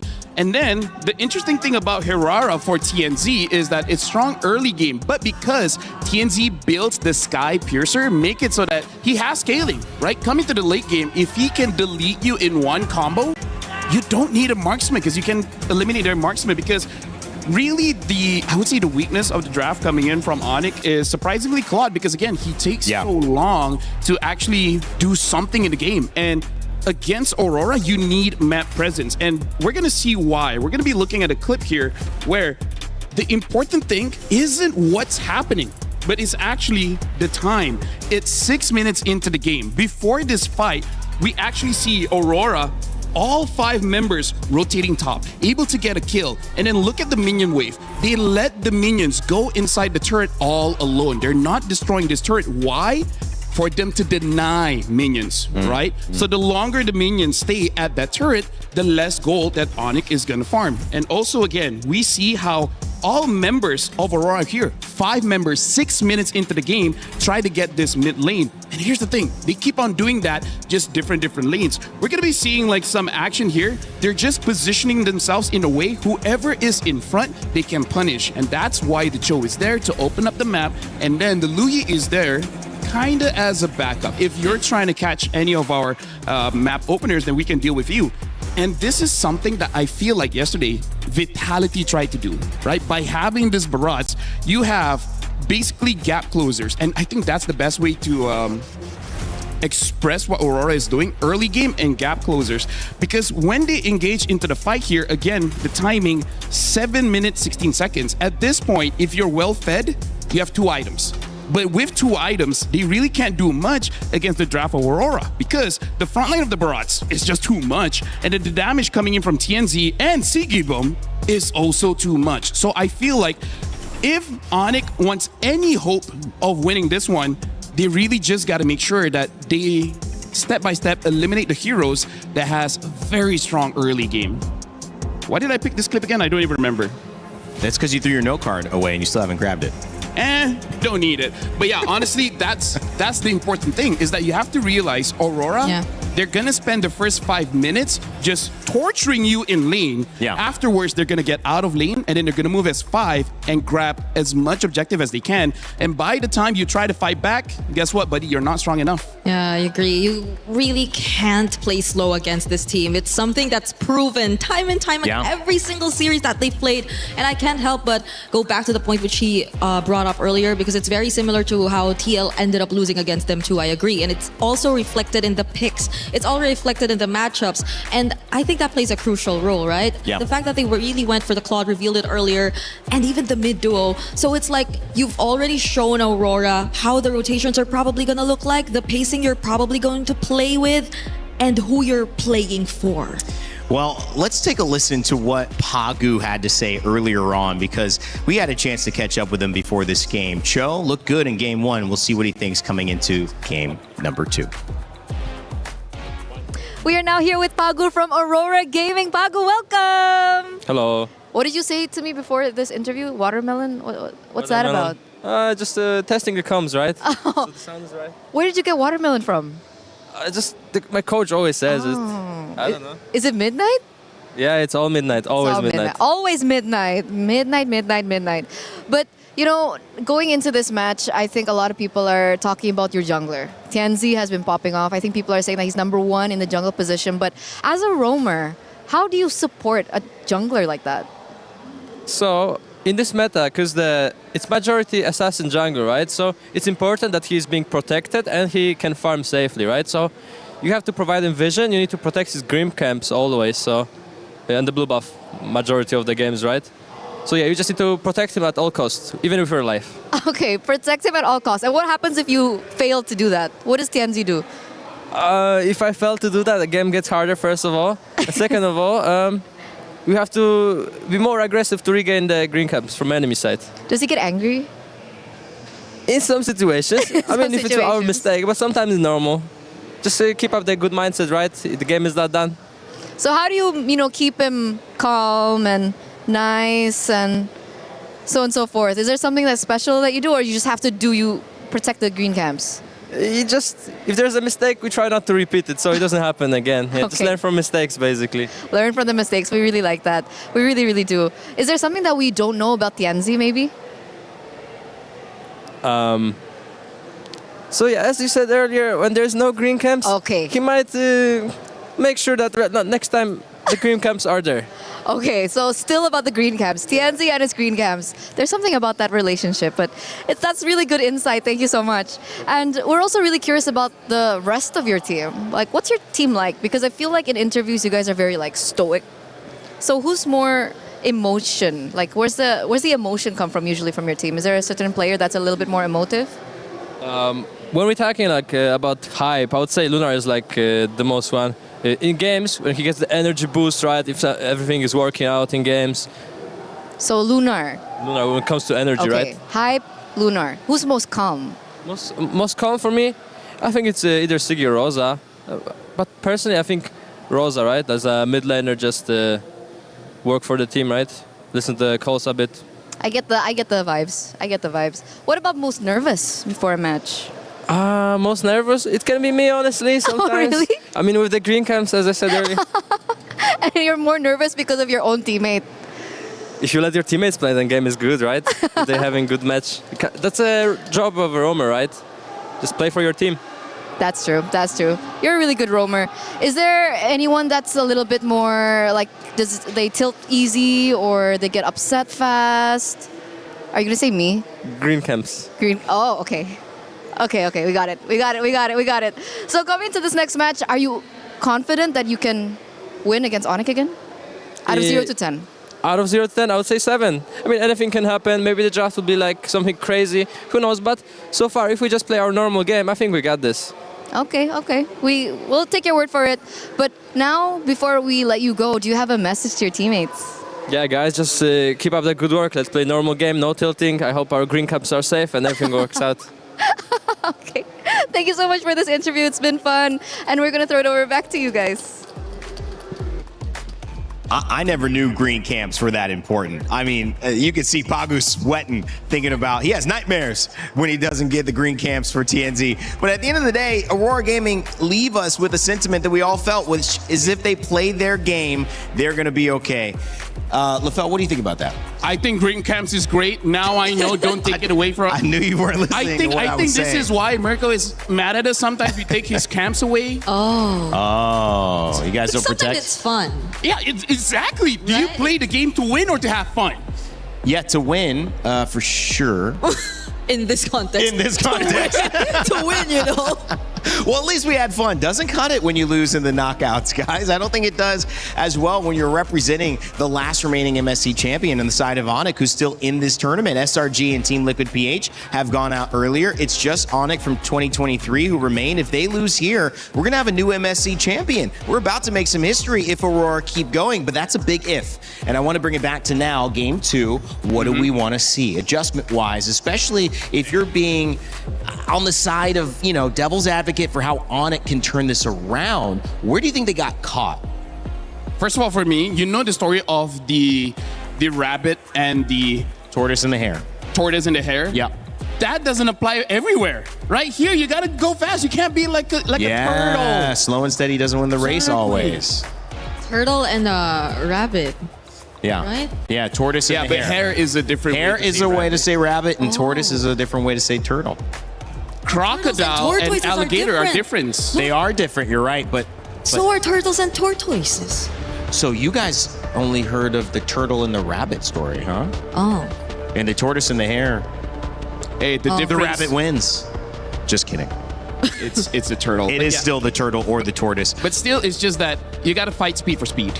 That's like the main takeaway for this one. Yeah. Because if you lose by the first 5 minutes of the game, Aurora is just the kind of team that won't make a mistake that gives you that avenue to fight back. Well, I think the problem when you get into a major tournament like this is there's a lot of people, a lot of chefs, a lot of cooks in the kitchen, and they all have an idea. You also have an identity as a team which got you here. And if the identity that's working against you is not the identity that you know is your best way to play the game, it's difficult, Brig.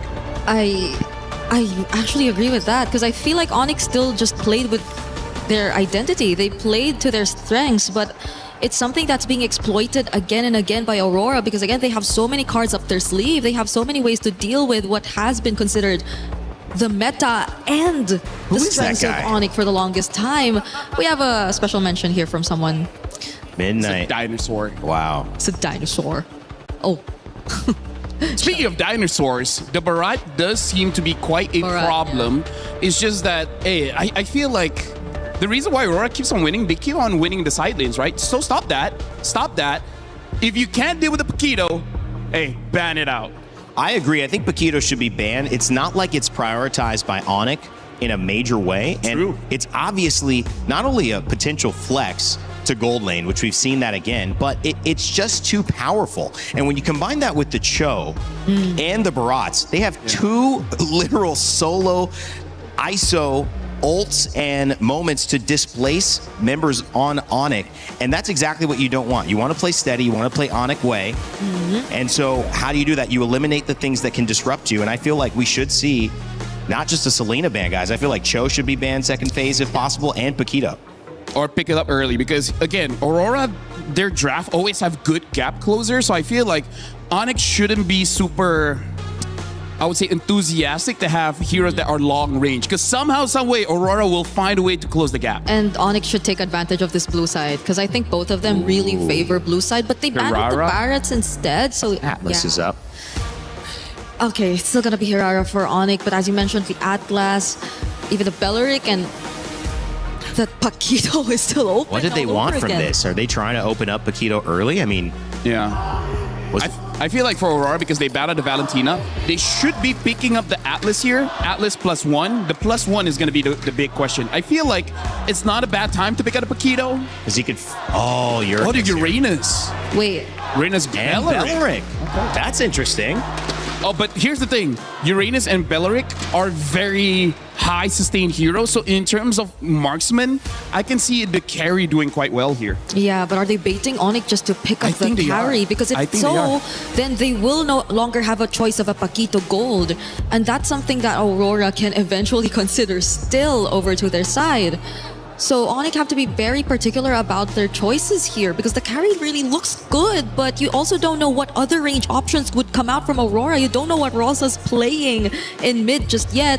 So they will go for it, Esmeralda. This is looking like a dead lane in the EXP, at least for the matchup. The gold ring is really what matters at this point. We also saw the Atlas picked up, and it did not work. It was Vamos trying to do a lot with the Atlas, and they're actually going to go away from it. Zushin, and then the Rafaela right back. We see you, buddy. Okay, Onyx, this is a problem. They don't have enough bans to take out early game junglers. I feel like maybe they can take out Nolan, because I feel like Nolan with the Belleric and the Rafa, I think is just a bit too much. That was a very fast Rafa pick, and I feel like it's going to be good to deal with all three members of Onyx here. Just the slowdown by itself, speeding up the Uranus, he's going to stick onto them, and here's the thing. They won't have enough damage early game to potentially deal with the Uranus. Yeah, because you're already seeing the juice in. That's that. But also it's just mostly the juice in and Hirara, because if you're looking at them and the possibility of them scaling, then you might have to have another source for mid to late game damage, which I feel is something that's going to be very tough for Onyx, because the rotations are looking a bit too fast for Aurora. You're already expecting for them to pick up an early to mid game jungler as well. At least the Paquito's not there, but either way, I think it works out for Aurora. They'll have late game heroes as options later on. Yeah. I feel like Onyx need to pick something up like a Hylos, something that can slow down Aurora here, because they're looking very fast with this Rafaela. Because Cho would have been the best option, but again, Cho gets banned out. Aurora has one more ban here, and I feel like Onyx should ban out something like the Nolan. But the problem is, we just don't know. Maybe there is a surprise pick coming in the jungle later on. They might still force a Ling for all we know. But at the same time, if they go Hylos, that's pretty much the same idea we saw in game number 1, where they're just going to play slow. They're going to be a lot more passive than we want them to be. And Aurora, they've been doing such a great job at baiting Onyx into drafting these kinds of patterns. Yep. They've been fantastic with it. This has been a draft masterclass so far from Aurora yet again. You look at just those 3 heroes at the front on Aurora's side, it's going to be difficult. It's going to be an early game problem.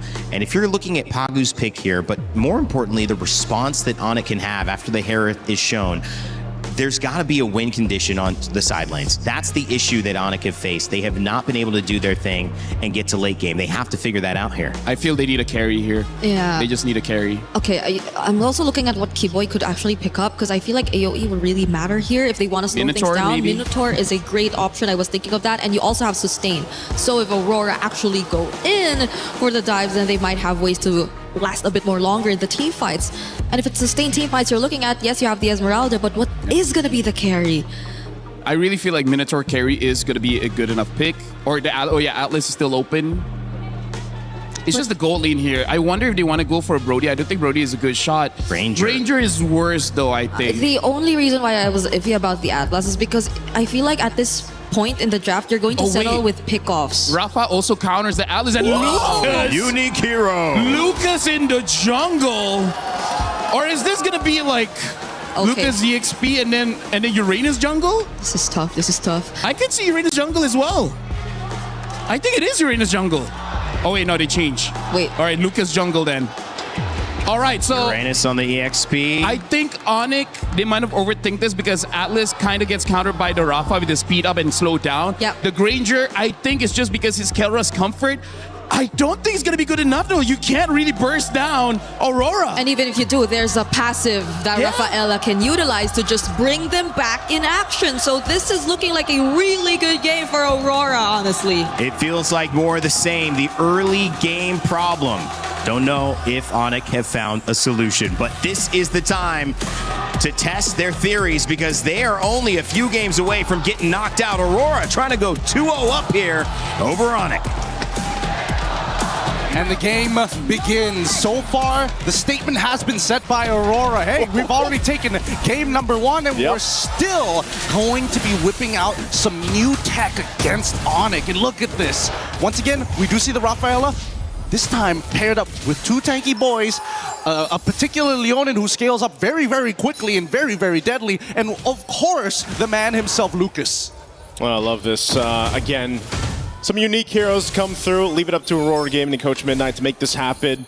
I remember specifically, I think it was LaFell that was asking about the Lucas jungle, even back in the wild cards to going through. Well, finally it comes out in the knockouts. You can see that battle in the XP lane that we're so used to seeing. Of course, Lunar is going to struggle a bit there with that Esmeralda, but again, the idea here, the theory behind this draft from Aurora is you've got so much speed to work with, so much sustainability, the potential to bring someone back. Mind you, it's flying clouds as well. So that's a whole nother thing too. Just how quick Aurora can get back into the fights that Onyx is going to have to kind of keep notion of, because again, when you're getting all these heals through and you're this tanky for Aurora, you can't overstay if you're Onyx, and that might be one of the biggest problems for them. I mean, let's not forget, again, most people have tend to kind of lean away from Lucas because he's so ability-driven, and his ult, again, you can wait for the full duration, or you can get into these fights like right now and see whether you can start building enough charge to maximize it as soon as you get it. And that's the issue, right? It's going to be a matter of spacing for both sides. You can see that even Sans has opted not to go for Wilderness Blessing and instead pull yourself together to make sure that he can flicker out of the way in case things get really, really dangerous, which I would assume will, as we see Lunar, he is having a tough time in this lane. Yeah, they got to put pressure somewhere, and right now that's going to be on the Uranus up there in the XP lane for Lunar. Turtle's up though, so right now Onyx has favor to go ahead and get in position if they can. Keyboy doesn't have a level 4 yet. He's given the information where TNZ is though, so that gives Kyrie a chance to go ahead and secure his buff, and then we'll see if this breaks out into a fight. A response though, they know Keyboy's here. Sigibum rotating up to allow this buff to be secured, but the fight for the Turtles is already going to start up, but it's less than half health. Secured by Kyrie. Let's see if they disengage here. Pagu too low, so objective secure for Onyx. Oh, that's a bit of a waste here, and honestly, a pretty huge win because now Kelra at least gets some gold shielding here, just to get a little bit of a lead against Sigibum at this point of time. And not to mention that I think that Onyx also recognized that, hey, we got to be careful. We cannot underestimate this Lucas. There's a very good chance that he can just power through a lot of our abilities, even if they do have the Fatal Links here. Keep in mind, anti-CC is going to be a big mechanic here for Tien. Oh, this is dangerous. Wait a second. Oh, Pagu. I don't know if they want to keep on doing this, but Onyx made the smart choice but to back away. Hey, you know what? Hey, you can still say, Pagu, that wasn't a green camp. You know, that was a buff that went over in the hands there of Kyrie, but still kind of trying to maintain this jungle. Skypiercer is picked up by Kelra. That's kind of what we were thinking with that Granger being picked up here. Again, it is a comfort pick, but also if you can start to build those stacks for Kelra, obviously that's really going to help. And he has to play at range against this kind of lineup here that Aurora Gaming has. So off to a pretty steady start for Onyx, building up already a nice little lead. And they don't mind not interacting in these early stages of the game until everybody's got their ultimates and they find the right position to do so. And I think as long as Aurora recognizes this, hey, we need to fight on our terms and only our terms, there's a lot of things in the early game that actually don't matter. Here in the mid lane, this is going to matter. Keyboy fallen. First blood to the hands of Sigibum. Want to rotate here through. It's not over. It's not over. Oh, Lunar's going to get thrown around. TNZ, though, they're on this side. He wants this purple buff if he can take it from Kyrie. This is a bit of a risk, but they're going to go for it anyway. Loopy on this offside goes in with a falling Star Moon, able to find two. Pushes them back, but again, they just don't have that follow-up damage just yet. They'll bring back Lunar. Lunar might try to split things up, just sacrificing himself to keep the rest of Aurora up as Lutfi will take Lunar down. Okay. At least he gives that kill over to Lutfi instead of Kelra at this stage of the game. But for now, you can see that Aurora, they can kind of fight forever. And Onyx also recognized that. Now, at least first item's already done. Turtle goes into the hands of Onyx. This is going great for them, but it's an ever-moving pendulum. Now, Sigabum gets a catch up back on Gold. Gold here, he's got a kill in hand, but now that he's got the extra plating as well, he should finally have a slight lead against Kelra. Okay. Didn't have to pop the Purify, just dropped down the Zaman Force, but yeah, as you mentioned, he got a lot of the extra gold off that turret. That's kind of what Sigabum needed, but again, he did get that first kill too. He knows the Zaman Force is down. Kelra will go in! A quick kill. The killer instinct for him, knowing Zaman Force wasn't available. Makes a move, and now bottom side still gonna break out. TNZ, Fatal Links into it, can't escape, and Pagu gonna be next. Talk about value for your Sky Piercer for Kelra. Great knowledge from Kelra. He understood what the assignment was. Hey, no Zaman Force, you don't have a flicker, you can't run away from me, and I love it. If you want to just sit underneath their turret, I can harass you for days without anything left. I think at this point, Kelra is gonna be a much bigger problem to Aurora now that the game plan is starting to fall apart. Luckily for Sigaboom, he doesn't lose too much here because they still have the passive from Rosa to get the revives down. But Kelra, now building up on these Sky Piercer stacks, they need to cut it in half at some point in the game. Yeah, you know when that setup happens and you don't have the Zaman Force available for Sigaboom, Onyx will take advantage of that. So a really good decision there. Pagu obviously need to pick up a little more defensiveness, gets a Radiant Armor locked in now for him, but it's just, again, Onyx building up on this lead very early on is going to be great for them. Turret going down up top side. It looks like Sigibum should be able to get that one, but now Lunar could possibly be in trouble. The rest of the teams here, though, is tanky enough. Picks up a Dominance Ice, but this Turtle is up. Are we going to see 3 for 3 for Onyx in the Turtle department? Probably. They're going to have to contest this, I suppose, but the lead isn't looking too good, and I think the real question is whether or not Kelra is going to be here for the fight, and it looks like he is. They've already taken the tier 1s on both sides, both, again, losing lanes for Aurora at this stage, considering everything that has happened. But if they can find the opening, and here comes Lunar. Yep, they're going to go for it. Lunar just blasted down, though. Has to pop the Consecration. TNZ looking for his own opening. Wrath the Dryad locks down Keyboy. They get thrown out by the Lantern, and Loopy's gone. Kelra flickering defensively. They're going to fight it out. Kyrie able to get the Turtle. Taking out Pagu, too. It's a trade. And now with the speed, they're able to get some distance here for Aurora Gaming. They're going to go ahead and respawn, revitalize Pagu back up. They lost the objective fight, but it looks like Aurora still willing to take these fights. That was beautiful stuff. Like, Lunar got a lot out of Onyx. Sans even using his ult as well, making sure that they got basically everything down. Kelra trying his best, but Pagu switches the role with Lunar to get right in front of Kelra's face to make sure that nobody else needs to die here. If one person dies, that's totally fine. 2 people, too much. Ooh, Malefic Roar now picked up too. Again, a final, well, Fatal Links, instant kill. Eventually, you're not going to be able to just keep respawning Pagu now. Whoa! Again, Sans up here in the front of it all. Rosa trying to get away too. This is a messy fight in between 2 turrets as they back off. Meanwhile, up top, Sigaboom, he's been dealing with a lot of pressure on this Harith. I mean, Onyx now is not letting up in the jungle. Yeah, it's really tough for TNZ at this stage. Unfortunately for TNZ, in this matchup against Kyrie, on Hirara, I don't think it's very easy because unfortunately for TNZ, a lot of Lucas's moveset, it's one-dimensional. You don't have a way to kind of delay the timings of it. You don't have a way to kind of come from different angles. It's very straightforward. I run you down. I'm pushing you back either into my team or away from my team. But Hirara is so different, especially with the iframes as well. Oh, this could be a punish. Pagu could be in trouble again. Doesn't have a flicker available. The rest of the team has to help support him up. They're going to throw themselves into the fight. Lunar trying to get away. And now Pagu on the disengage too. Loopy up in the front side. They call it off though. They don't want to overcommit to this. They see the purple buff is up. They're going to put some pressure here. Kyrie goes in and TNZ doesn't have the purple. Yep, but that means that Kyrie doesn't have retribution. So far, this could be a forced fight here. They know that Keyboy doesn't have the Fatal Link, so they have a very short window to try and punish. But so far, Lunar has not been able to open up the map convincingly because of the fact that he's been losing. Oh no. Flicker forward, Wrath the Dryad, Lunar taking some shots, the Rapsy shots. Kelra gets a kill, Sky Piercer proc, TNZ gonna follow by Kyrie's hand, and looking up to load up Rosa. A double for Kelra. They ignore the Lord, they go for Pagu. Pagu, where's the tree to run here, man? Being chased down by Sans and Kelra. Couple shots of the Rhapsody, and boom, another.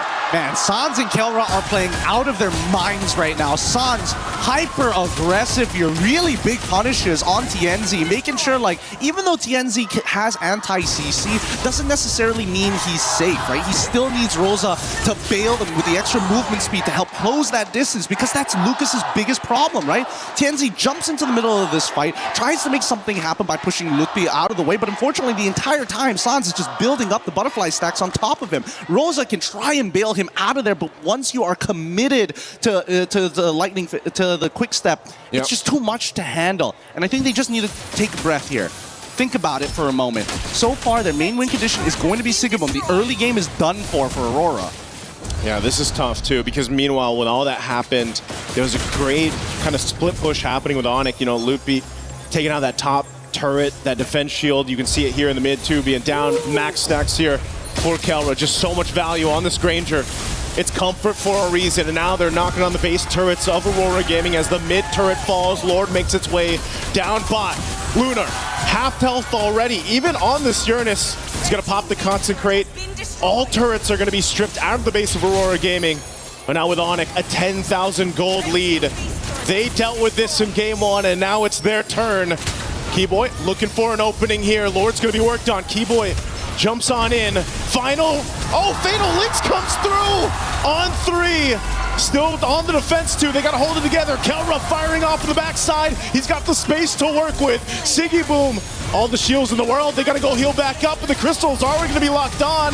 TNZ up on the front side. Kelra gets another. Make it a triple. Can he get the Maniac? They line it up.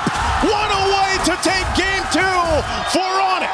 A convincing win for Onyx. Sans, man! Gilak Sans is back! And not to mention, every side laner was winning. Kelra was winning. Lutfi won right at level 1. And I think a lot of this just boils down to, man, our laning phase kind of sucked. And what we need to fix here in the draft is to make sure one of these lanes need to win.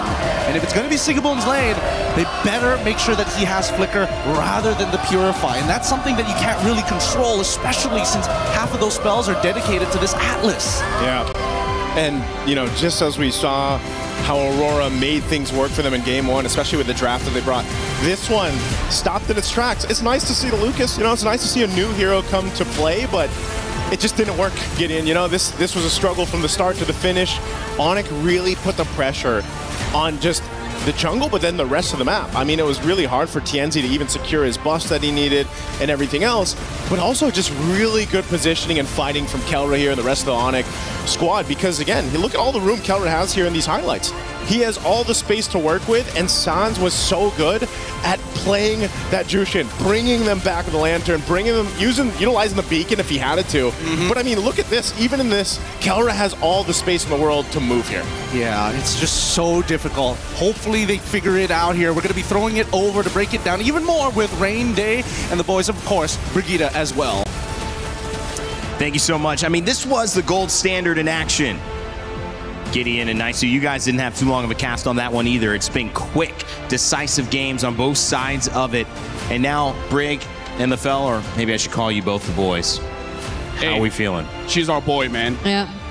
You're one of the boys, Brig. I can We're Lagada. accept that. Lagada? Do you approve of that thing? I don't know. I don't think so. Whatever. Yeah, it's your call now, right? Yeah, no, or I don't LB, think so. we're pounds. Let's keep workshopping, and then we'll figure it out. Like Onyx as well, who kept workshopping, and then they figured it out. I think this was a really great response. I feel like this is the chance that they needed. They took it. They finally answered back to Aurora's early game, and they punched them right back. And now Aurora, your move. Yeah. The Rafaela coming out was something that really I thought was going to be terrifying, was especially terrifying for Onyx and their potential early game. But it was very visible in that game, also mentioned by the casters throughout the game.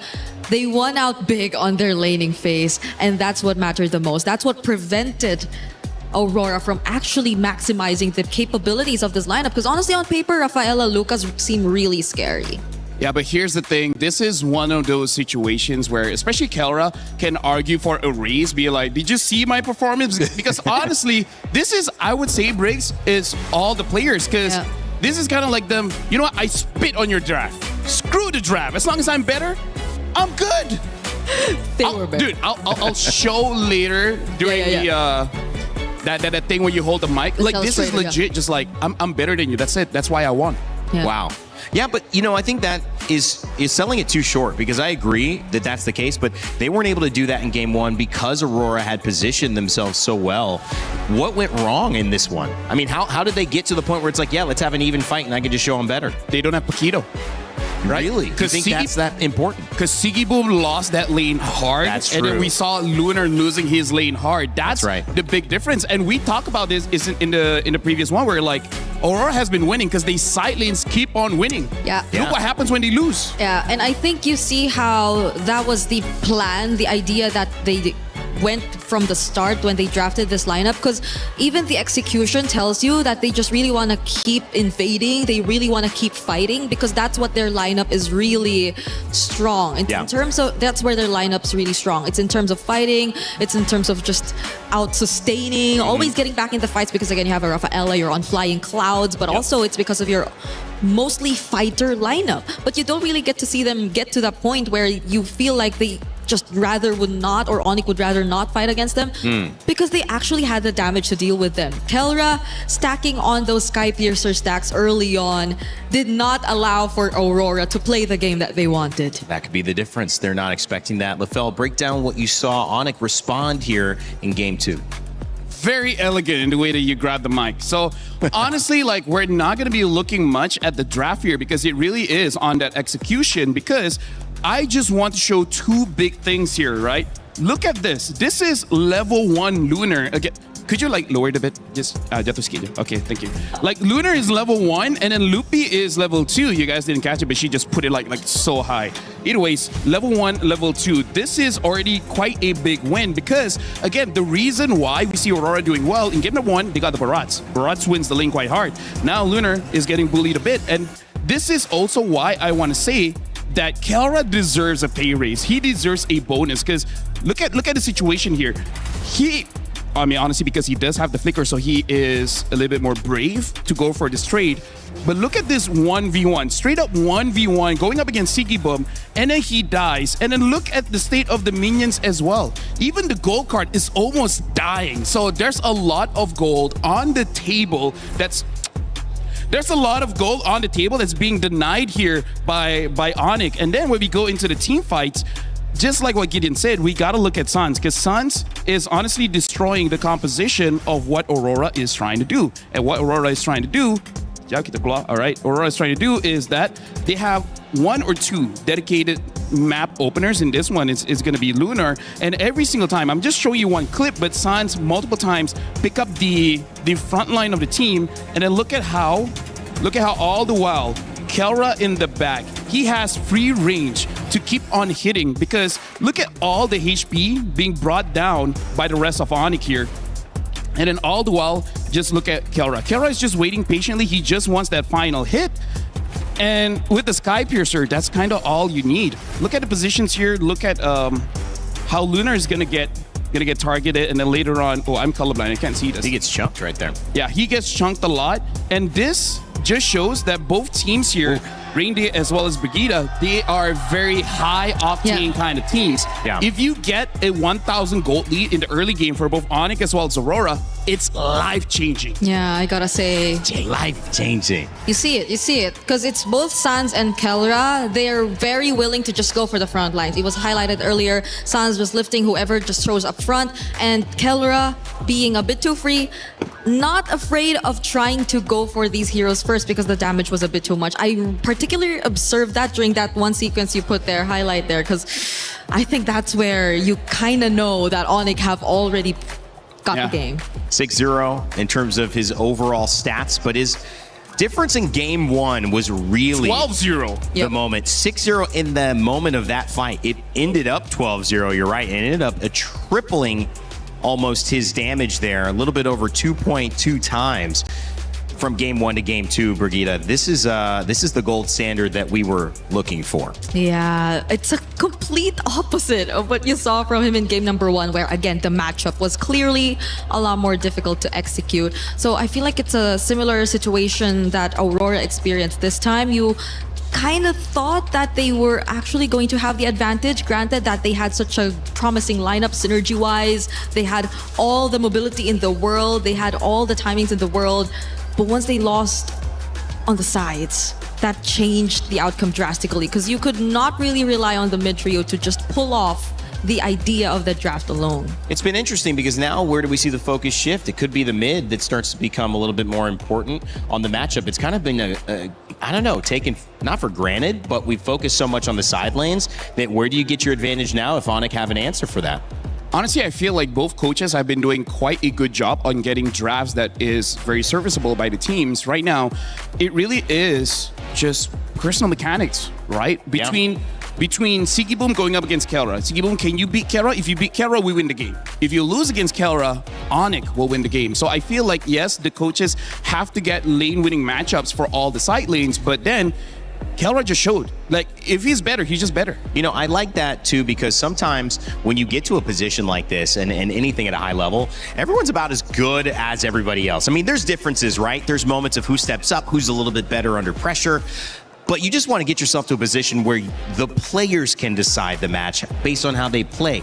They're not losing out the gate with their draft. So overall, it seems like Onyx and Aurora Gaming, they both set their teams up to win. We'll see what happens in game three. Before we do that, though, I want to send you to a little bit of a reminder about some new stuff going on with Mobile Legends Adventure.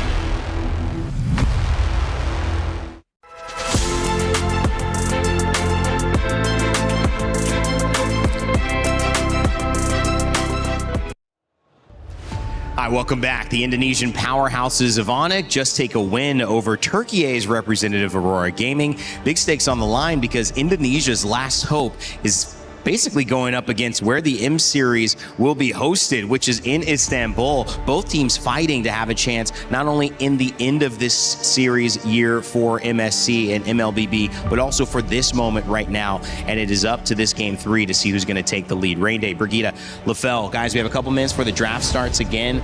I mentioned Indonesia. I want to hit on that even harder because it's 2019 they did it. 2023 they did it. It's 3 years apart. Can they do it again? Are they destined for this? We know that they are watching. Yeah. And this is a great start in game two. And it's not just Indonesia, I feel like. Onyx as an organization and this lineup that they're looking at right now, apart from a couple changes here and there, have always been so close. They've had multiple instances in the past wherein their international runs have been great. They've made it even all the way to grand finals. I think that was also a couple years back. One of the most significant ones being, I believe, M5, where they were just one win away, literally in the grand finals, and they had a very unfortunate loss against Team Falcons, like that we also have right now. So who knows? I even remember part of the draft. They have the Boxy as well as the Eve. Yeah, that's the Eve just have some kind of curse when it's best of 7. Oh yeah. Well, best of 5 here means that this is a decisive blow. This is basically the end of the best of 3. We know they lost to a best of 3, but it did go down to 3. This is a repeat not just of that matchup, but of how that matchup went, where there was a response from Onyx. It was Aurora who would finish it off and end up in that higher upper bracket spot. But now all's fair in love and war. We're right back. It's one game that separates who's taking the lead, except there's still another chance to respond, Lefel. So I'll question to you, what is Aurora's response here now that Onyx seem to have figured them out yet again?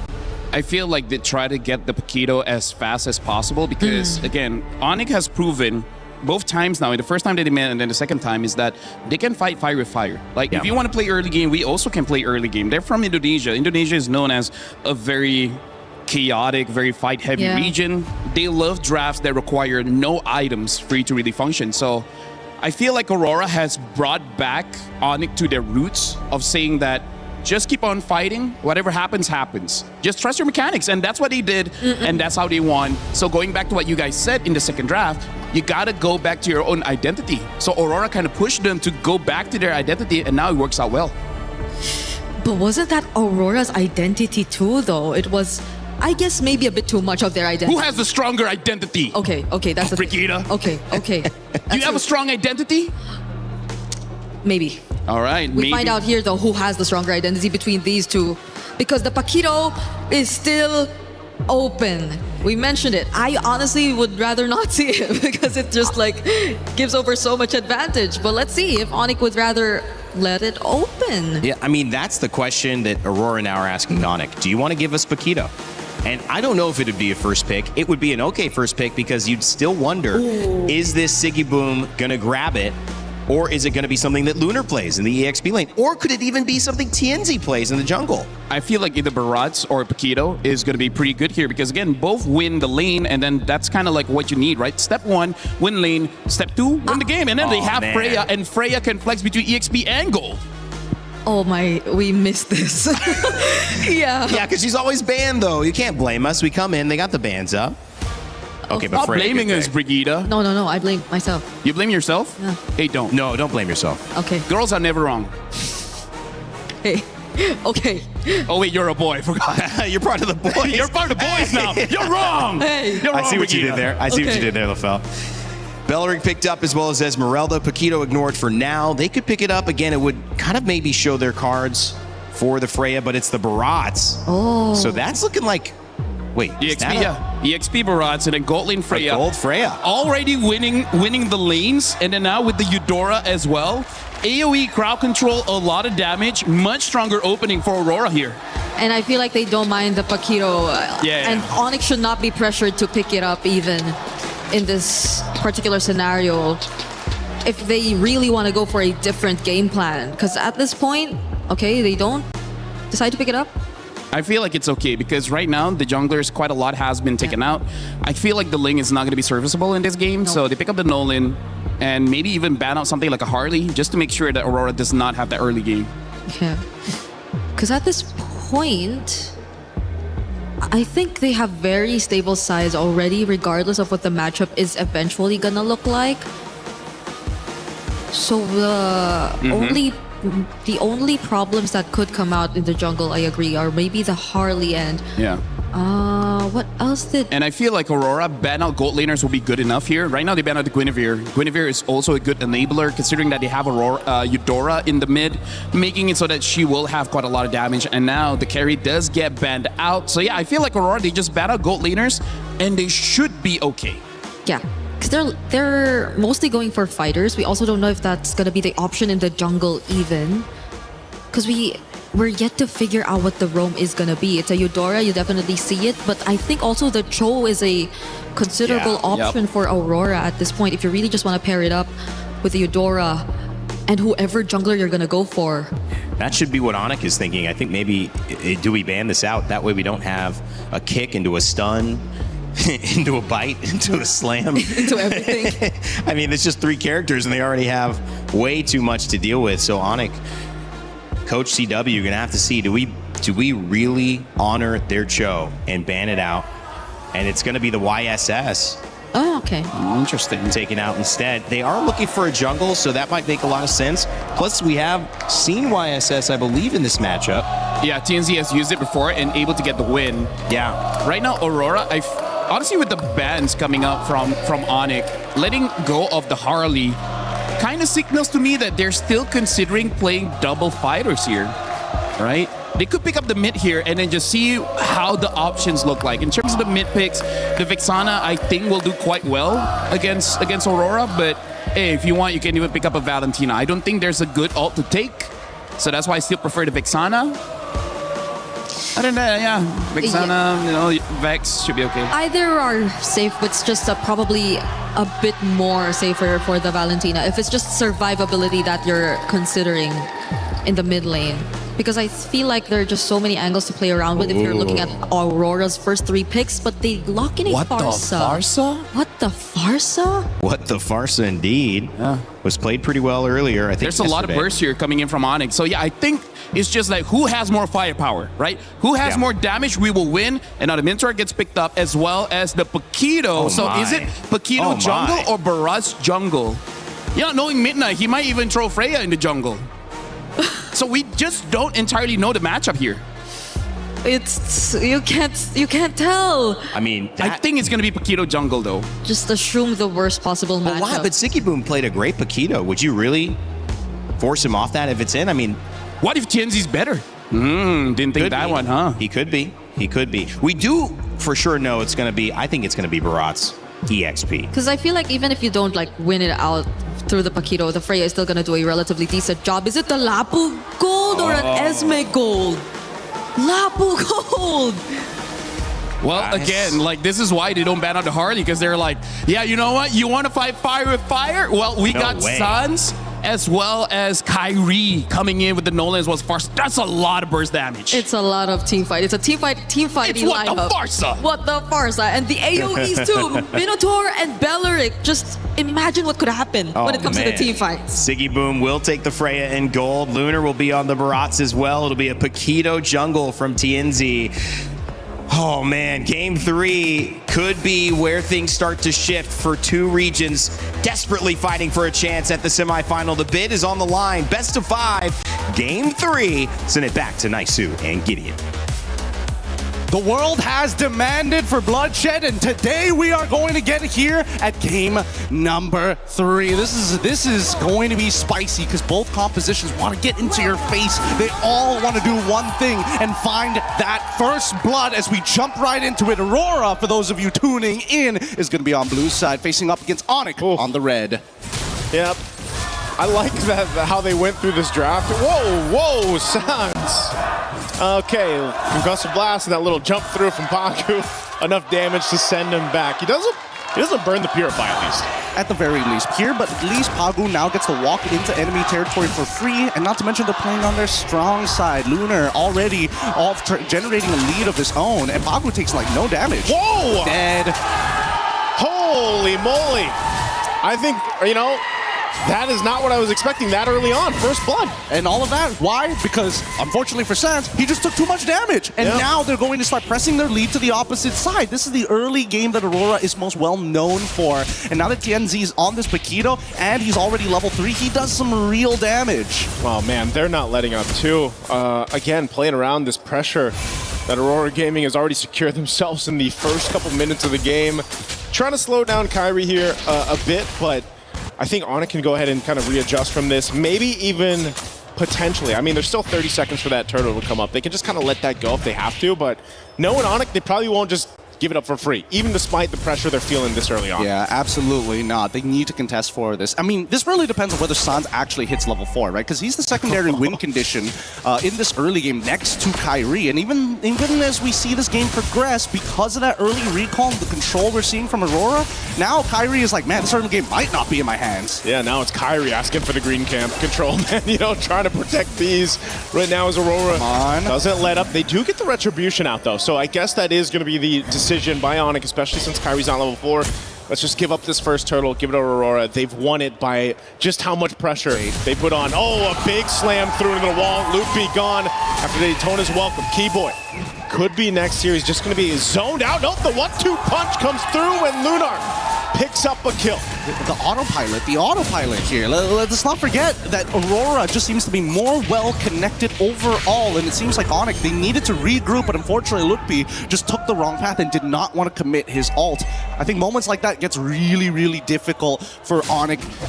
Now, Sigaboom, he's more than happy. He unfortunately is in the losing matchup, but he doesn't mind as long as he's not losing out on gold or EXP. Kelra can try and lock this lane for as long as he wants, but if we do see that Sigaboom's rotating consistently, he should be able to get mid waves as well.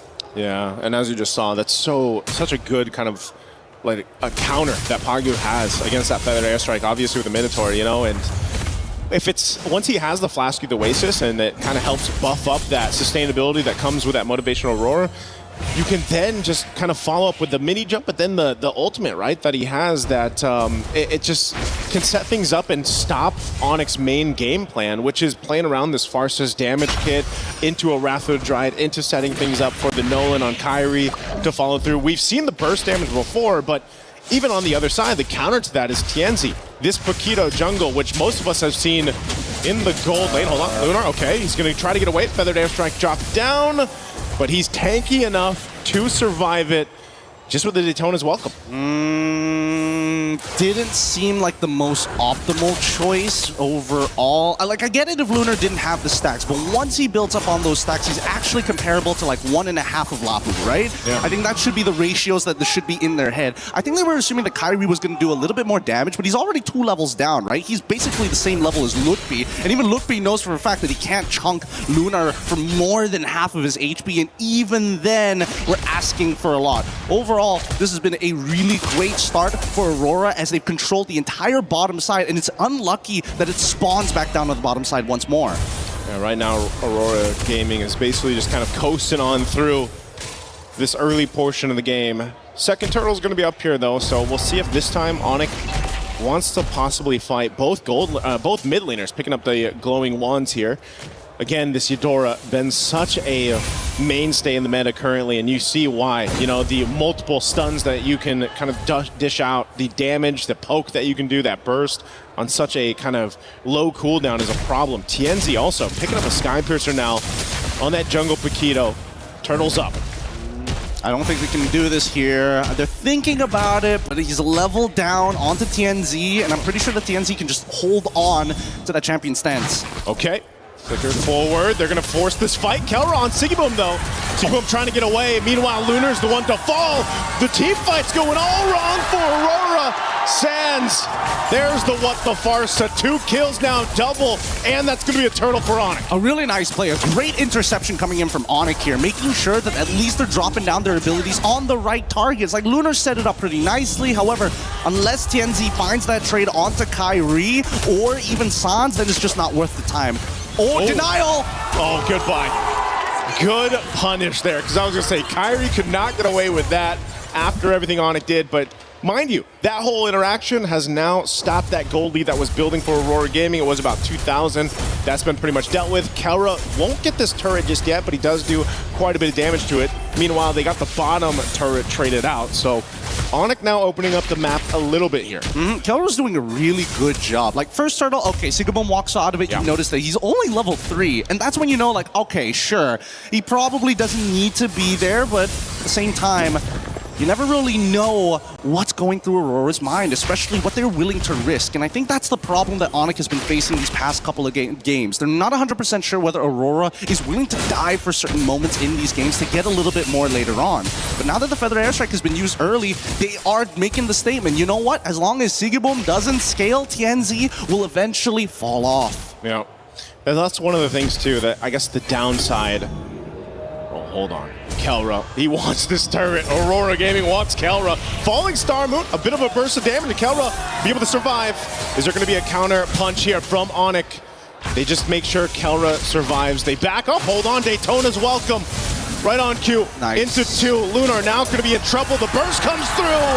And Kyrie will pick up a kill.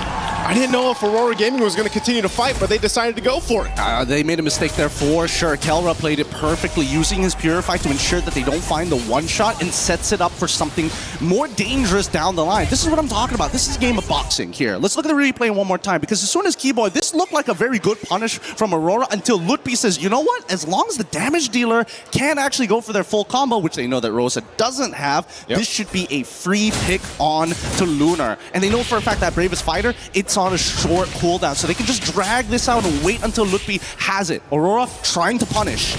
Lunar needs the stacks. Daytona's welcome, already used. Fighting off the turret. Pagu jumping in. Minoy and Fury to knock up 3. Keyboy's gone.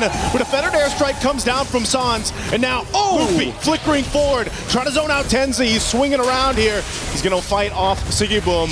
This is a fight all gone wrong right now for Onyx. The 1-2 from TNZ. And there's again, fighting for the turtle. Kyrie trying to find space, but Rosa comes in with the stun. Turtle secured by Aurora, and Kyrie goes down as well. Kelra could be next. Everybody's here to clean them up, and Kelra falls. It all falls apart for Onyx. Oh no. Worst case scenario for Onyx. Aurora able to find the lead back again, and worst yet, they're able to take out a majority of the members of Onyx, pulling themselves to the lead that they had before. Now, just an extra 400 gold on top of it, and TNZ is probably at his strongest at this point. Walking to take away these green camps. Don't worry, Pagu, nobody's mad at you this time, but let's look at the items, because we're at a dangerous state. They're looking to make sure that TNZ is strong enough to one-shot Slans at every point of the game, but TNZ, keep in mind, that's solely based on the Sky Piercer.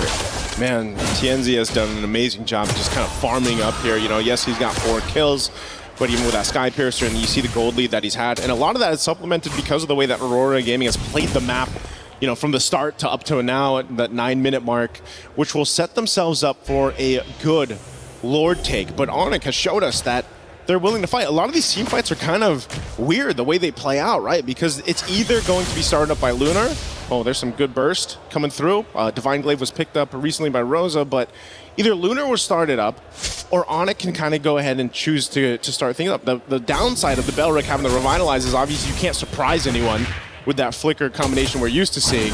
So it's got to come from someone else, and mostly it's been from Lutpi flickering forward, trying to set up, or trying to just keep things split up in these team fights. And that's why they're so finicky with the way they play it out. And that's why I say this is like a boxing match, right? As much as you want to throw your lead hand out with a big haymaker, you also have to keep in mind that Aurora could be throwing their own haymaker. Wait a second, Keyboy! Keyboy, what's he doing?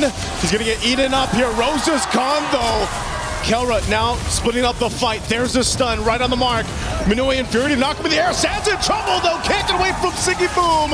And now in the Valkyrie form, he's going to be splitting up Kyrie and Lutpi from the fight while Keyboy's got nowhere to go. A proc on the Sky Piercer. Looking to clean up more under the tier 2 tower. A double for TNZ. More stacks for this Paquito.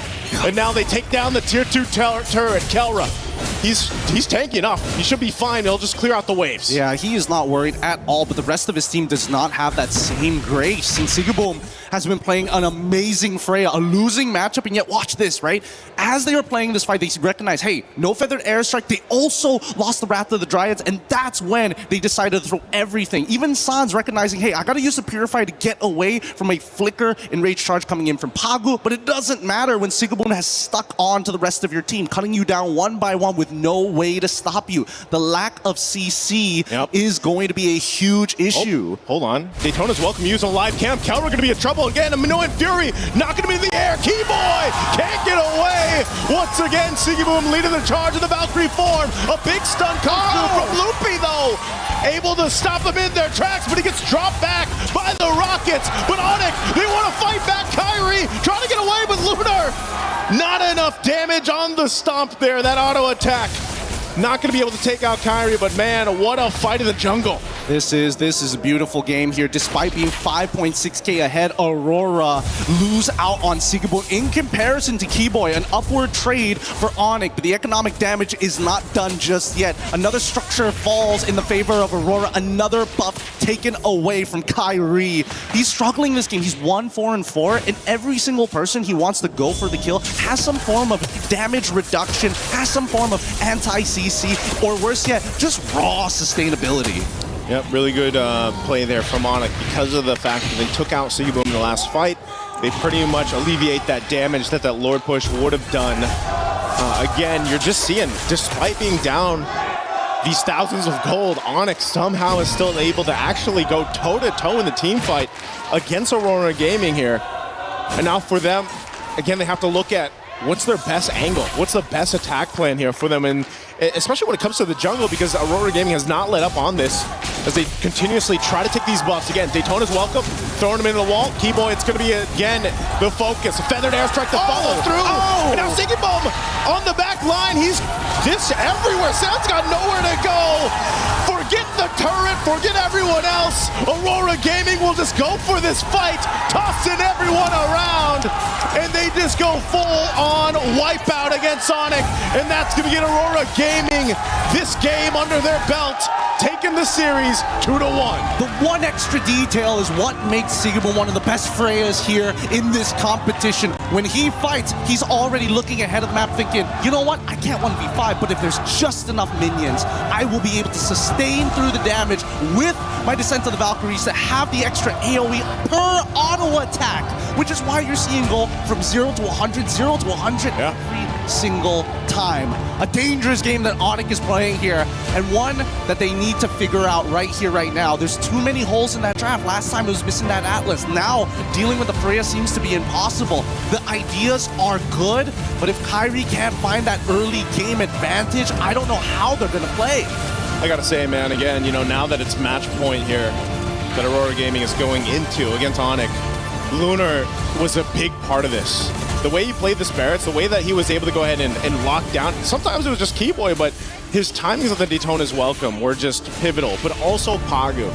Again, this Minotaur hasn't been brought up too much, but you can just see how much crowd control comes into play for this, makes it happen. I mean, even something before this fight broke out, Sigiboom picked up the Corrosive Scythe, and this was enough to kind of, you know, slow them down a little bit so that they could follow through on this. Even going and flickering forward under that tier 2 turret just allowed them to collapse down. Almost every single fight after this looked like that. Lunar starting up, Sigiboom jumping towards the back line, putting enough pressure there, and then the follow-through where they just collapse around Onyx lineup. Let's not forget the raw amount of CC that Aurora actually has to cancel out big abilities. There's so much to talk about in this game, but we're going to leave it over to the panel to break it down for you guys here in game number 3. Rainday, what'd you think about it? Well, I loved it. I loved it because it set up another story that this MSC is bringing all of us, which is the title defense. In 2023, Onyx, the team that you see here, that organization was able to win at MSC. In 2024, it was SRG. They were able to take the crown again, and then they would go to another final, a grand final against the defending champions, Team Liquid PH. But as we have seen for the former two, they have been knocked out of the competition. Onyx is the last remnant of a championship that may be falling again. And with one more game, Aurora could put the final nail in that story's coffin. Here's a little bit more about the journey, about the stakes, and about what has happened up until this point for the champion defense of MSC.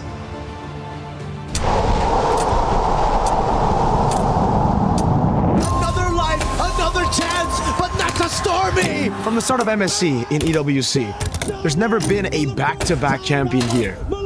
It started with SRG, Selangor Red Giants in 2024. They won it all, went all the way to the grand finals in 2025, but unfortunately had to suffer defeat against Team Liquid.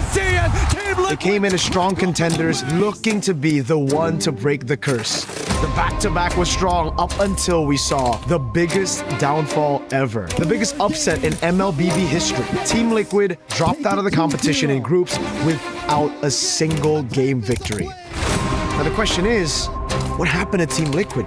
Why is the curse so strong of no back-to-back? I cannot tell what really went wrong. Pressure, or is it the mental aspect of it? Maybe some of the things were wrong. But as of now, all I can say is that that's definitely not the level that we usually bring. It might be the worst international run for us. Definitely not what we expected, but we will learn from and come back stronger. We're so not prepared to the meta shift. We didn't think that it would affect us so much. There's a lot of people saying that I can't keep up with the assassin meta, and yeah, they were right. I will need to do better next time. It sucks to lose this early in the tournament. It's my first time experiencing this. I don't want it to happen again. For me, it was a failure. I don't think anyone expected this to be this bad. Even now, I still can't believe that. From last year, winning all of it, and then now being the first team to be eliminated. We must recover first with what we're feeling right now and find that motivation all over again. Let's see where life takes us.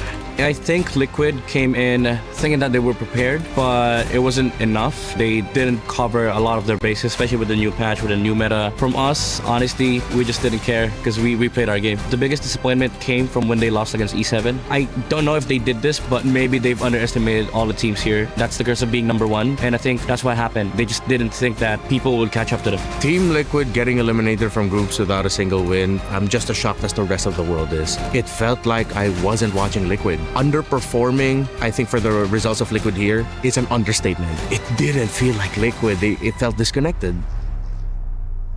For me, Carl, I know Carl since I've been playing with him since my rookie season, which is season 6. I know him and I don't think that he would give up that easily. Yeah, I hope he would still try his best, and I really hope to meet him again in M8. The PH team got shocked in some of the pocket picks of the other teams. We are not really familiarized on that hero, so we just got us good, and I think we can still adapt if they try pocket picks again.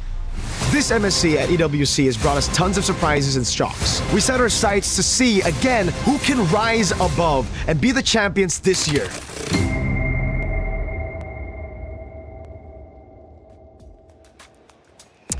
Well, it wasn't easy for the GOAT, Carl TZ, and Team Liquid PH to take that loss, but they've taken it on the chin. You heard it from Sanford, you heard it from Carl. They understand that there's more to do. They understand that they might have been in a position to look at this tournament in eyes that didn't work for whatever reason. It might have been lack of preparation. It could have also just been not being ready for that meta. It could have been mental, as Coach Aeon said as well. We won't quite know, and there's no point in going too back at it, guys, because right now, you've got Onyx in a very similar position where they have reached this final, but they're in the knockout stages, potentially one game away from going out.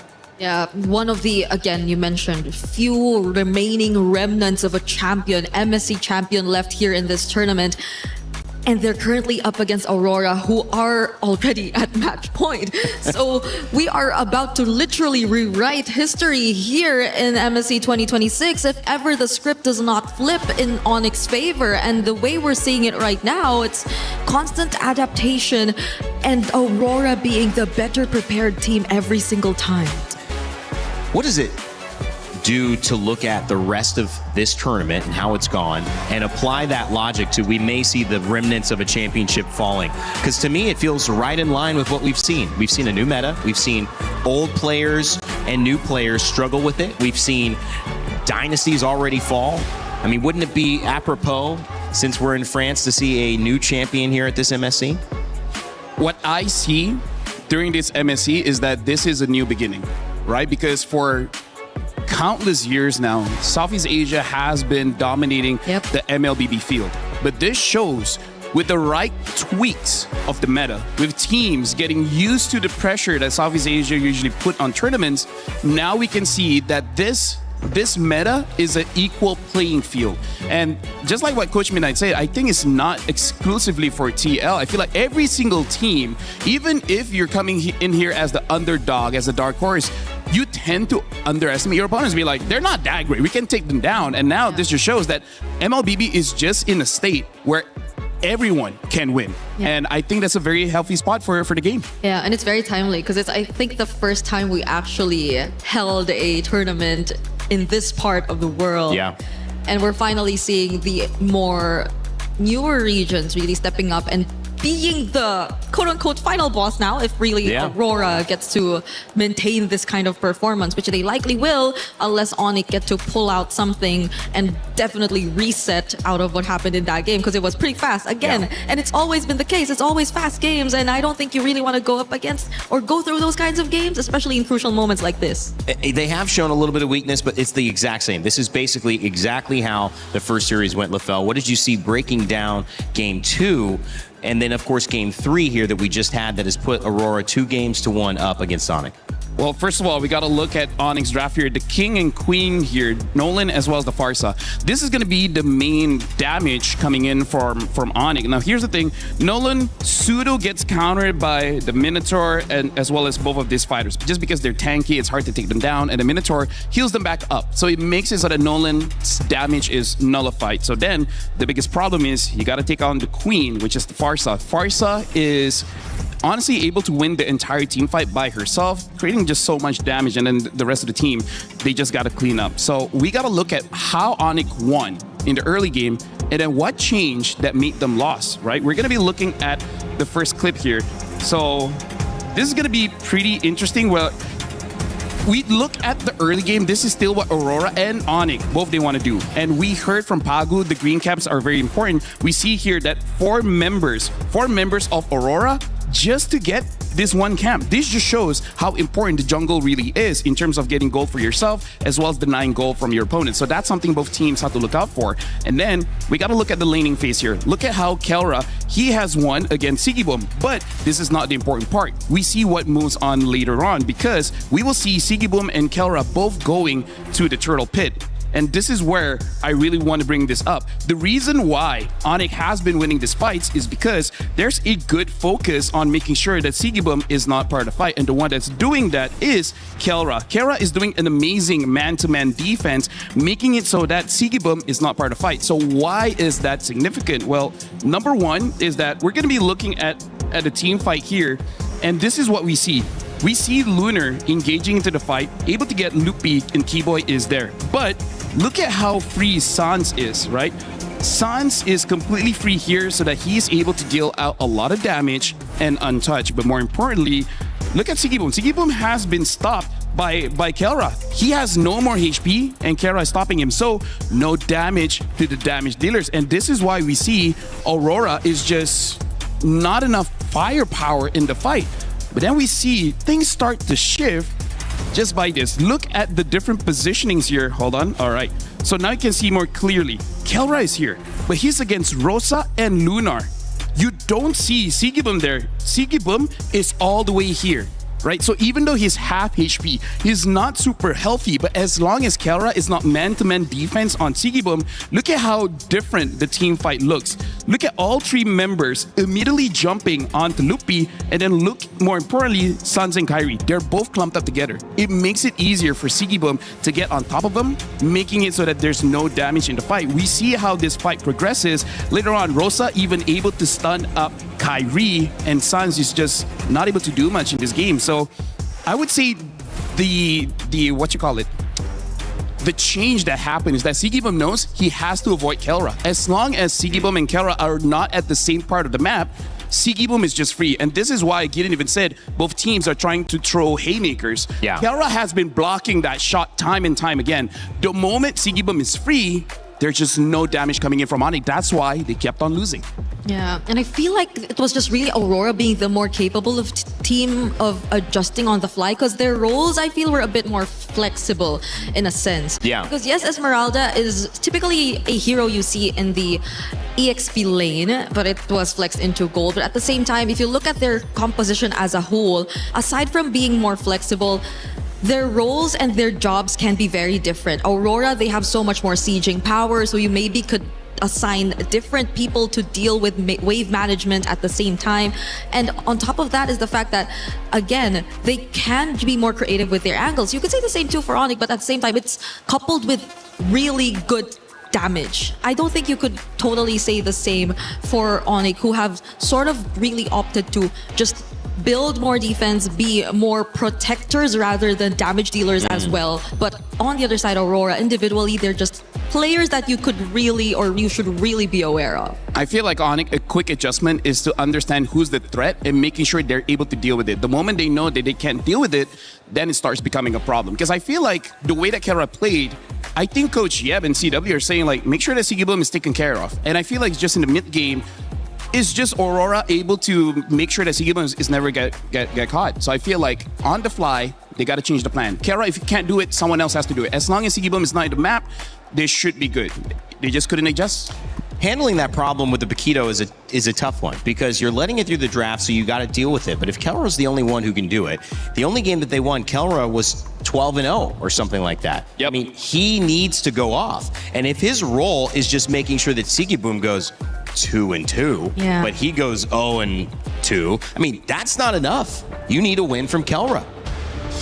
I agree. It's always Go back to your ace. Yeah, it's always been the case for Onyx though. The carries have always really been Kelra, Kyrie, I think a bit of Sans here and there. Specifically in that last game, I think they really attempted for Sans to be one of the main ones because they've shifted Kelra into a role that was not so carry of him.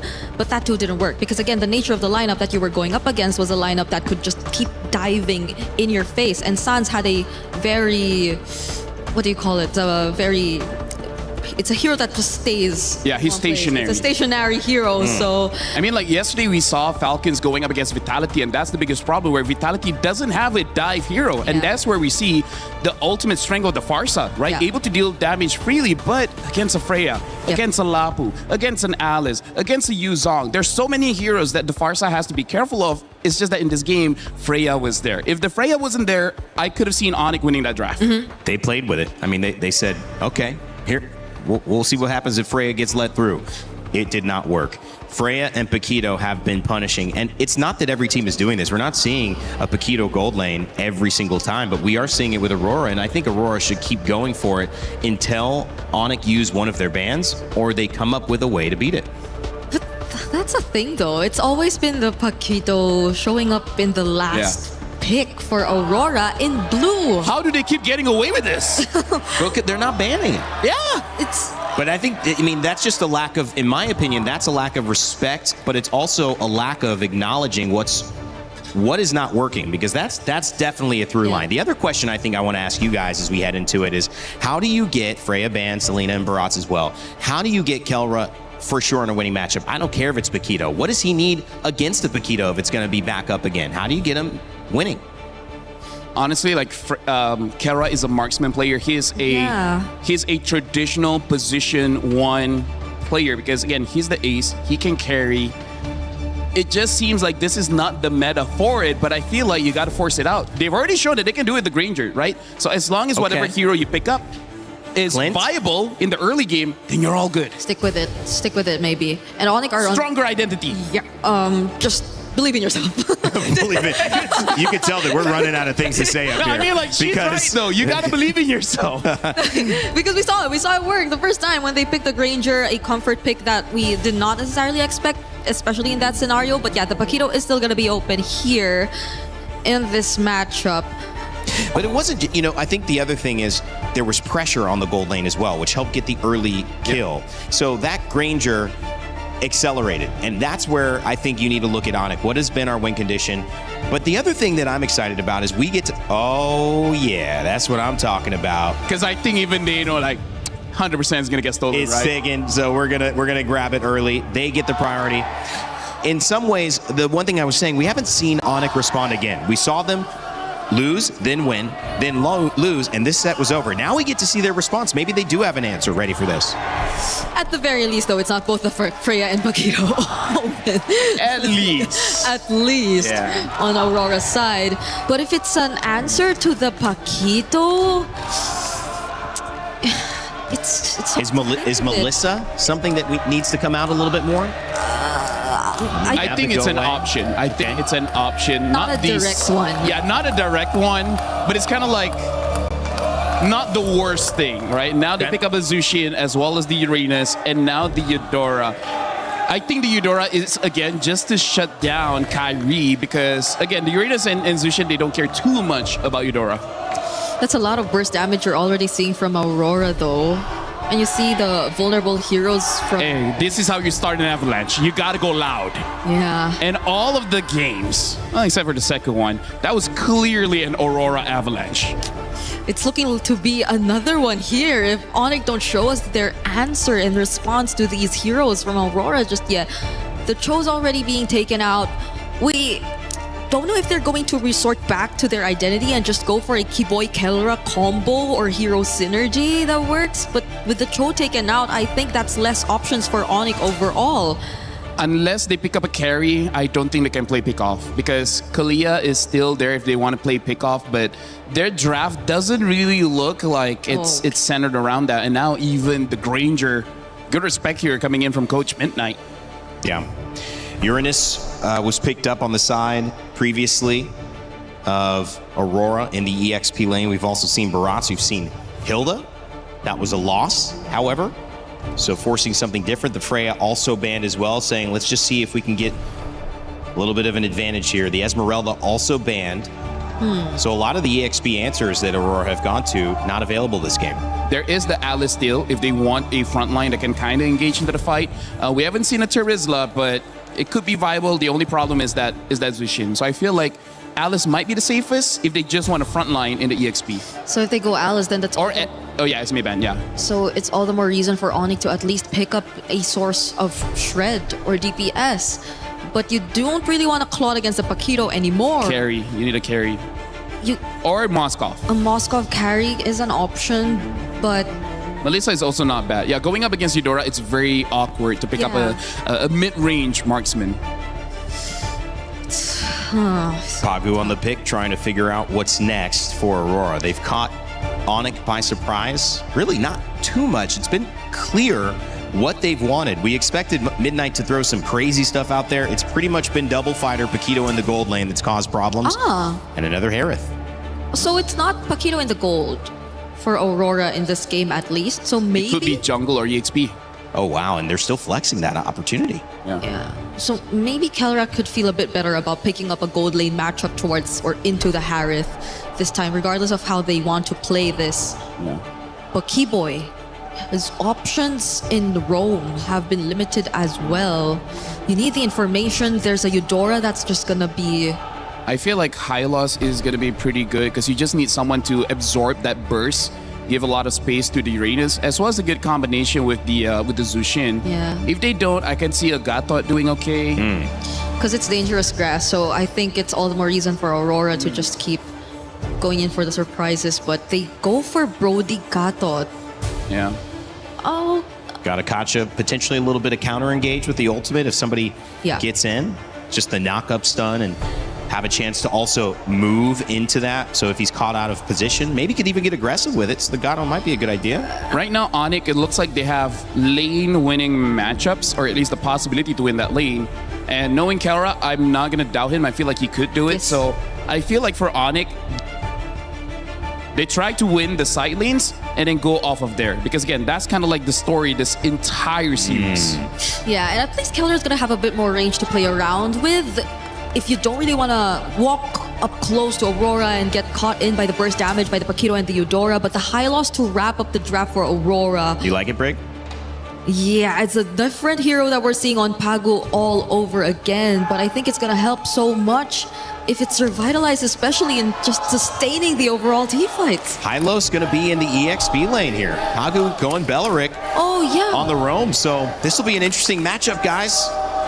It's going to be game number 4. Aurora has a chance to send Onyx home. This would be one for the record books as well, as we would see the Turkey A representative moving on to the semifinals with just one more game. We'll see if they can silence the crowd as we go to our casters. Thank you so much, Rain Day. Once again, history being made here today. Turkey may have their one opportunity to make history and say, you know what, this is our best finish ever, and it can only go up from here. But on the opposite side, Onyx, the Sky Kings themselves, very understandably that most people will see them as the favorites, but it's tough. So far, we've seen so many good plays from either side, but Aurora keeps getting one over them just like this. But Onyx, this time, now forcing Rosa to take the early recall. Yeah, little reminiscent of the last game, right? But that time it was Sans that had to burn his battle spell early on, or was actually pressured enough to go back to base early on. But luckily for Rosa, no death, right? So no first blood yet, but this is kind of what we expected to see between this early game already. Now, one thing I have to question though too is this Hylos pick. We were wondering what would pop up in the XP lane given the bans and everything else. Now, is this the right thing against the Uranus? I think so far against the Uranus, it doesn't matter. It's not about the laning phase, it's about the team fights later down the line, right? They have a way to kind of slow Kyrie down, force him to use his iframes early on, and I think the Glorious Pathway is significant to try and slow down both Sans and Kelra from either chasing those kills or to chase them if the impact from Aurora's team fight is just that much greater. We'll see on the very first turtle here to see how that's going to play out, because level 4s, they're going to be extremely key for Aurora. Yeah, you got to think about it this way too. The crowd control, once again, that Aurora Gaming has been playing around with is what's helped their lineups and execution so much. Sigaboom's going to be sent back to base here because, again, going back to the crowd control options for Aurora, you know, they've got that stun that comes with the Hylos. You mentioned with the Glorious Pathway, slowing them down too, or speeding yourself up, which can help even Rosa. Go for that stun on this Eudora. And then, of course, you have Pagu and the Belric, right? This time around, too, you've got a Flicker because of the fact that you have the Hylos with that Revitalize, kind of that sustainability to work with. So Pagu's surprise factor can be beneficial here. So Onyx, as they approach these fights, you know, they have enough crowd control themselves. They have sustainability with their own Revitalize. And, you know, that's why when you see these compositions come through and you see the Revitalize come to play, it extends these team fights, which can be favorable, again, to have a Jushin, to have Kelra's space here. Oh, a couple punches. Okay.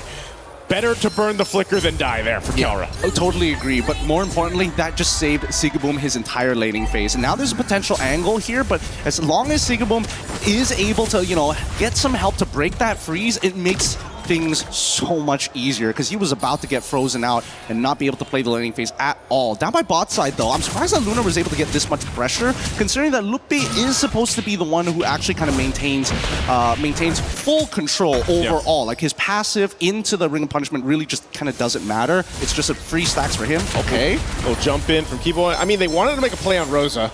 But Rosa holds on to the Flicker too, so that's a no-go there in the mid lane. A couple ultimates thrown out. And it's back to it, but Onyx slowly building up what they can across the map. Much slower pace, you know, than what we have to see because, again, Onyx needs to kind of slow this down in a bit, let Kyrie get to where he needs to be, and pressure where they can. Right now, mid lane, okay, San's still going to be okay. Much mana to work with here, though. Yeah, again, at least Rosa is able to try and equalize the EXP just a little bit against Sans. Unfortunately, oh, hold on. Oh, Sigaboom. Fighting off Kelra here in the 1v1. Taking too many shots, though. First blood in the hands of Kelra. Man, did he fight for that one. Oh, predicted from Kelra as well. Anticipating where the Chrono Dash was going to be. And now they have to protect these green camps. Lunar is going to try, but that retribution is a little too big for the side of Kyrie as they continue to take these small incremental leads and making sure that when they do the man-to-man defense, there's always just a huge tax that Onyx applies on towards Aurora's side. Oh, Pago. Gonna go ahead and heal up a little bit here, but okay, Onyx not gonna follow through with that. They are just looking for those small wins. They're looking to compound the interest here. Gideon, as you mentioned, now Zaman Force dropped down. Kelra going in with a bit of stun there to work with. Torn apart memory. Not gonna be enough, and Sigaboom will get his revenge. And now Sans re-engaging with the beacon. The rest of the team to follow through. Kyrie will be able to pick up a kill for himself. Now TNZ off the wings alongside Lunar. Glorious Pathway drop down and Sans trapped, nowhere to go. Keyboy with a jump, not going to be able to find the target. They're split up here. Now TNZ waiting once again on the call. Lunar will go ahead and just force out Onyx from this area. And that's officially Aurora actually winning out big time on that trade. Where was Kyrie? Was he not in position to try and trade for Kelra, or was he 100% confident that Kelra was going to win that no matter what? Risky as it is, at least the Flicker is back up, and more importantly, Kyrie already getting his own Sky Piercer. Let's see if they can snowball this, because unfortunately for Lunar, he's going to be a big problem for Onyx, especially on these neutral takes. TNZ also got his first item locked in for Rosa too. Both mid laners fighting for it out. Second turtle though, Glorious Pathway already dropped down, still half health from the turtle. You're going to deal with Lunar. Again, a split fight happening here. Lupi able to get a couple resources out. Now Lunar trying to get away with that Revitalize. Still going to reset this turtle, so neither team getting the upper hand just yet, but it will be Kairi to hold on to this turtle. It looks like TNZ is just going to have to give it up. Yep, they don't have the health or the mana, and Onyx, that's what they want to do. Keep taxing them until they can't afford it anymore. Once they go for broke, that's when Onyx can start fully taking control over this game. For now, at least for Aurora's side, they're looking for the first and second item power spikes to really turn these fights over. So having this 2k lead on Onyx isn't the worst thing in the world. However, where's the big conversions, right? Every single lane is winning here. Wow.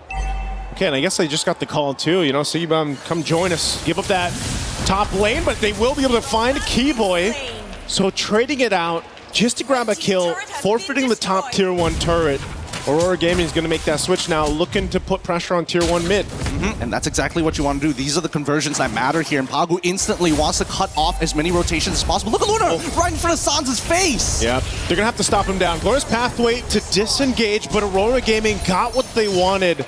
A kill, and now that turret falling in the mid lane. So this is going to be a battle. I feel like for game 4, what we're seeing, very different from the previous 3 games, is just this battle of attrition, finding these little moments around the map, finding ways to open it up, get that favorable matchup when you can, win this next objective, that turtle, and eventually the Lords come. Whoa, hold up, hold up, hold up. This could be really, really dangerous. As Onyx forcing Lunar out of position, allowing Kelra to actually open things up. You can see the rest of the members are man-to-man defensing here. They understand what's about to happen, and I don't think they should take this right now. All right, Conceal used. Little taunt there, Unbreakable, gonna bring Pagu back. He goes in with a flicker, locking him down with the Raptor Dryad. Sand's gonna be okay though. Aurora Gaming on the back foot, they want to get away. Avatar of the Guardian will burn the flicker from Rosa. Still gonna be caught amidst it all. Against the wall they go. A burst of damage, but Sigibum is gone, and Onyx will win this fight. A double for Kairi. That's got to be upsetting here. Very, very upsetting. But even so, it's just not enough damage. The economic lead here for the side of Onyx being pressed against Aurora as they are starting to run out of breath. But initially, when you see this fight from the side of Aurora, maybe it could have been something more, and they wanted Sans really bad. They got the ult out. They also made sure that he doesn't have his flicker available. The problem is if they don't net themselves the kill, that's a lot of resources wasted on the side of Aurora. That also, you know, when we saw it from the highlights there, it just looked like they weren't synced up the way they wanted to follow through on Pagu's setup. They were kind of in a weird position, and might have been one of those cases where, again, Pagu's just like, you know, I'm already here and I'm already taunted up, but Unbreakable and everything else, I kind of have to do something. And, you know, Aurora Gaming loses that fight. Now they lose themselves the space to work with. They're 5,000 gold behind. And Onyx has been in this driver's seat now for a few minutes. And the fact that you have the Sky Piercer that was picked up and we talked about minutes ago, Kairi's now got a couple stacks on it, so that's great for him. And even looking at the build that Kelra has, he's going for the Rage Advantage, right? He already had that blade earlier on. That was his first item he rushed in. Then he got Malefic Gun, and Brody's already got great range advantage against a Harith. Well, now, even more so. Yep, and I think that's the really scary part, right? Because Onyx, this is a really good timing to, you know, instigate fights, and Aurora recognized that. That's why you're seeing them clump up together a lot more, because they have to work with their secondary win condition or main scaler in this particular case in Sigibum. Yeah. Tianzi also understands that as much as he is the jungler, the neutral objectives are very manageable for the time being until we start getting into the Lords. So we need to see the tempo breaker here. Right now, too, Lunar, even as tanky as he is, he can feel the damage being put out. This purple buff being fought for, though, unfortunately, Tianzi will not be able to secure it. Kairi's been pretty unrelentless in this side of the jungle as he just continues to take camps, you know, from Aurora Gaming. Interesting. I hope I saw that right. That was a Haas call purchase coming in for Kelra here. Wants to make sure that at least at the very bare minimum that he actually has some form of lifesteal. And not to mention that, you know, Brody naturally, the way that his auto attacks work, has so much more base damage than the regular marksman, all kind of put into one because he doesn't have as many consistent auto attacks compared to them. In this case, he's going to get a decent amount of heal, so in case they try to burst him, the window has just gotten smaller for the side of Aurora. Okay, and with Lord up, Onyx with a clear advantage. They should have space control above this. They'll keep Loopy up there on the top side doing his thing for now. They don't want to overstep this. One thing's for sure is if you're up against a team like Aurora Gaming, you still got to respect what they can do, even if you have this kind of lead that Onyx has built up. But they can go ahead and play the map this way. You know, keep Loopy there, play around the rest of the 4 members of Onyx. And Aurora Gaming knows this. One thing too, having this dangerous grass in tow you can make some surprise plays. We saw the attempt from Aurora, but now Lutfi being spotted out, and the rest of Aurora Gaming, they don't have much room to work with. Conceal was already used. They're going to keep them pushed off the Lord. And the pendulum swings again. Sigaboom kind of the only person who has enough damage to deal with Lutfi. Rosa, as you can see, needs to put a little bit of work into Lutfi, start shredding the MR first, and then starts getting the empowered fork to lightning to ensure that he gets some permanent damage. But even then, Lutfi is in a phenomenal position. He's got plenty of magic resist. He's got plenty of health to work with. He's running Brave Smite as well. Oh, well, never mind. As soon as I say, Divine Glaive has already been purchased by Rosa. All right, it's locked in. Onyx might be looking to make that attempt here. It's going to reset, though. Ice Queen Wand picked up too. By Sans, being dragged back. Flicker forward, not connecting the Wrath of the Dryad. Will get punished anyway. Kelra able to pick up a kill, and with that, Aurora Gaming has to give this Lord over to Onyx. What a difficult job that Pagu is trying to attempt here. He sees the angle where he either has to pick Kyrie or Kelra. He wants to get both of them. Yeah. And I think it's starting to cost them here, right? I think he has to make a clean decision of what needs to get cut in half. So far, I think Kyrie should be the priority in this case because he's the one running Sky Piercer. That could open up some more opportunities, but it doesn't change the natural problem that even without a Sky Piercer, Kelra can finish off kills with torn apart memories from halfway across the screen. Yeah, that range advantage is what makes Brody so deadly in this case here. And a POD picked up for Kyrie now. So maybe, yeah, Pagu just needs to go ahead. If he can catch Kyrie, catch one of them, might be better than what we've seen the past couple of interactions right now. They got to deal with this Lord up top. They clear out what they can in the mid. Where's Pathway drop down? They're going for Kelra. He's going to get stunned. Avatar of the Guardian. Now Kelra's in trouble. Pagu will find him and just punch him in the face. Locking him down. Keyboy gone. Kyrie on the run. Luffy trying to get away too. What just happened to Onyx in this side of the jungle? They do shut down Tienzi. And now Sans looking for more. Burns the flicker from Rosa. Lord is still there. Sigibum's got to deal with it. But man, Aurora Gaming might have found a little bit of life and wiggle room in this game. Yeah, honestly, that was pretty good coming in from Aurora. I'm pretty sure that Keyboy didn't have his taunt ready to go, and they recognize that Kelra still doesn't have his flicker for a couple more seconds, so they find the punish. Let's watch this one more time, because it felt like Kelra just kind of ate it. And Keyboy, out of position, uses the AOG to try and close the distance, but by then it's already too late. The damage has already been done. Not to mention that also, passive coming in from Pagu, shredding away at the little bit of life that Kelra actually has, but now he's got the Berserker's Fury on top of the Haas Claws. He's got some real damage in his belt right now, and unless Sans can keep him protected, they want the traditional front to back. If Onyx didn't have that Lord that Aurora Gaming had to deal with, Aurora Gaming would have followed through in that fight. Seaboom knew he had to go back, clear it out. So, and they maintained the base turrets.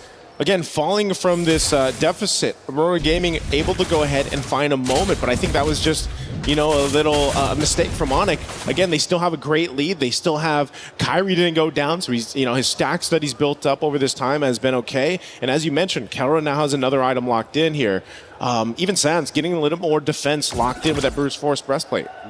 This is where things are going to be a little dicey all across the board here.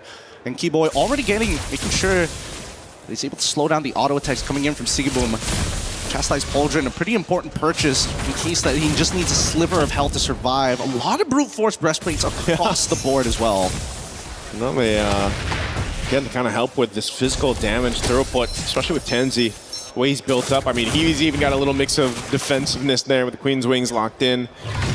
But it's just been, I think, one thing that really stands out throughout these, even the group stage now and the knockout stages, just the way the teams have executed these team fights is so crucial. Harara obviously allows you to have a little more room to work with in comparison to a Paquito. So Tienzi really has to not get kind of faked out. I feel like that's what happens with a lot of times when the Harara is across from you and you're dealing with it. You just got so much to work with. And that's why, again, the responsibility of Pagu so crucial here on landing these Wrath of Dryads. Lutfi going to be forced out of that brush alongside Keyboy. So it's a face-off for this Lord. Just look at the way that they have to play, right? The only person who may be able to bait a reaction from Onyx is Sigurbo because he's such a high-priority target. Now, Onyx, they don't have control over this, and Kyrie is ready to hop over the pit, but look at the mid lane. They get that first shove. They're going to reset this, and they're looking for an interception. Oh, are we going to get punished for getting knocked up by the Lord? Luckily, they don't. Luffy, okay, he's still half health. They're going to bring back Lunar. Lunar dropping down the Glorious Pathway to cut off Luffy, but that's not the target you want to go for. To Aurora Gaming, and now couple ultimates expended here from Aurora Gaming. Lord will just reset as the space does. At least they set the conditions. We used a lot of our ultimates, but we got a really good push down on that mid lane that Onyx has to respond to. Losing a free inhibitor turret is unacceptable at this stage of the game. And I think that at least for Aurora, they know they've hit the 43k mark. Their carries have the damage. Tianzi and Sigabom are ready to fight. The question is, can they get some value or discounts from Lunar or even Pagu? They saw Tianzi up in the top lane. They wanted to blitz this Lord, but it resets anyway. So again, a good choice here to just kind of back off. Keyboy was there, gave them the information. Meanwhile, Onyx still looking to bait Aurora Gaming into a fight. Quarter the health on this Lord. Whoa, it's gonna reset once again. Look at the positioning here from Keyboy. Oh Luffy, my God. Consecration drop down. Pagu goes in with the flicker at the Dryad. Kalra's still gonna be fine though. Torn apart memory. Pagu goes down. Tienzi can't find an opening. He's trapped. Even with an immortality, Kyrie gets a double. Onyx with the team fight victory here will get them the Lord. What an incredible read from Kalra. What an incredible read. He reacted perfectly to the scenario. Winner crown just in time because Pagu, he keeps on doing this. Keep your eyes here. He sees it instantly. Winner crown to dodge the entire thing, and he still has the corrosive strikes to make sure that he can finish everybody off. He's marked them, he's tagged them, he's outplayed them. Got in the gold lane for a reason. Yeah, what a move there. Again, it's a KK connection, just a different one for this. And now knocking on the mid turret. They're going to go ahead. Force it down. Whoa, Keyboy taking a lot of damage here. He wants to get away. Does with the Avatar of the Guardian defensively with a sliver of health. He'll regen it back up. They still have the Lord making its way here. So Onyx can go ahead and walk this into at least a base turret, potentially knocking down two. Aurora Gaming wanting to hold on. Oh, some really scary stuff. Really, really scary stuff. And you can see that Aurora, unfortunately without the Glorious Pathway, it's a lot harder for them to go on the chase. For Onyx, they can naturally do it, right? They have many different ways of using iframes and immobilizing, trading with one another, you know, the push and pull from Keyboy alongside with Kyrie to maintain their presence. Keyboy, he wants it, but they're not going to give him that option just yet. Oh my God. Rosa, look at the damage. Rosa's going to have to be careful here. Half health. But again, I think Aurora Gaming is going to be happy with that defense. They keep up two base turrets. Onyx gets one. They play the discipline route, and they'll back off for now. Again, they don't want to push it too far in. Even with, again, with this kind of lead, the composition, they can't get caught in a bad state here under these base turrets. So happy with one. Still have plenty of time for that next Lord to come up here. But looking at the items again, you know, now that you've already seen the Winter Crowns come to play, the Immortalities, you're going to see some item swaps up to this point. Dom-Ice already complete as well, making sure there's some kind of anti-heal and anti-shield. Oh, wait. Interception angle potentially here. He's going to get Unbreakable taunted. Should be able to get away. Good coverage there, though, by Aurora Gaming. Again, you can see they have to play together here. They're most likely going to get poked down, half health or so. Pagu finally gets an immortality, though. Oh, man, Kyrie. Man, Hirara is such a busted hero. So many cooldowns. It's like, it feels like she's got 6 abilities sometimes, but... She's not Suyo. Yeah, she's not Suyo. Even though she has more abilities than Suyo at level 2 compared to level 3, you know, no big deal here. I can't wait for 4 abilities at level 1. Eventually we're going to get there. But the scary thing about it is that Kyrie understands that he's allowed to actually take the first move. Because until we see the trigger being pulled by Lunar, they know that Aurora ain't really in it. Their hearts aren't in it to go for the all-out fight without that condition. And as long as Kyrie has iframes to play with, he can do this all day, all night. Yeah, it almost feels like Aurora Gaming's it's still used. Glorious Pathway, they're going right for Kelra, okay. They get an Avatar of the Guardian out, plus the flicker.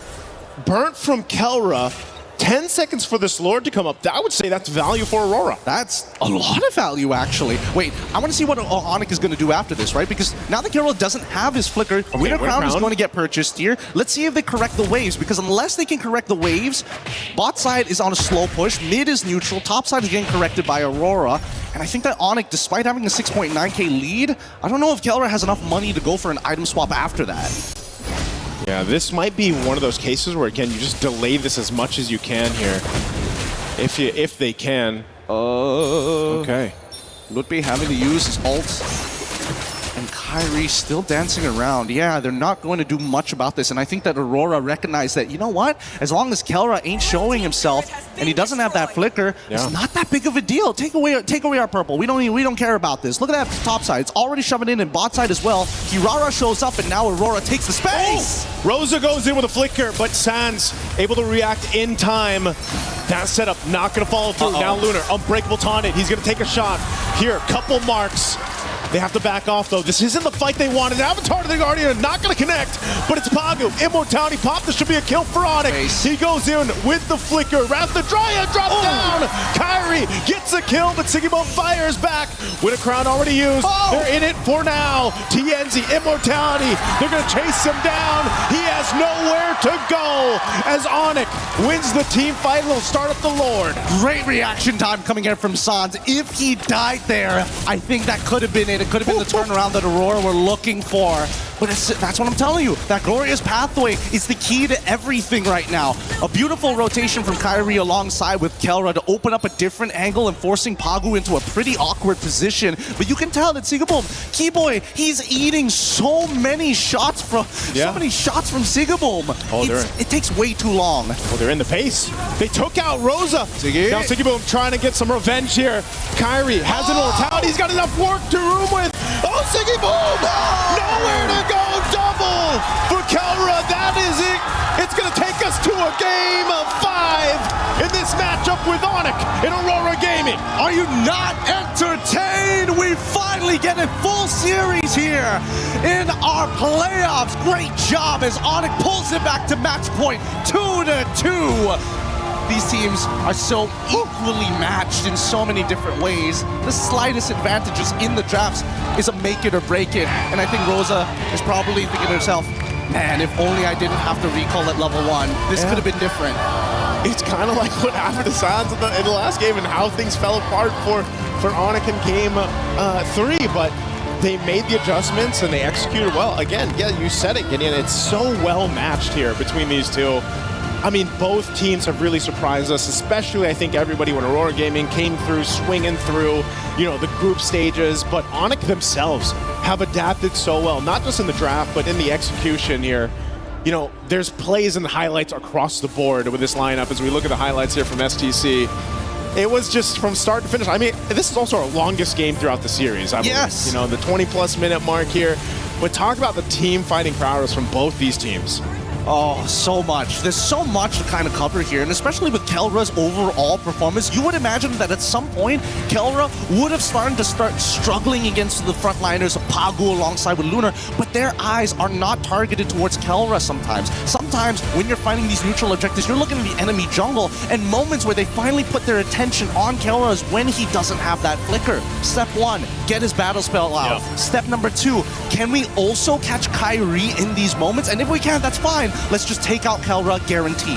Oh, again, there were so many good plays like this. That Winter Crown usage from Kelra, able to go ahead and cap out the torn apart memory. Just the coverage that he had, too, from Keyboy and Sans. I mean, Keyboy's job alone was so difficult. I mean, it wasn't like he was landing all these Avatar of the Guardians, but he was still providing space for Kyrie and Kelra to move around with. Loopy was doing the same thing, just not as flashy, obviously, on a Uranus, but still providing so much value for these team fights. But Loopy is literally the border of their territory. Wherever Loopy is, they cannot walk past him, and that's so frustrating because Sans can cover so many different angles at once. Well, I don't want to go further into this. I got to save it over for our panel as we throw it back to Rain Day. What do you think about this game? Well, what else can you think when a crowd erupts here in Paris because Onyx have tied up our series, our first full-length best of 5, and what better teams to have it with? Aurora Gaming, potentially the new boss. Onyx says, wait, don't forget about us.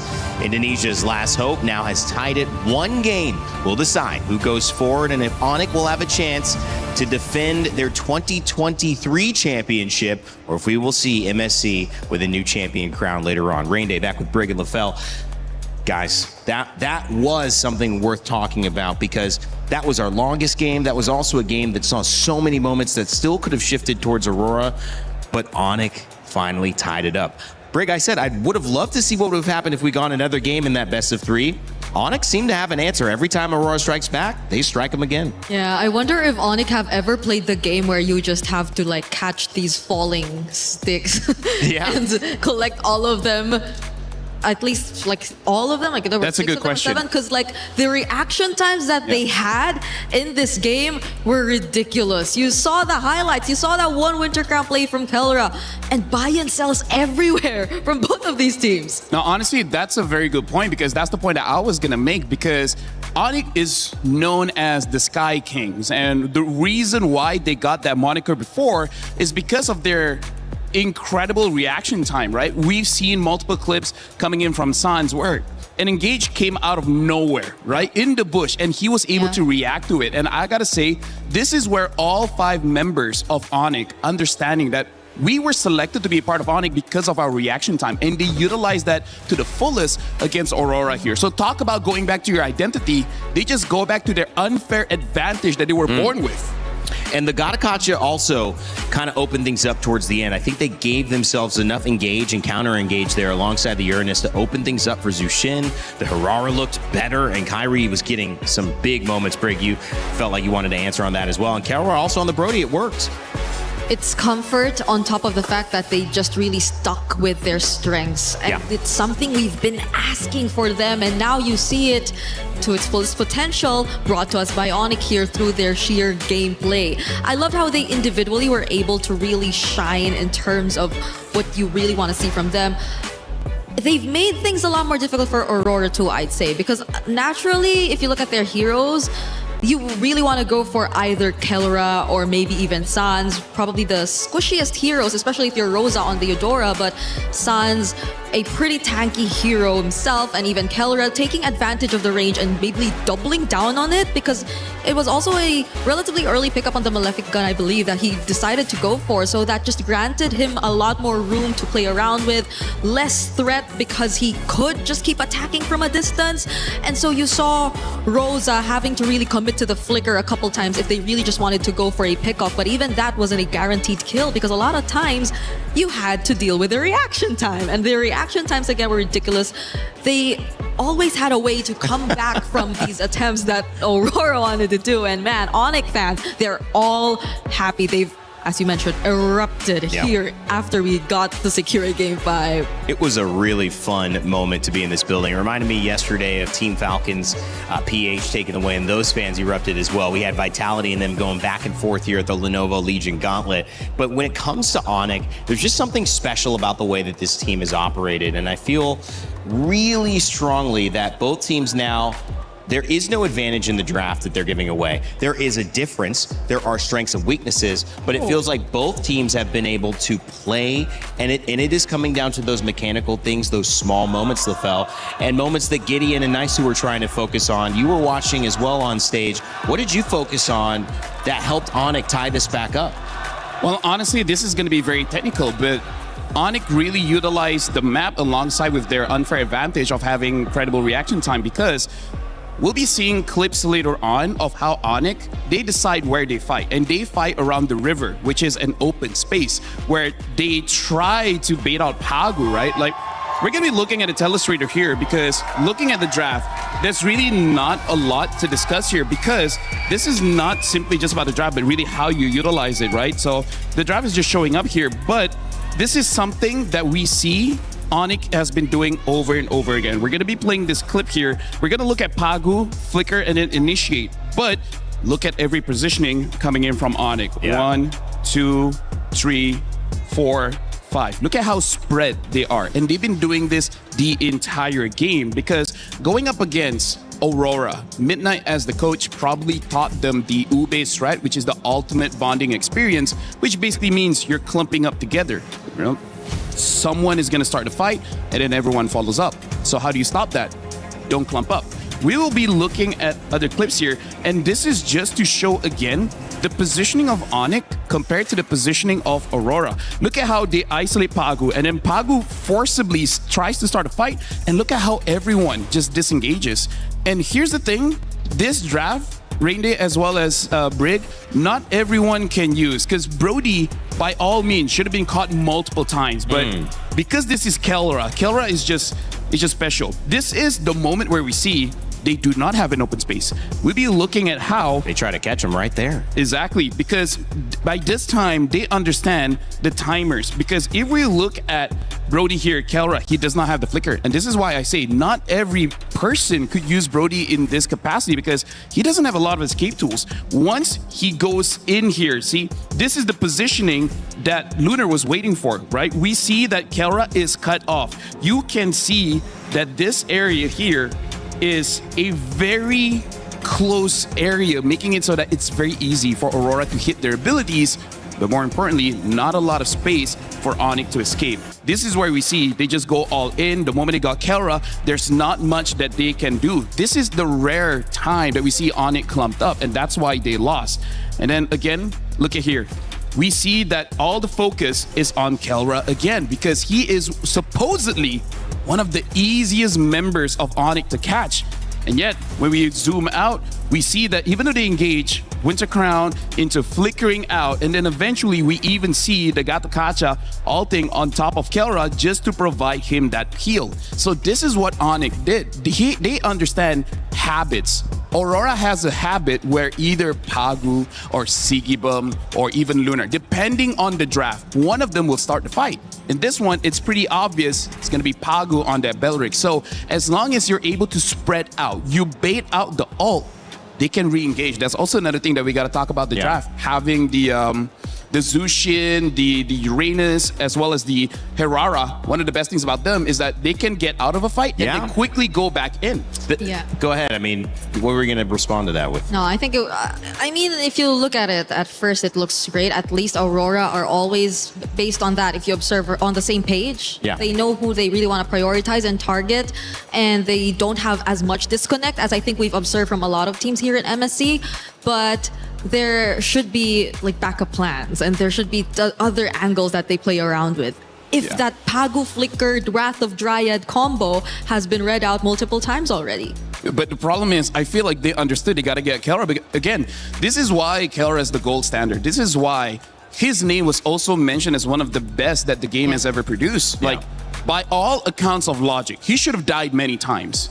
Right? That's how you become champions, right? You got to define the logic. You got to define the expectation. Just because my character dictates I can't do it, if I'm using this character, I'll find a way. That's how you become bigger than the draft and bigger than the character, the hero, the game itself. You become somebody that obviously deserves these superstar fans as well. But speaking of superstars, we've got the junglers going head to head. It is an amazing day to witness some matchups that you cannot get anywhere else. TNZ and Kyrie, we talked about them. TNZ, phenomenal on Aurora Gaming. Kyrie having a great response, however, and actually winning, not only in turtle kills, but lord kills, damage dealt, and of course 8-0-4 in this last matchup. And the Herrera against the Paquito, it makes me wonder, LaFell, if it's not just a Paquito, it is really looking at, well, maybe we need that Paquito in gold, maybe EXP. I'm with you. I'm with you in gold, because this is the last chance. Someone's gonna go home.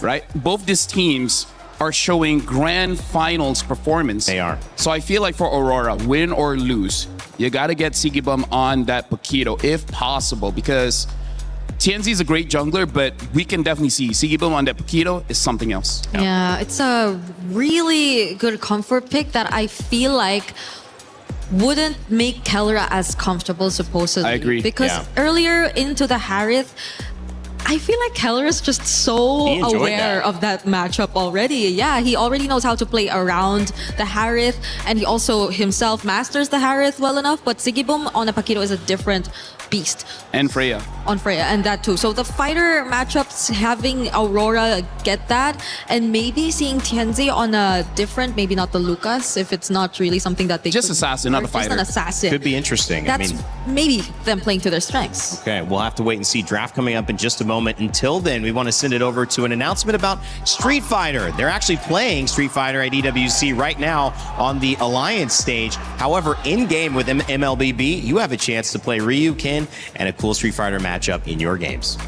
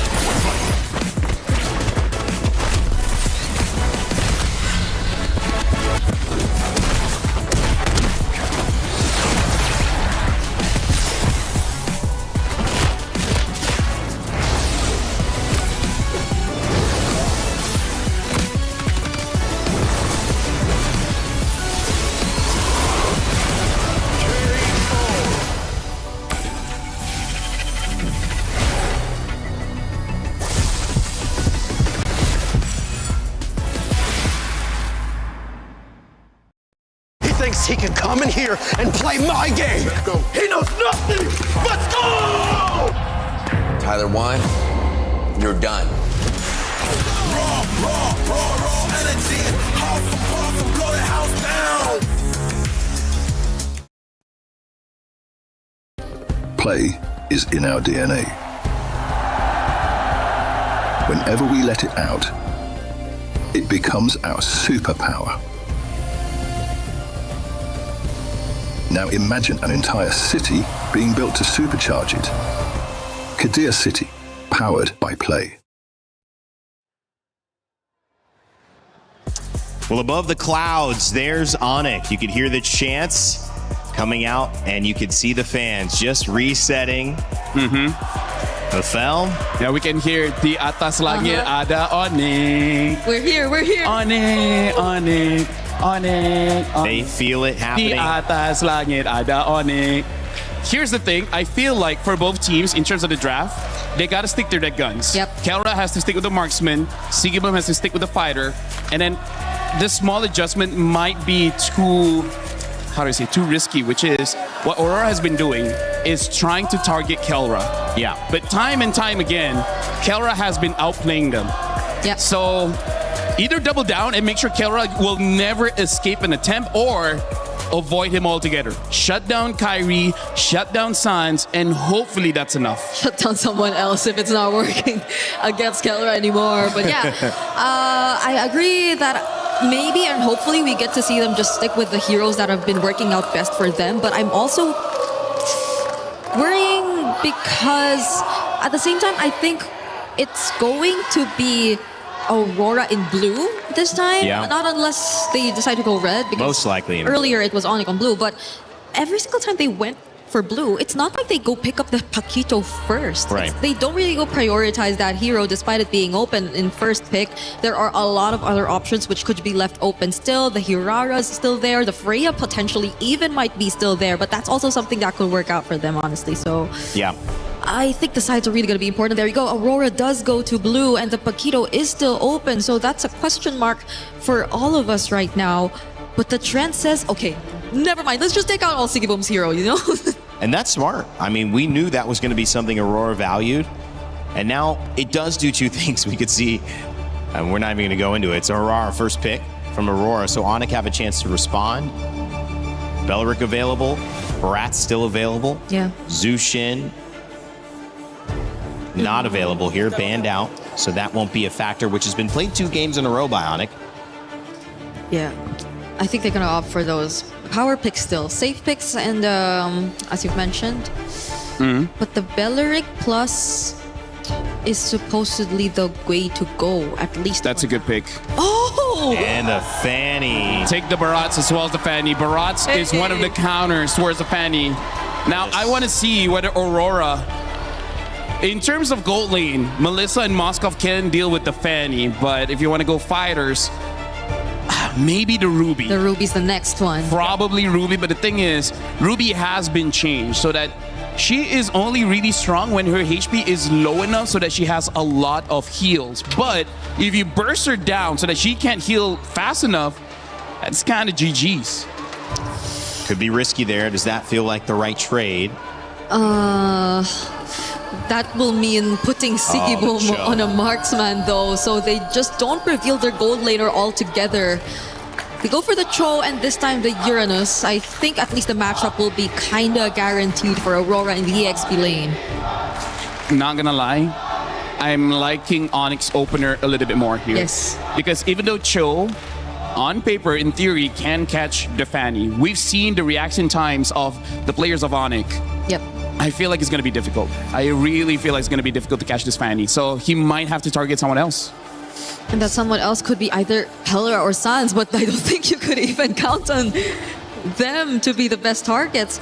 If Sans gets his hands on a high mobility mid laner, which I think a couple are still out there. We still have the Valentina, I was supposed to mention it. Yep, does get picked up. So it won't make things any easier now for whoever you want to target as Pago on the Cho. This might sound crazy. If anytime Aurora brings a fighter mid, this might be the game. Bring either Ruby mid, or they bring out the Rafa or Matilda this time, because Matilda does have the damage to deal with the Fanny and able to lock down as well. So Aurora, if there's any time to bring out a surprise, this is definitely one of them, because the heroes that they have right now doesn't necessarily answer the questions that Onyx is showing. The fact that they have the Valentina can steal away the Way of the Dragon from the Cho makes it so that they can kick this Uranus, they can kick the Herrera, maybe even whatever hero Sigibum opts for later on will get caught as well. So, I mean, Onyx has a good opener here. I know that this hasn't necessarily been the hot pick, even though they kind of started off with this tournament as bringing it into the meta with Eudora. I feel like a kick into a stun is pretty guaranteed if you're trying to isolate this fight. We saw the Fanny with Arrow 404 earlier series, Team Vamos. He was fantastic, but they still lost that game because they basically made the fight about everything but the Fanny until the Fanny showed up. And so if you can isolate someone very important with that show, capitalize on it. We know Aurora likes that. Maybe there's an answer there, and they just deal with the Fanny whenever she shows up. That can be. Hopefully just a bit not too much of a reaction just towards the Fanny pick if they really go lock down the Eudora and the Cho combo together. Because if you do decide to go for that route, that might be the safest, yes, because the fighters in the middle lane option that we talked about previously is something you really have to consider, because if your ultimate is a big ultimate, then I think Onyx would just equally benefit from that too, because they have their hands on the Valentina. So if we, let's say, consider the Ruby in mid, then I think Onyx would be just as happy with that to layer it together with the Barats and whoever Kiboy would eventually pick up here in the draft. So Aurora have to be very particular with this. The other thought is, how much pressure are we putting on Barretts? We know that when Lunar can win that EXP lane, it helps them win very early. It's possible that we see a lot of pressure there. Yeah, but I feel like Barat should win against the Uranus. Like, even if you don't win, you're able to get out of lane faster. And I feel like that's going to be the determined thing. Onyx, they pick up a Harif. Technically not a marksman, but a traditional gold laner here. And now they answer with a Claude as well as the Eudora. This looks like the most standard draft Aurora has shown in quite a while here. So I think this one, they realize it's not about the draft anymore. Like, there's only so much the coaching staff can do. Now it's 100% on the players. Gotta make sure the execution goes smooth for Aurora this time, going for a very standard draft. But for Kiboy in Rome, Gato was good. I like the counter. yeah, Gato can be. Minotaur's banned. Atlas banned. Belleric still available, right? That could also be an option. Honestly, yeah, Belleric can still be an option, because for now, I feel like for Onyx, almost any pick in the Rome can really help them out here. And there you go. They pick up the Belleric. Also kind of good going up against the Claude, Uranus, Cho. So who do they want to pick up? Who does this Cho work against on the side of Onyx? Who's the priority? No one. No one. So that's if you can catch Fanny, great. But I don't know about that. At best, probably just disrupt. Because Onyx will just go all in the team fights. Who are you leaning towards, guys? Final game. I'm leaning towards Onyx. I have to go for Onyx. Onyx. Wow. Indonesian champions in 2023 trying to go back and win in the semifinal. Aurora trying to prove that they deserve to be on the main stage. It's one game away that decides it. A best of 5 turned into a best of 1. Aurora Gaming versus Onyx. Turkey versus Indonesia. Let's send it back over to our casters, Gideon and Naisu, for game 5 at MSC.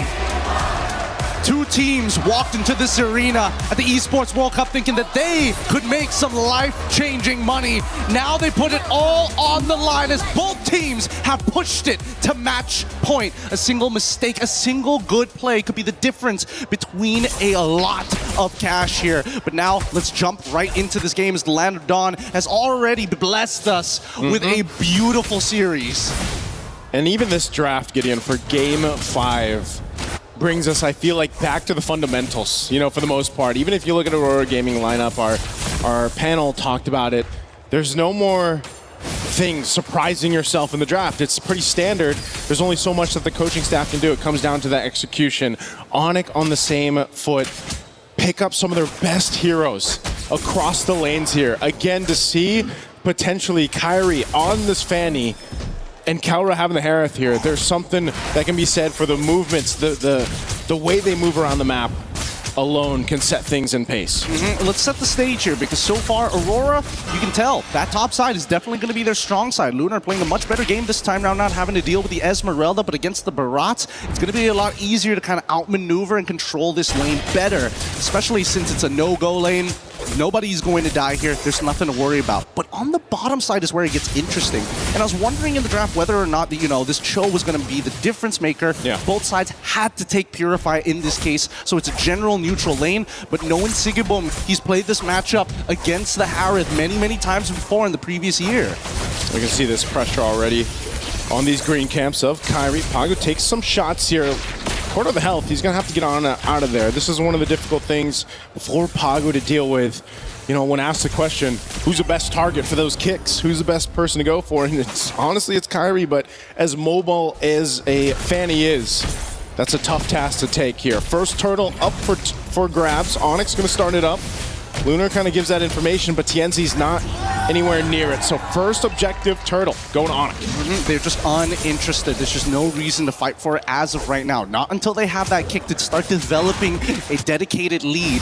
And Ionic recognized this, right? Sans immediately takes the way of the dragon on their side in case they can find a moment to snowball this even further. The mid duos have been doing really, really well and have adapted a lot throughout the matches. Now they're going to go down towards their insurance policy. Carol getting a really good freeze here onto Sigibum. And this is where it starts to get dangerous, right? If Sigibum unfortunately uses his BMI too early, there's a chance he gets run down by Kelra with the Zaman Force. It's almost me on the other side. Loop using the flicker. Daytona's welcome into the wall. There's the follow through. Nice kick from Sans into the turret. First blood for Kyrie. They find two. Now they're looking for a third. Luna trying to get away here. He's got a sliver of health. Jump back in. There's the counter punch. Taking out Kyrie and Pagu. With the G-Kundo, will be able to get away. No follow-through damage. It's a trade, the 2-for-2. God, that was hot. Pagu, what a, wow. Let's look at this one more time, because again, the play coming in from Sans was good, right? He flickers on over to guarantee the kick to the right side, but that third hit of G-Kundo, breaking it up at just the right time, allowing Lunar to survive this, and also using his Purify. He probably should have used it slightly earlier, but it doesn't matter. He got the damage off of his shield, and even for Onyx side, they don't mind this trade at the end of the day. So what if Lunar gets it? We'll eventually be able to deal with it later down the line. So for now, those who found the kills have the money to go even further. Tienzi and as well as Kyrie dead even right now, but only a slight lead, one level lead for Tienzi. I wonder how many times Sans will try to replicate that.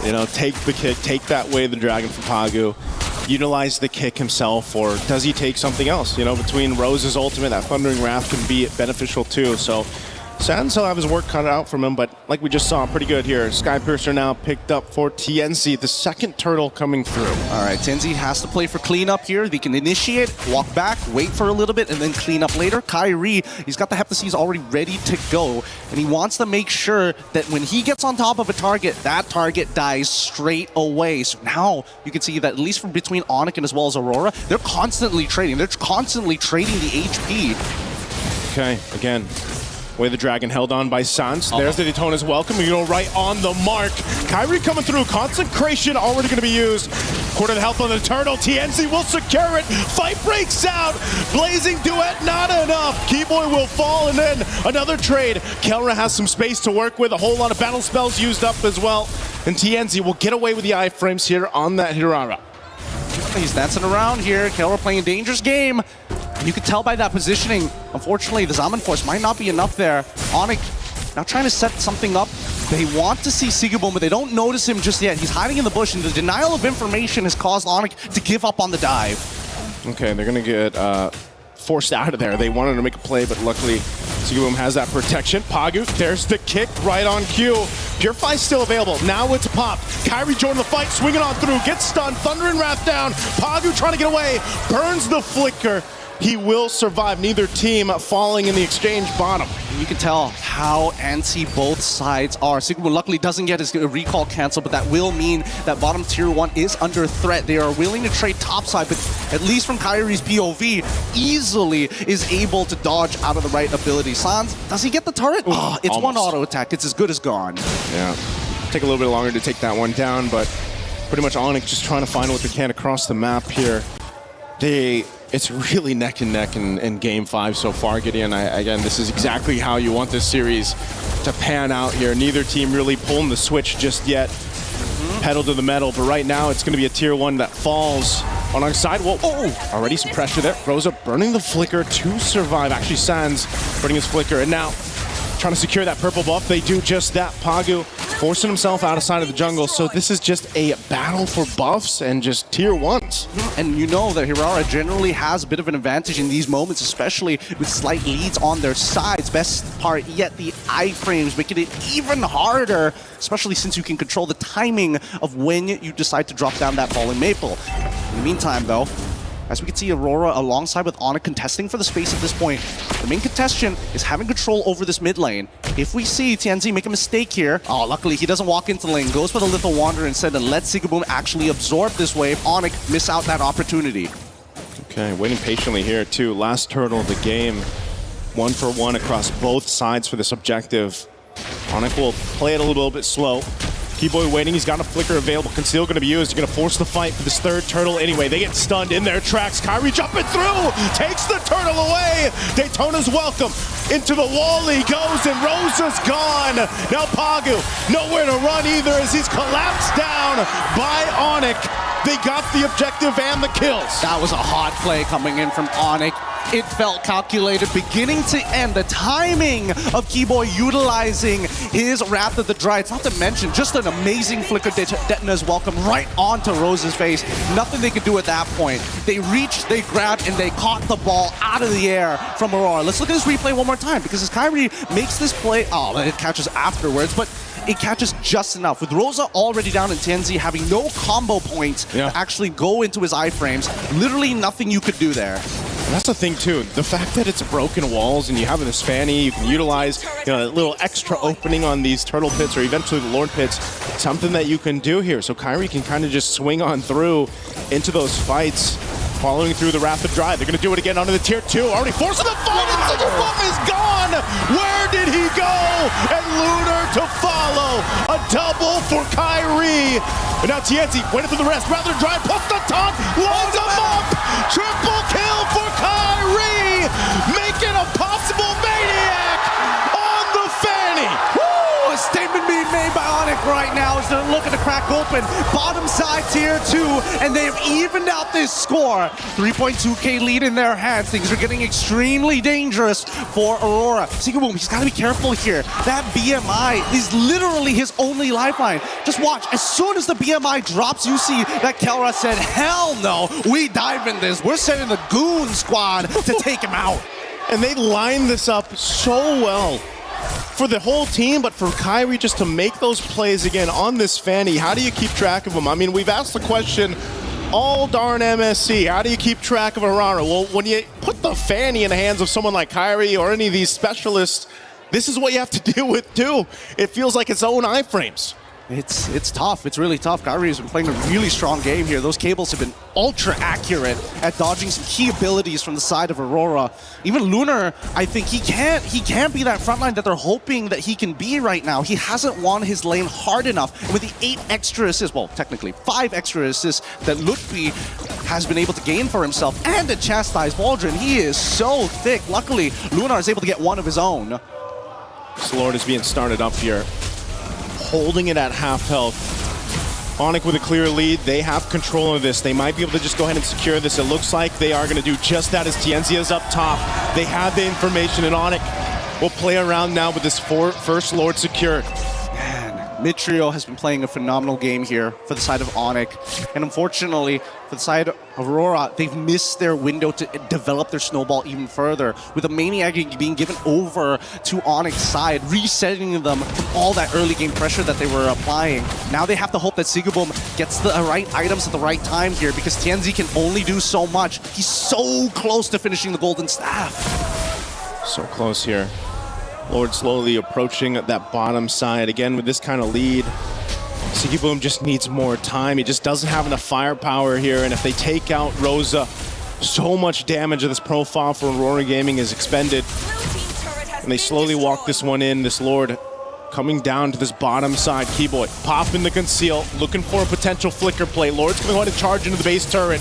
They already pop off some damage, trying to keep them at bay, and Lunar has to disengage. They just want to clear out this Lord. They want to hold on to these base turrets. Kelra jumping in with his Almond Force, pushing him off the turret just to secure it. And now Onyx will go ahead and call it off. They look for more space turrets. Up top, Kyrie.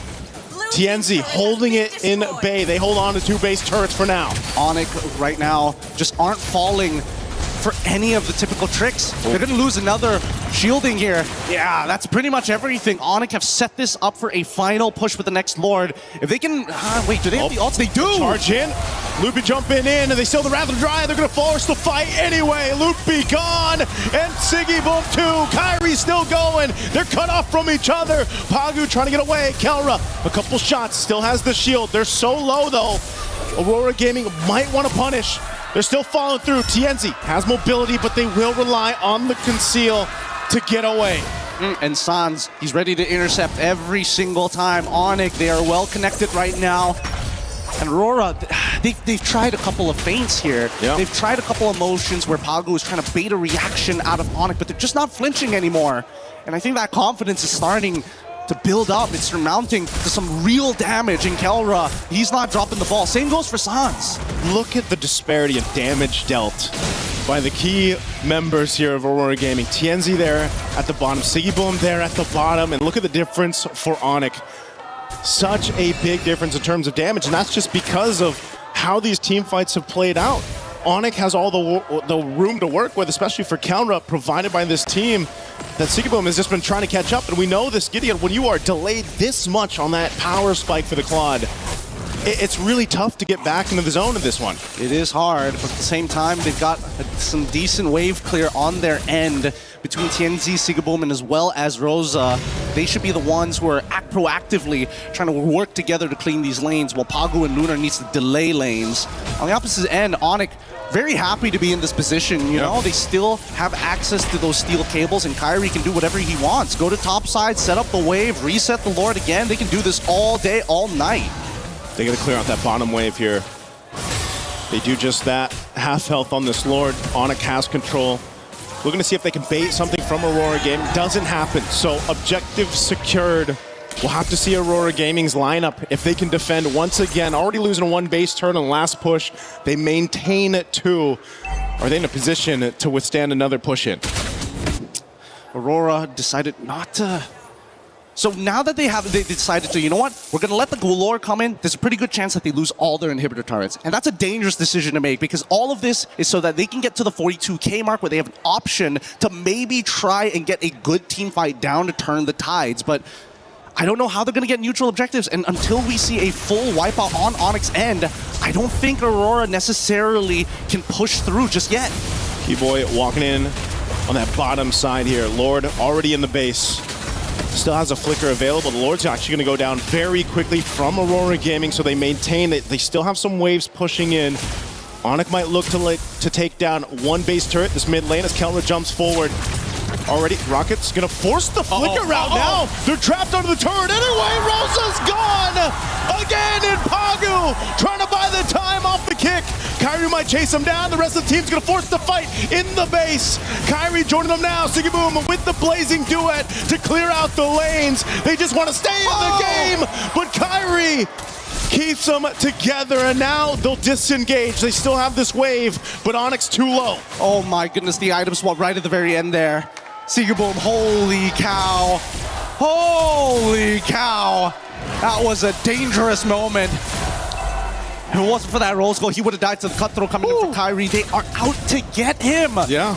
The checkbox is simple. Wait for the stun to come out of Rosa. Once TNZ is down to only 1 combo point, then it becomes very easy to get on top of Siggy Boom, especially since so many times he walks up to try and dish out damage to specifically Lutpian as well as Keyboy.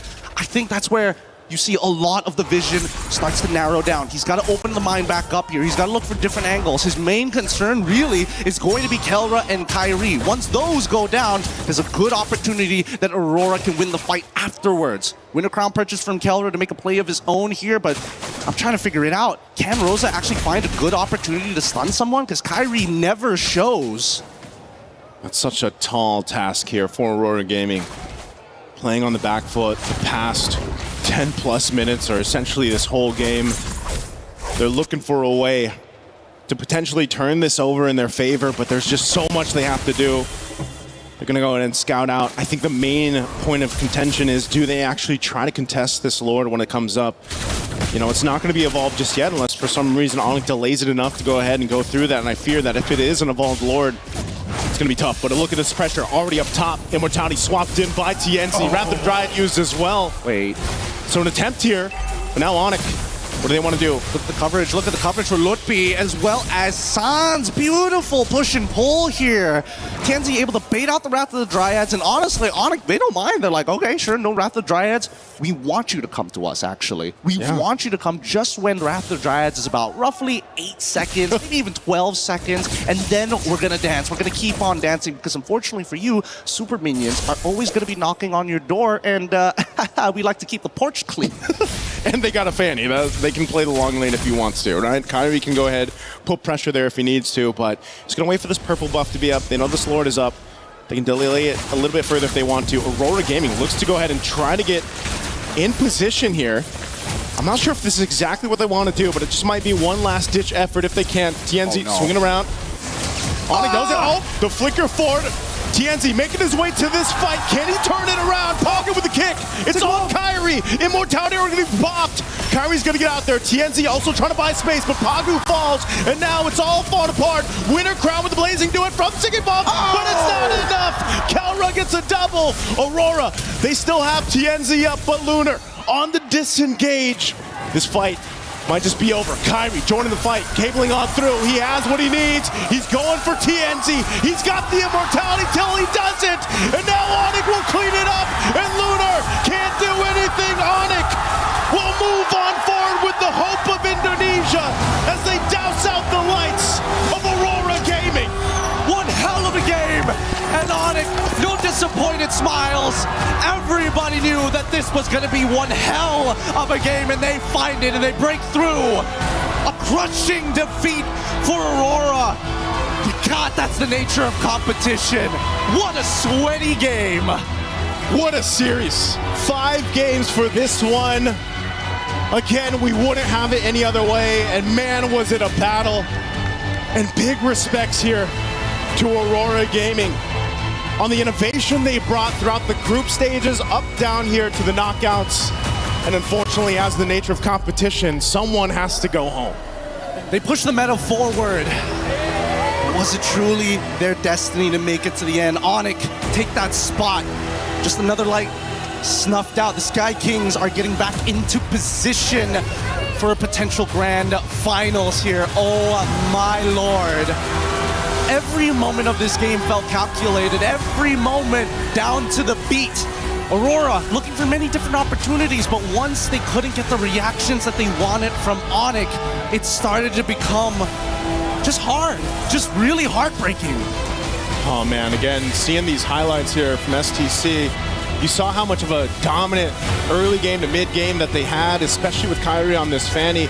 There was only so much that they could do. I mean, Pagu, he even got a couple kicks on him, but the rest of the team was just scaling in their favor, and they knew how to play this composition to, you know, the best ability that we saw here. Even Keyboy on a lot of the Wrath of the Dryad flicker combinations he had, and even Sounds having his own kicks half the time. You know, there was just so much that was utilized here, and even down to this last fight, they just knew with Kyrie swinging on in, there wasn't much more that Aurora Gaming could do in this instance. With two great teams with amazing chemistry, it really just comes down to who has more experience, and Onyx take it this time. We're going to be throwing it over to our winners up on stage, which Milosh and of course, Keyboy. They've done it again, Onyx to the semifinals! What a matchup. We all need a moment to breathe after how close that match was. Keyboy, few questions for you before your key crushing moment. Now, this is not the first time, of course, you play Aurora here at MSC 26. You lost in the group stage, you won here in knockout. Why? What was the difference between those two games? I think in the group stage we're not ready too much because they are so aggressive and the hero is good.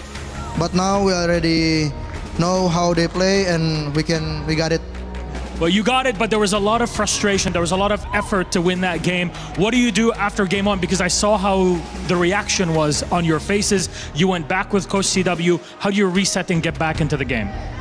Yeah, we just think next match the team spirit, right? Yeah, we just focus team spirit and yeah, just enjoy and reset for the next. You have the reset for it then, and you know, you've made the knockout stage. Last year, you of course were here as well. It's semifinals again, 2 years in a row. The question is, are you ready to go deeper than that? Does that add to the pressure, the fact that you're also playing a non-SEA team that wants to get to the grand final as well?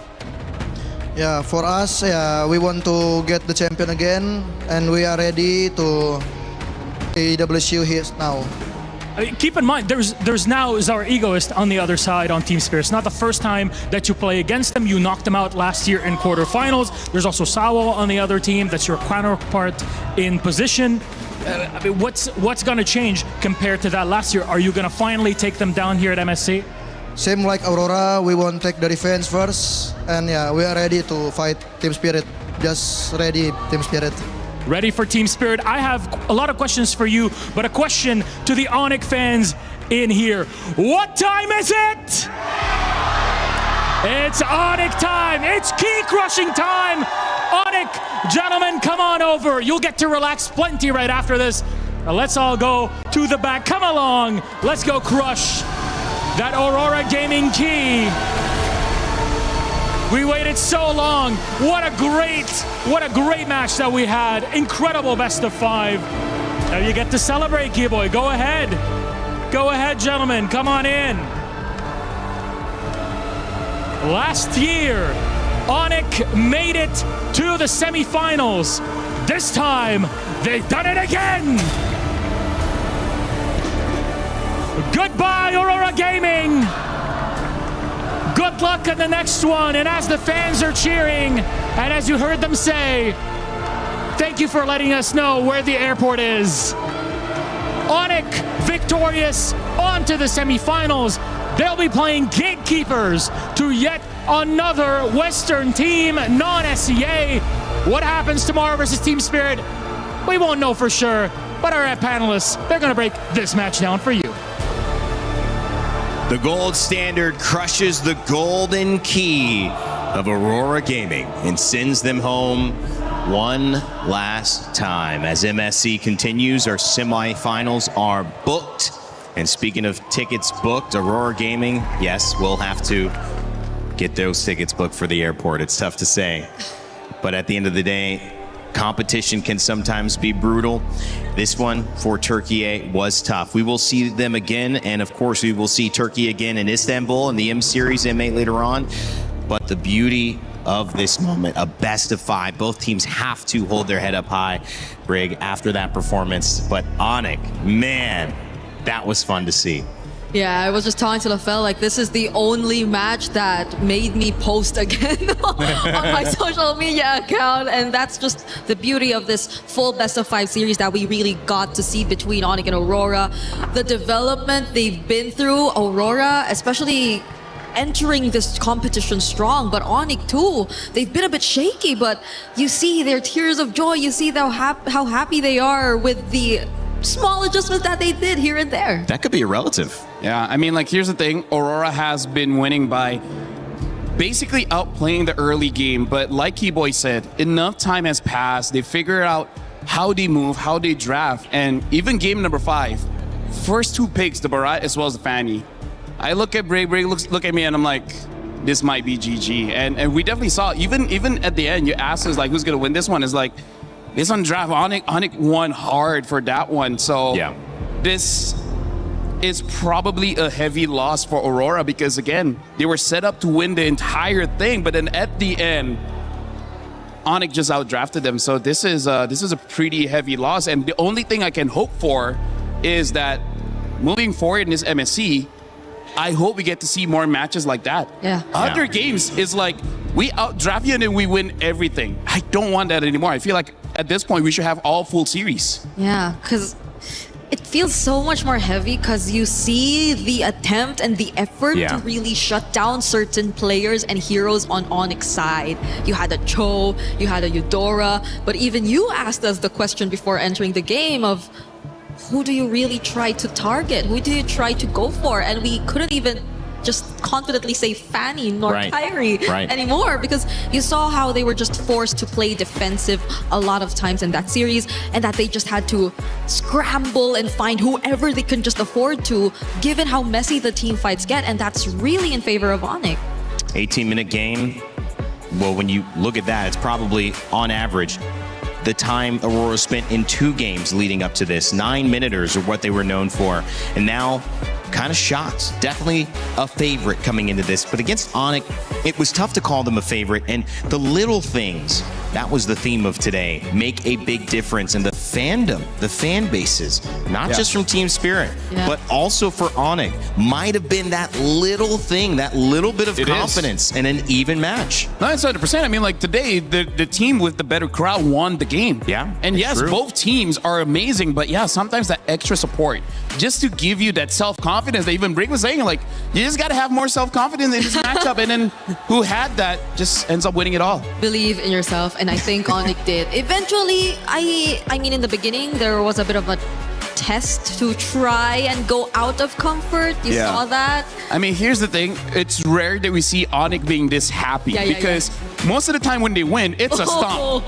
This is one of the rare times they had to really fight for it. And I feel like this is refreshing for them as players. Like, now there's actual competition. Yeah. We have to try hard this time. And they didn't have answers that were guaranteed. We said it came down to those moments mechanically from so many of the players, buying and selling, winner crowns, little things that made the big difference. And it was sometimes a Cho pick or a Barat's pick or a counter to one of those ISO choices, sometimes an ultimate, sometimes a flicker. That would be the difference. Yeah. I want to... That's got to be something. Yeah, their wife and husband. Their husband and wife. Yes, that's Coach. Yes. But which one is which, Brink? Which one's the husband? Which one's the wife? How do you know so much about their relationship?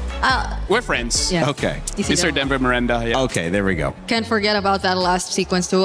Keller was just looking at the fans. You were talking about the fans, and he was just telling them to keep the going. energy. Just keep going, continue, and go cheer.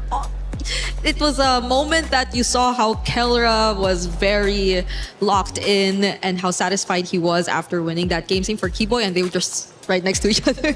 And the entire crowd too. I could see like a lot of the members of the Onyx crowd just probably being very anxious about what's going to happen, and probably like they're not as capable of saying anything anymore because the fight was just that close.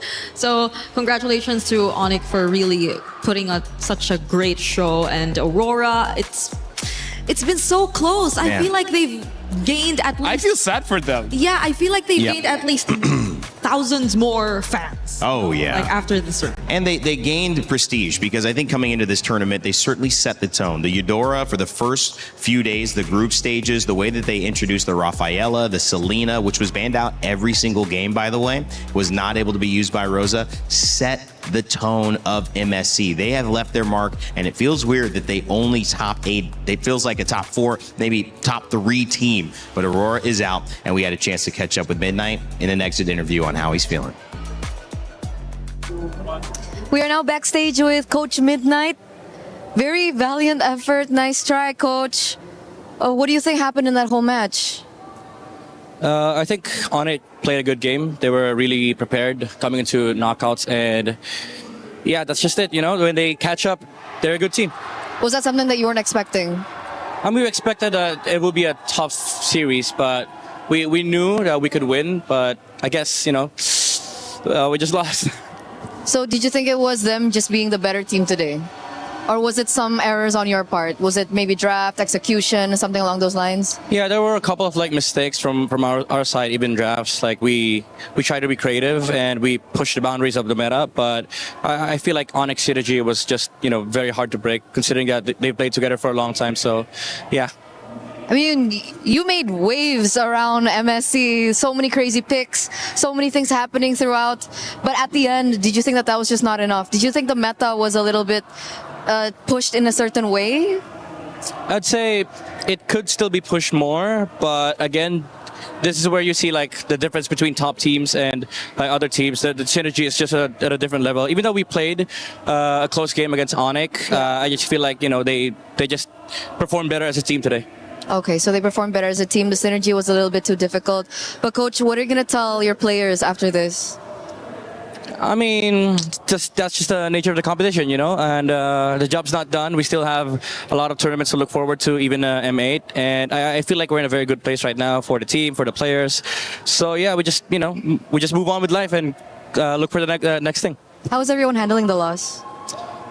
Very normal that everyone's disappointed a bit. It's a bit sad, but it's just what it is. It is what it is. So we're assuming that you are going to be staying with Aurora after this. You mentioned the other tournaments that you're focused on. Yeah. Yes. Okay, we're very excited. We're very excited what you guys can do because it was only this MSC and then you were able to do this and you're able to come this far. So coach, do you have any message to anyone out there who supported you from day one? To all the Aurora fans out there, I know there's also a lot of Filipino fans, Turkish fans everywhere. Thank you so much for the support, and I hope you give all the support that my players need for our upcoming tournaments because we're not done. It was an amazing journey. Thank you so much for your participation. We are excited to see what you guys have in store for the next, because now we are going to throw it over back to you guys. Well, the day certainly set the tone for what you can expect over our next 2 days, because we've got our semifinals booked. Team Spirit will move on as well as Onyx, and we will see them match up tomorrow. Actually, it may not be tomorrow. We might see Falcons PH and Yangon tomorrow. Actually, we'll see everybody tomorrow. We'll see everybody. Yeah. All right, here we go. Here's the answer to my question. Team Falcons PH, Yangon Galacticos will be first. Team Spirit and Onyx will be after that. Both of those games are going to go crazy with the fans. You do not want to miss it. 12 CEST starting time as well. There's one big name in there, Team Falcons PH, from the club championship perspective. I do want to dive into what that means. Now look at these guys. They're looking good. I just got to say, they look like they just won a best of 5. They look like they just won a best of 5 and told me to be quiet. I didn't do nothing. Wasn't me. All right. Speaking of implications, the club championship is on the line. We got a quick update with our own Chris Tunn and Glitter Explosion.